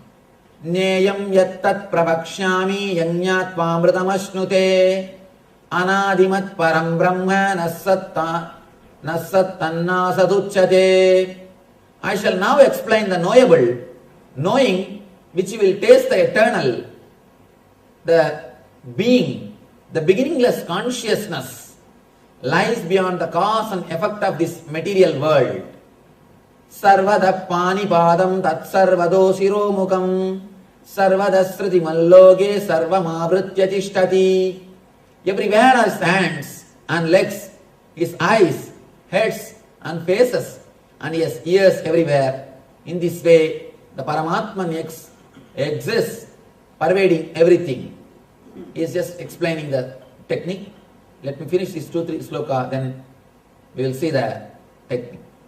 Sarvendriya gunapasam sarvendriya vivarjitam asaktam sarva bruschaiva nirgunam gunabhoktrucha. Paramatman is the original source of all senses, yet he is beyond senses, he is unattached.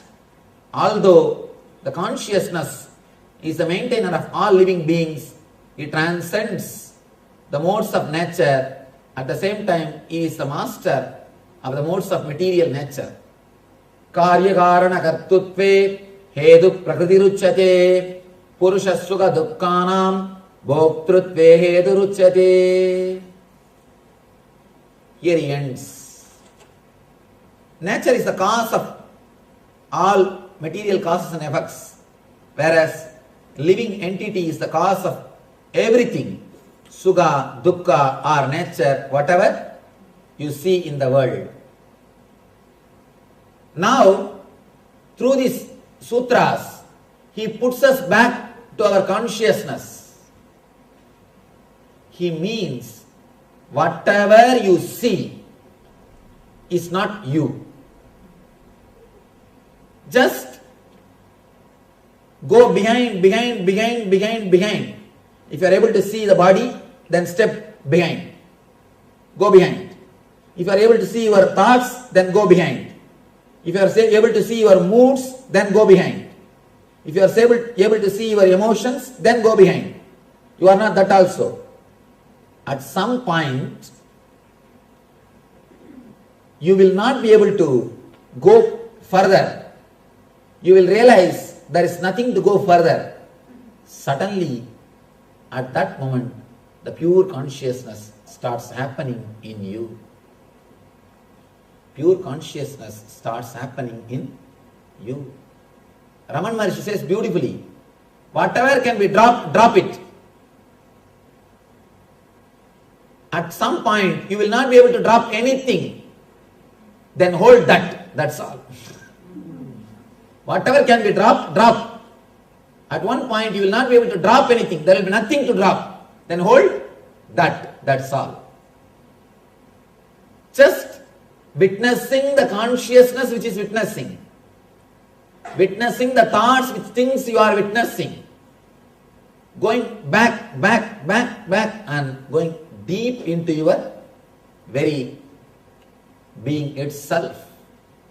As long as your mind is thinking you are witnessing, please be clear, you are not witnessing. Because the thought you are witnessing is existing. No. It means you are not witnessing. Witness the thought that you are witnessing. Then pure inner space, pure uncorrupted, untouched inner space happens in you. In that uncorrupted, pure inner space only the God happens, or the divine consciousness happens. Here, he gives us the technique. Purusha prakriti stohi pungde prakriti jan gunan karanam guna sangosya satasat yoni janmasu. The living entity in the material nature follows the way of life, enjoying the modes of nature due to association with the material nature, meets the good or evil among various species. Upatrashtan mandacha Bharta Bhokta Maheshwara Paramatme Disapyukto Dehesmin Purusha Paraha. Yet in this body there is another transcendental energy who is divine, supreme proprietor, who exists as the overseer, permitter and pure witnessing consciousness known as Paramatman.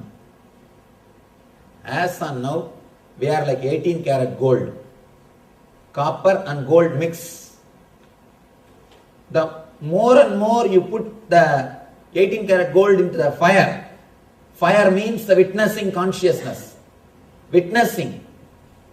If you bring more and more fire, if you put the 18 karat gold into the fire, slowly it will become 22 karat. Again if you burn it, it will become 24 karat gold. Same way, if you put yourself into that witnessing consciousness, you will be purified to a certain extent. Again and again, when you put yourself in the witnessing consciousness, your inner space becomes completely, totally pure, like a 24 karat gold. Your inner space starts radiating, witnessing the witnessing consciousness.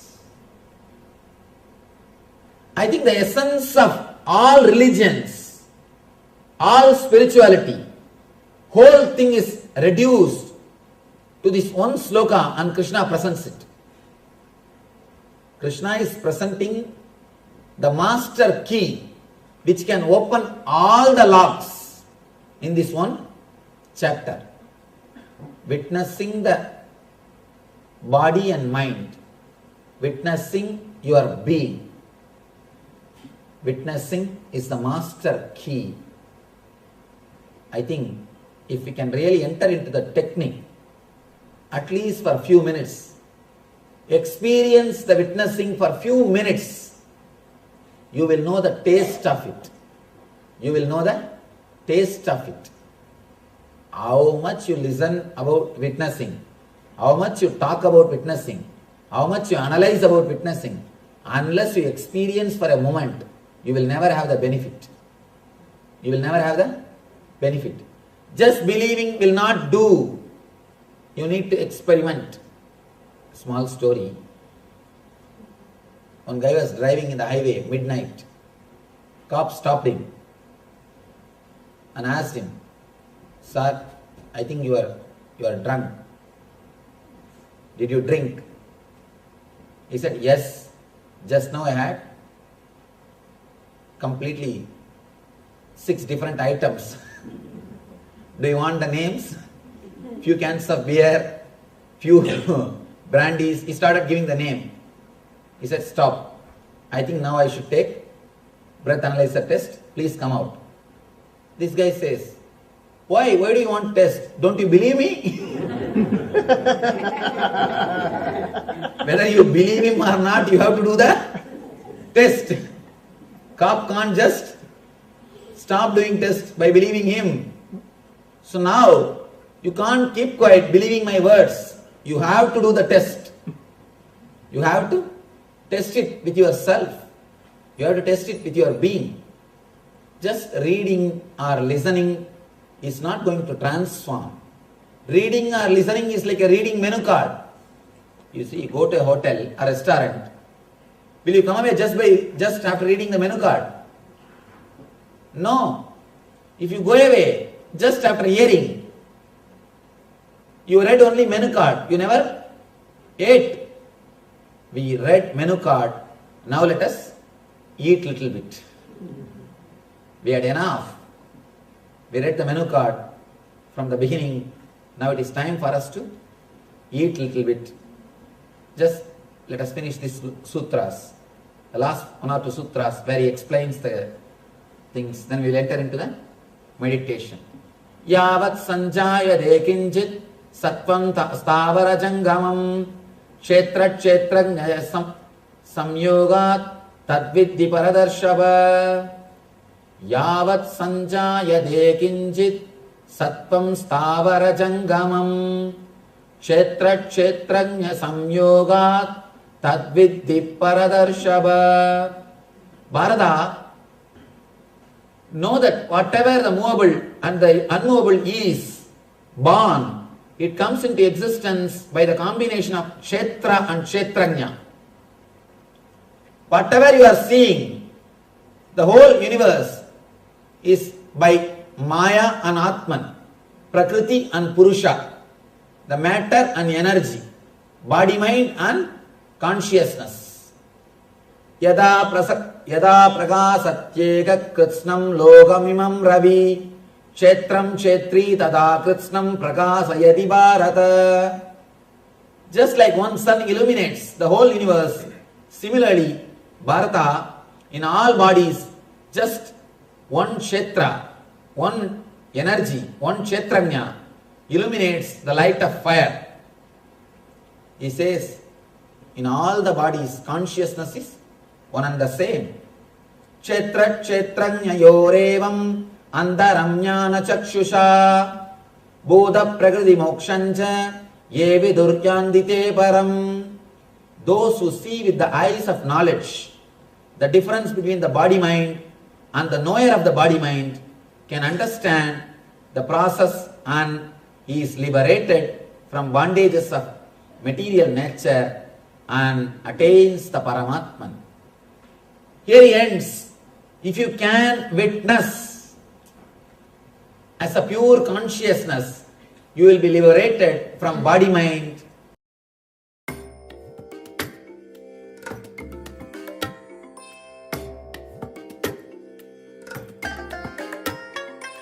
I bless you all. Let you all open all your 3 eyes and manifest the powers of Mahasadashiva. Om Nityananda Paramashivoham Nityanand परमशिवोऽहम् ॐ नित्यानन्द परमशिवोऽहम् ॐ नित्यानन्द परमशिवोऽहम् ॐ नित्यानन्द परमशिवोऽहम् ॐ नित्यानन्द परमशिवोऽहम् ॐ नित्यानन्द परमशिवोऽहम् ॐ नित्यानन्द परमशिवोऽहम् ॐ नित्यानन्द परमशिवोऽहम् ॐ नित्यानन्द परमशिवोऽहम् ॐ नित्यानन्द परमशिवोऽहम् ॐ नित्यानन्द परमशिवोऽहम् ॐ Nityanand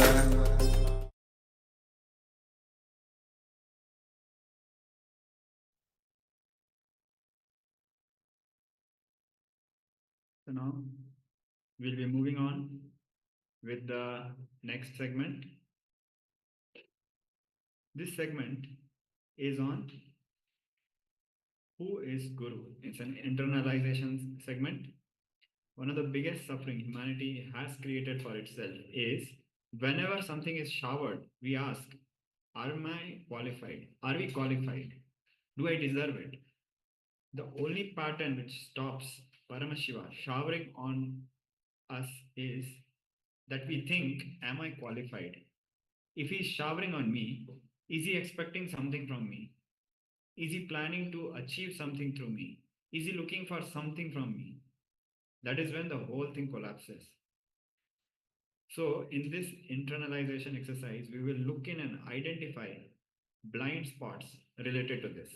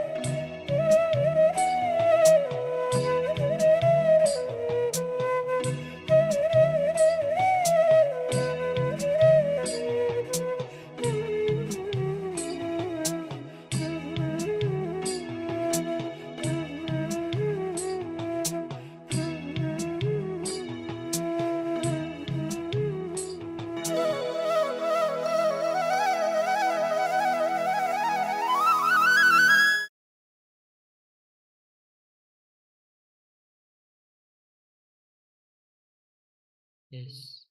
All the participants, please slowly relax from the internalization process. We'll now be moving on.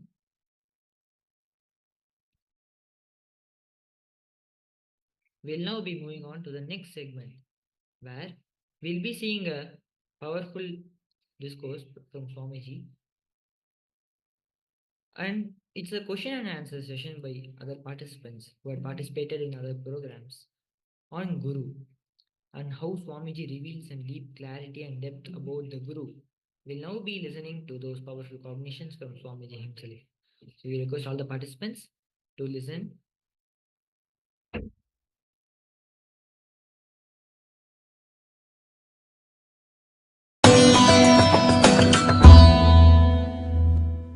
Siddha, master, is a person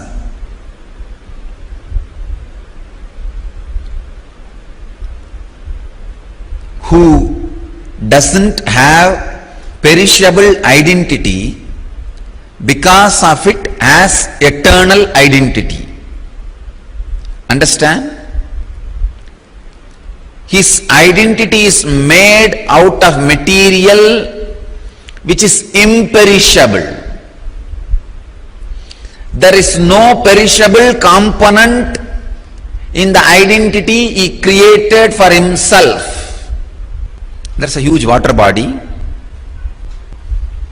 Breeze flows over the water body. Small waves are happening. Or some drawings or figures appear on the water. In that figure there is no perishable component. That figure, the source, cause, effect, everything is just water. When the breeze flows, again that same wave will happen. When the breeze stops, the wave will settle down into the water. Same way, whenever a strong devoted samyama is the breeze. Water is the pure consciousness. Whenever the strong devoted samyama from a disciple happens over the conscious water, master's forms appear and blesses you, graces you, and again it relaxes back into the same water. There is no perishable component. Please understand.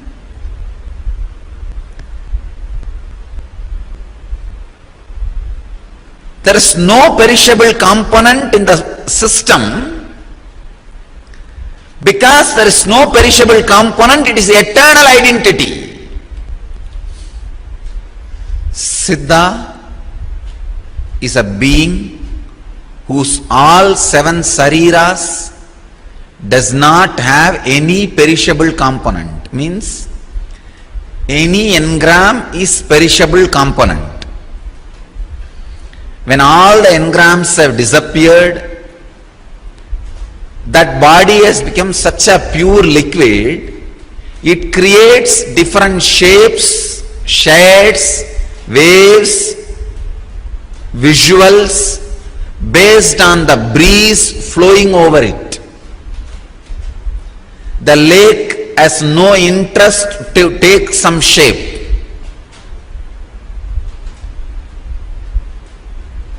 The flow of the breeze decides the shape. Master is a being happening without any perishable component.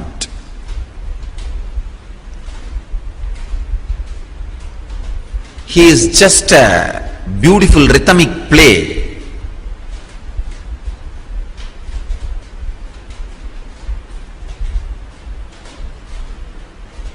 The pure non-perishable experience happening in the source.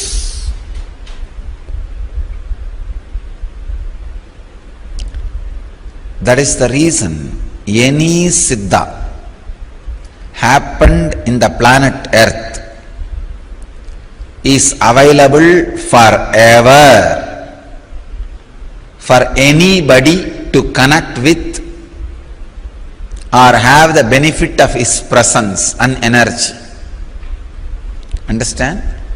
Any Siddha, any master happened in the planet Earth is available eternally for anybody to relate or connect with, experience his presence, knowledge or initiation.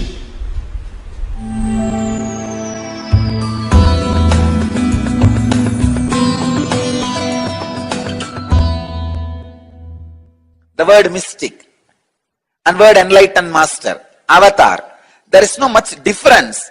It is just reference, different reference. Please understand? There is a big difference between difference and reference. Here, the word enlightened master, avatar, Bhagavan, mystic, God, Atma, Paramatma, all these, between all these words, there is no difference, but they are all different references. Mystic is the word usually used for creators. Please understand. Person who uses energies which are beyond five senses and creates is a mystic. For example, materialization. If somebody uses the powers which is beyond the senses, beyond five senses, those energies, using that energies and creating something which is beyond five senses. For example, when I materialize a diamond or certain object, there is no normal human power is used. The powers known to the five senses are not used. The powers which is beyond five senses are used. Anybody who uses the powers beyond five senses and creates something is a mystic. Don't mistake. Person who creates is a mystic. A mystic constantly creates. Even in you, when the transformed you is created, you become a mystic. Mystic is a person who is constantly creating so many new things, continuously using the extraordinary powers. Actually, anybody who creates, contributes to society will be a mystic. Otherwise, you are a mistake. In society only there are two kinds of human beings. One who is a mystic, another one who is a mistake. Mystic is a person who goes on, creates, using mystical energy. Enlightened master is a person who constantly showers enlightenment on others. Avatar is a person who is direct descendants, directly appeared from superconsciousness, radiates all the sadgunas, all the auspicious qualities. Bhagavan is a being who radiates all the qualities, including giving enlightenment. God is the formless energy. Atma is the energy, formless energy reflecting on the form.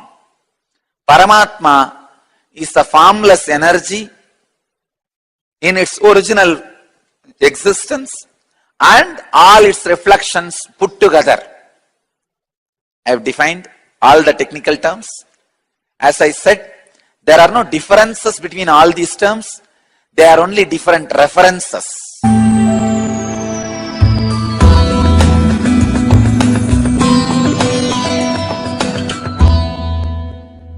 This whole Vedanta Sampradaya The only requirement is a proper guru. Beautifully Vedanta Sampradaya describes how to catch the right guru. Peel all the things which are common. For example, if I have an organization, somebody else is also having organization. There are so many spiritual organizations. Remove that part from my glory. If I have body, then many of you also have body. Remove that part from my glory. If I have amazing orating power, many of them are having. Remove that part from my glory. So go on peeling, peeling, peeling.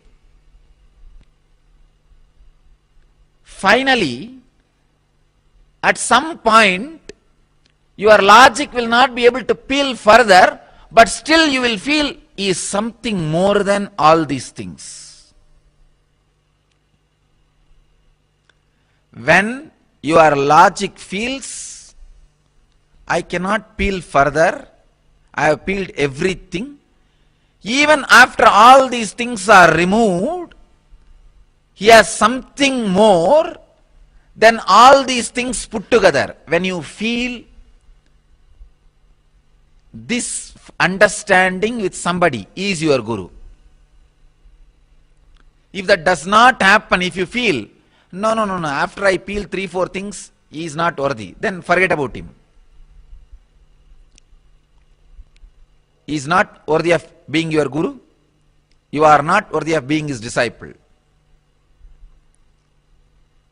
The guru-disciple relationship is sacred, should be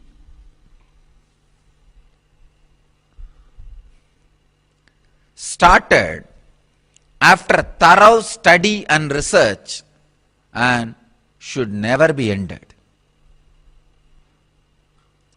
Should be started after thorough research and should never be ended.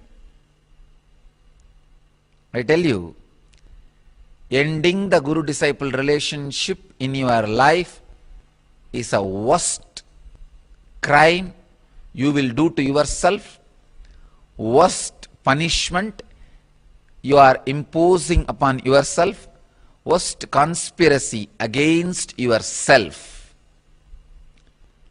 One more thing I want to tell you, change of guru is perfectly all right, nothing wrong.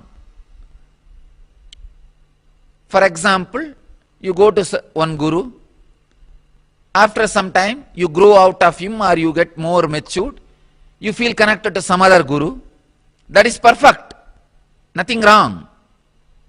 At some point if you feel you have grown out of me, please carry on with your life. If you are feeling connected to somebody, great.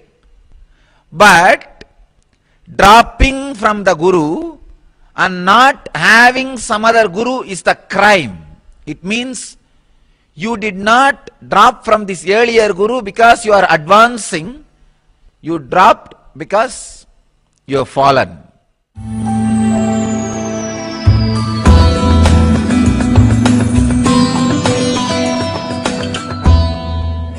Somebody asks Bhagavan to Nisargadatta Maharaj, Bhagavan, you say enlightened beings do not have karma, then how are you moving your body? You cannot even move your body without having karma. Understand? You need to have some karma, only then you can even move your hand or you can talk. He is asking Bhagavan, you say enlightened beings do not have karma, but how you are talking? How you are working? He said, I am not doing anything. The disciple says, no, you are not understanding my question. How you are talking to me, even that is a work. How you are talking to me if there is no karma? Bhagavan says, I am not misunderstanding, you are misunderstanding. I am telling you, I am not talking to you. Very difficult to talk to these guys. I understand many times what my disciples go through.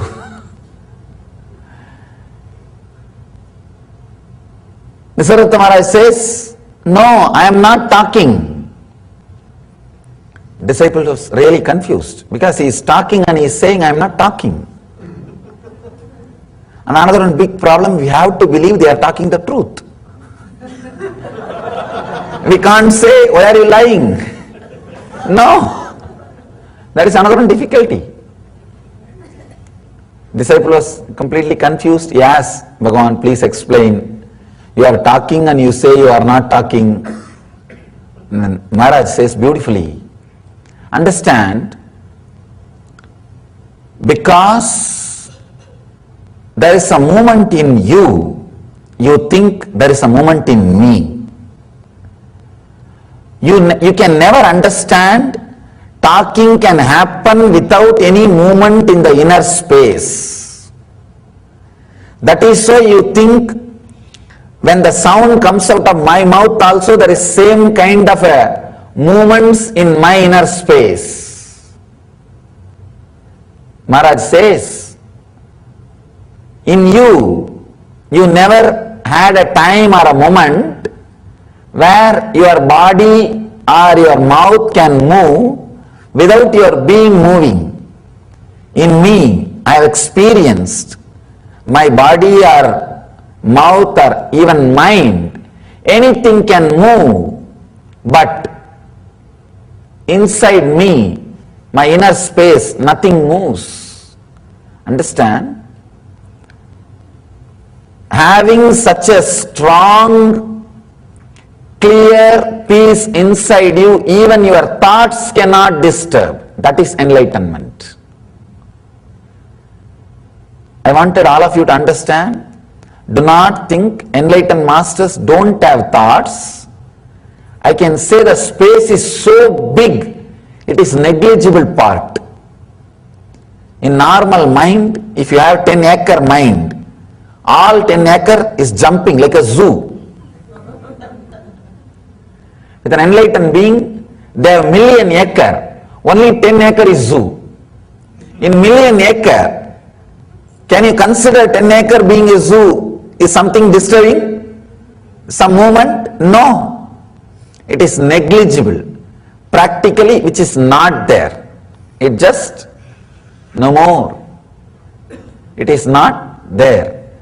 That is why Ramana Maharshi says, for normal persons, I am body. For enlightened being, I am also the body. It's not that the idea that I am body disappears, it just expands. I am also the body. This is also part. So I have nowhere to go. It's a very important thing. Judging the masters based on their movement, physical movement, is the worst thing can happen to a disciple. Because he will judge master's action from his idea. If he does that particular action, what logic will go through in his head? He thinks that same logic is going through in his head. Especially the people who live around few days or few years or who claim, I know Swamiji for so many years.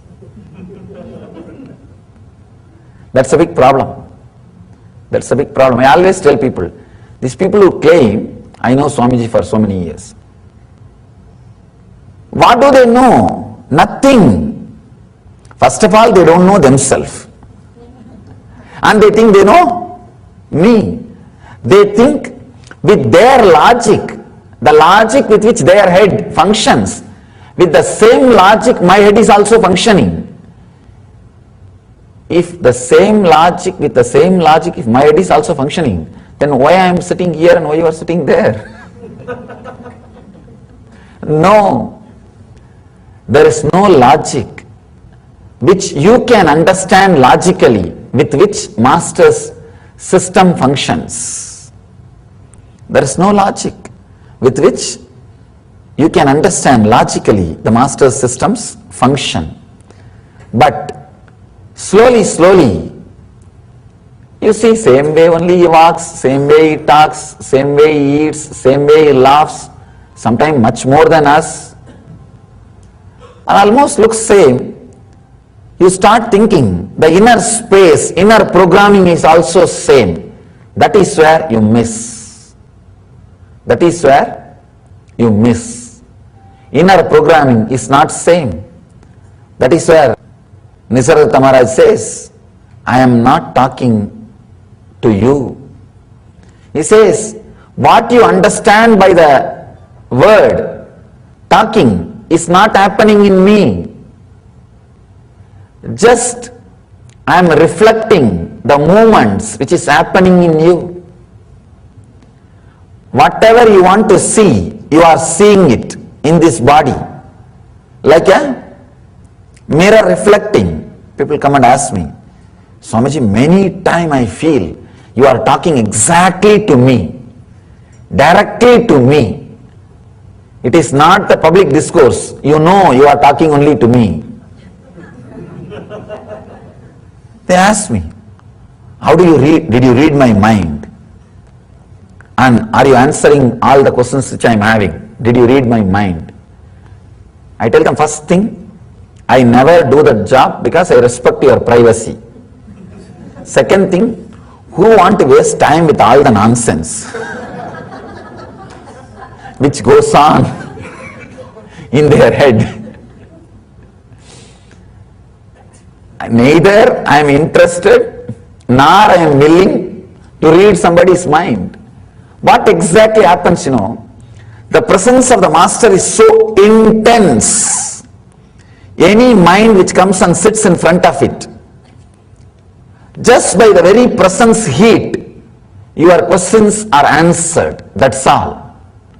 Whatever questions you carry, just answer comes out without even me logically reading and answering. Many times I ask people to talk so that they will understand what their problem is, not for me to solve. Because the master's mind, enlightened mind, does not work with the logic with which your mind is working. If you think the enlightened master's logic work in the same way your mind is working, you miss the whole truth. You miss even the master. You will not be able to understand the truth. You will not be able to raise yourself to his level. You will bring him to your level.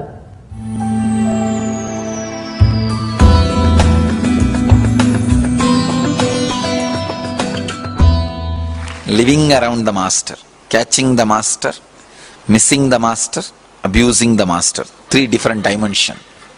Just this basic 2-3 truths. 1, all scriptures, all literature, all method of teachings can only inspire you, cannot give experience. Understand, it's the first law.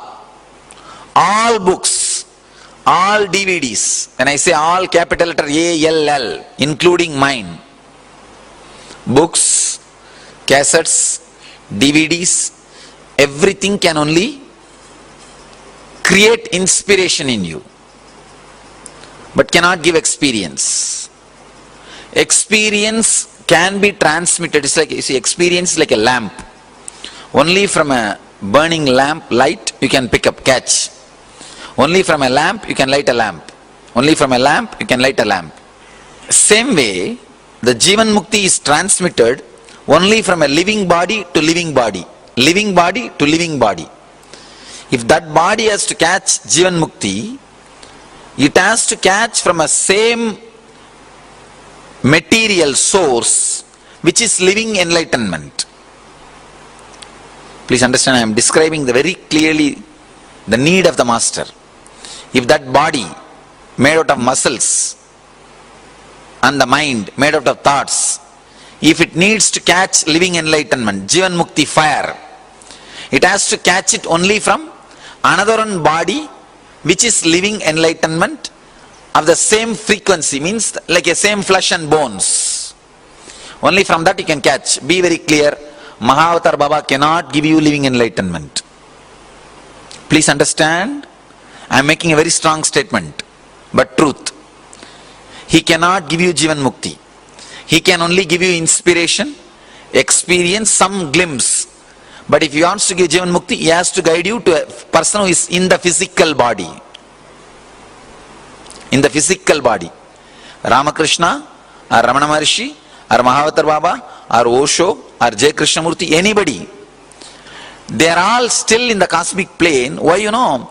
With whoever they committed when they are in the physical body.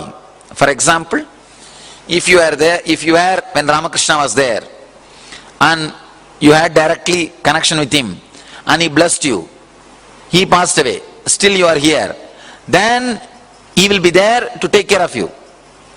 But no new addition is possible after the body is left. No new addition is possible. Now, Mahavatar Baba, all of you I think understand what I am saying. All of you understand what I am saying clearly? Now, if you are seeker, starting to pray to Ramakrishna, Ramana Maharshi, they can guide you to a living master. That's all. They themselves will not be able to give, because it has to be transmitted from this plane, from flesh and bone. That is why the need of living master again and again and again comes back. Understand? That is why no huge organization is able to own spirituality than a living master. Seekers are around me. The reason is, it can be transmitted only from flesh to flesh. The person who is living Jivan Mukti through his muscle memory and muscles. See, I will be living Jivan Mukti without muscles after I leave the body. I will be living Jivan Mukti, that is not a problem. But because there is no muscles, I will not be able to transmit it to the person who is with muscles. If I initiate you now and give you the assurance, only then I can handle you even if I leave the body. So if you had assurance from Ramakrishna, Ramana Maharshi or Osho, somebody, when they are in the flesh, then you don't need to go to new master. It may not be needed. But even then usually they guide to a living master, because living around the master is not only living enlightenment, it's a joy. It's an ecstasy. It's a way of life. For that reason they guide. Understand thoroughly. Otherwise, if you have not had connection with them physically, when they were in the body, even they can't do anything. Mahavatar Baba will not be able to give you enlightenment or the spiritual experience. He can only guide you. That is the reason why still that living master's necessary is not replaced at all. It's not replaced. Still, the necessity for living master is there when the whole thing started by Shiva millions of years ago. The only thing which is not yet outdated, which can never be outdated, is necessity of a living master. See, the only difference between you and me is not enlightenment, because you also carry that, I also carry that. In our 7 layers, see, you are having 7 body, I have 7 body. The last 2 body, the cosmic layer and the nirvanic layer, the last 2 layers are one and the same for you and me. Even now, please understand. Even now, the cosmic layer and nirvanic layer is same for you and same for me. There is no difference in that. But this physical, these layers, these 5 layers, that is where the difference starts. So all you need is not enlightenment, but the body language of enlightenment. Please understand. I think all of you catch what I am saying. See, this first 2 layers, this nirvanic body and cosmic body. In this, okay. In that 2 layers, you are one and the, both of us are same. Only these layers, these outside layers, like a physical, oh God, it's not right.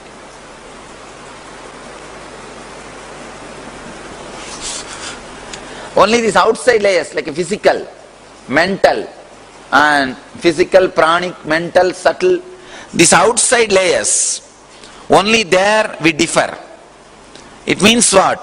You don't need enlightenment, you need enlightened body language. You understand what I am saying? You already have enlightenment, you don't need it. See, the inside, the pure consciousness is there.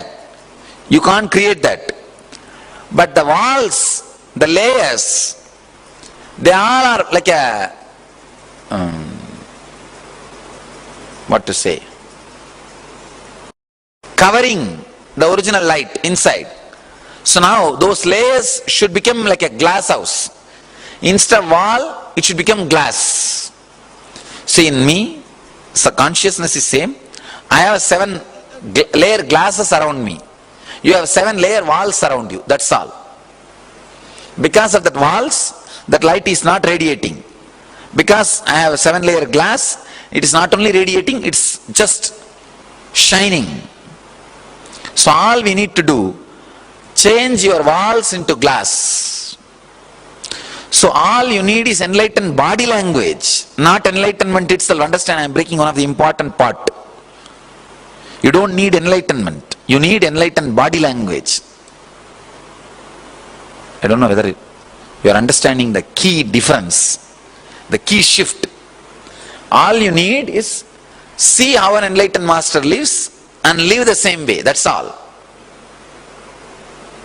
See how an enlightened, that's why the Bhagavata says, Leela Dhyana is the ultimate than any Nirvikalpa Dhyana. If you need enlightenment, you need to unclutch and be in Nirvikalpa state. But you don't need enlightenment. You actually need an enlightened body language. Then all you need to do is not to unclutch and try to achieve that pure inner space. All you need is meditate on the person who is radiating enlightenment and do the same thing in you. Understand? Understand the importance of the Leela Dhyana. Leela Dhyana means seeing the place of a living master and constantly being soaked in it. Nirvikalpa Dhyana means continuously unclutching and settling into that silence. Now you understand the difference between the two. You can continuously unclutch and merge into that silence also, no problem. But I don't know how many years it will take and how long it will take and what all will be the side effect and time, these, that. And actually you don't need to. You don't need to. Instead, meditating on the Leelas. So naturally when you meditate on Leelas of the Master, you don't need to do anything else. Automatically that body language will start expressing in you. The NSP, I got a few letters, devotees are telling, after 2-3 days we feel like I am talking like you, Swamiji. I feel my face is like you. When I close my eyes and I feel you are me. And sometimes when I see your photograph, I feel it is my photograph. My photograph. How many of you had like this glimpse at least sometime? Once in a while. Raise your hand, let's see. So that whole started happening in you. Means that Leela Dhyana Dwara, that initiation of Leela Dhyana started happening in you. Understand? If this happens, then you are done. If that same feeling starts staying inside you without your effort, you are done, that's all. I think now you understand living around the Master, what it does inside you. What it does inside you. Catching the Master, missing the Master, abusing the Master. Oh God. Is catch that fire and having that strong vidarka, catching that living enlightenment fire and start living. So catching the Master. Missing the Master is unable to catch that fire, but understanding that Master is of compassion, only I am not able to catch it. Is missing the Master. Abusing the Master is no.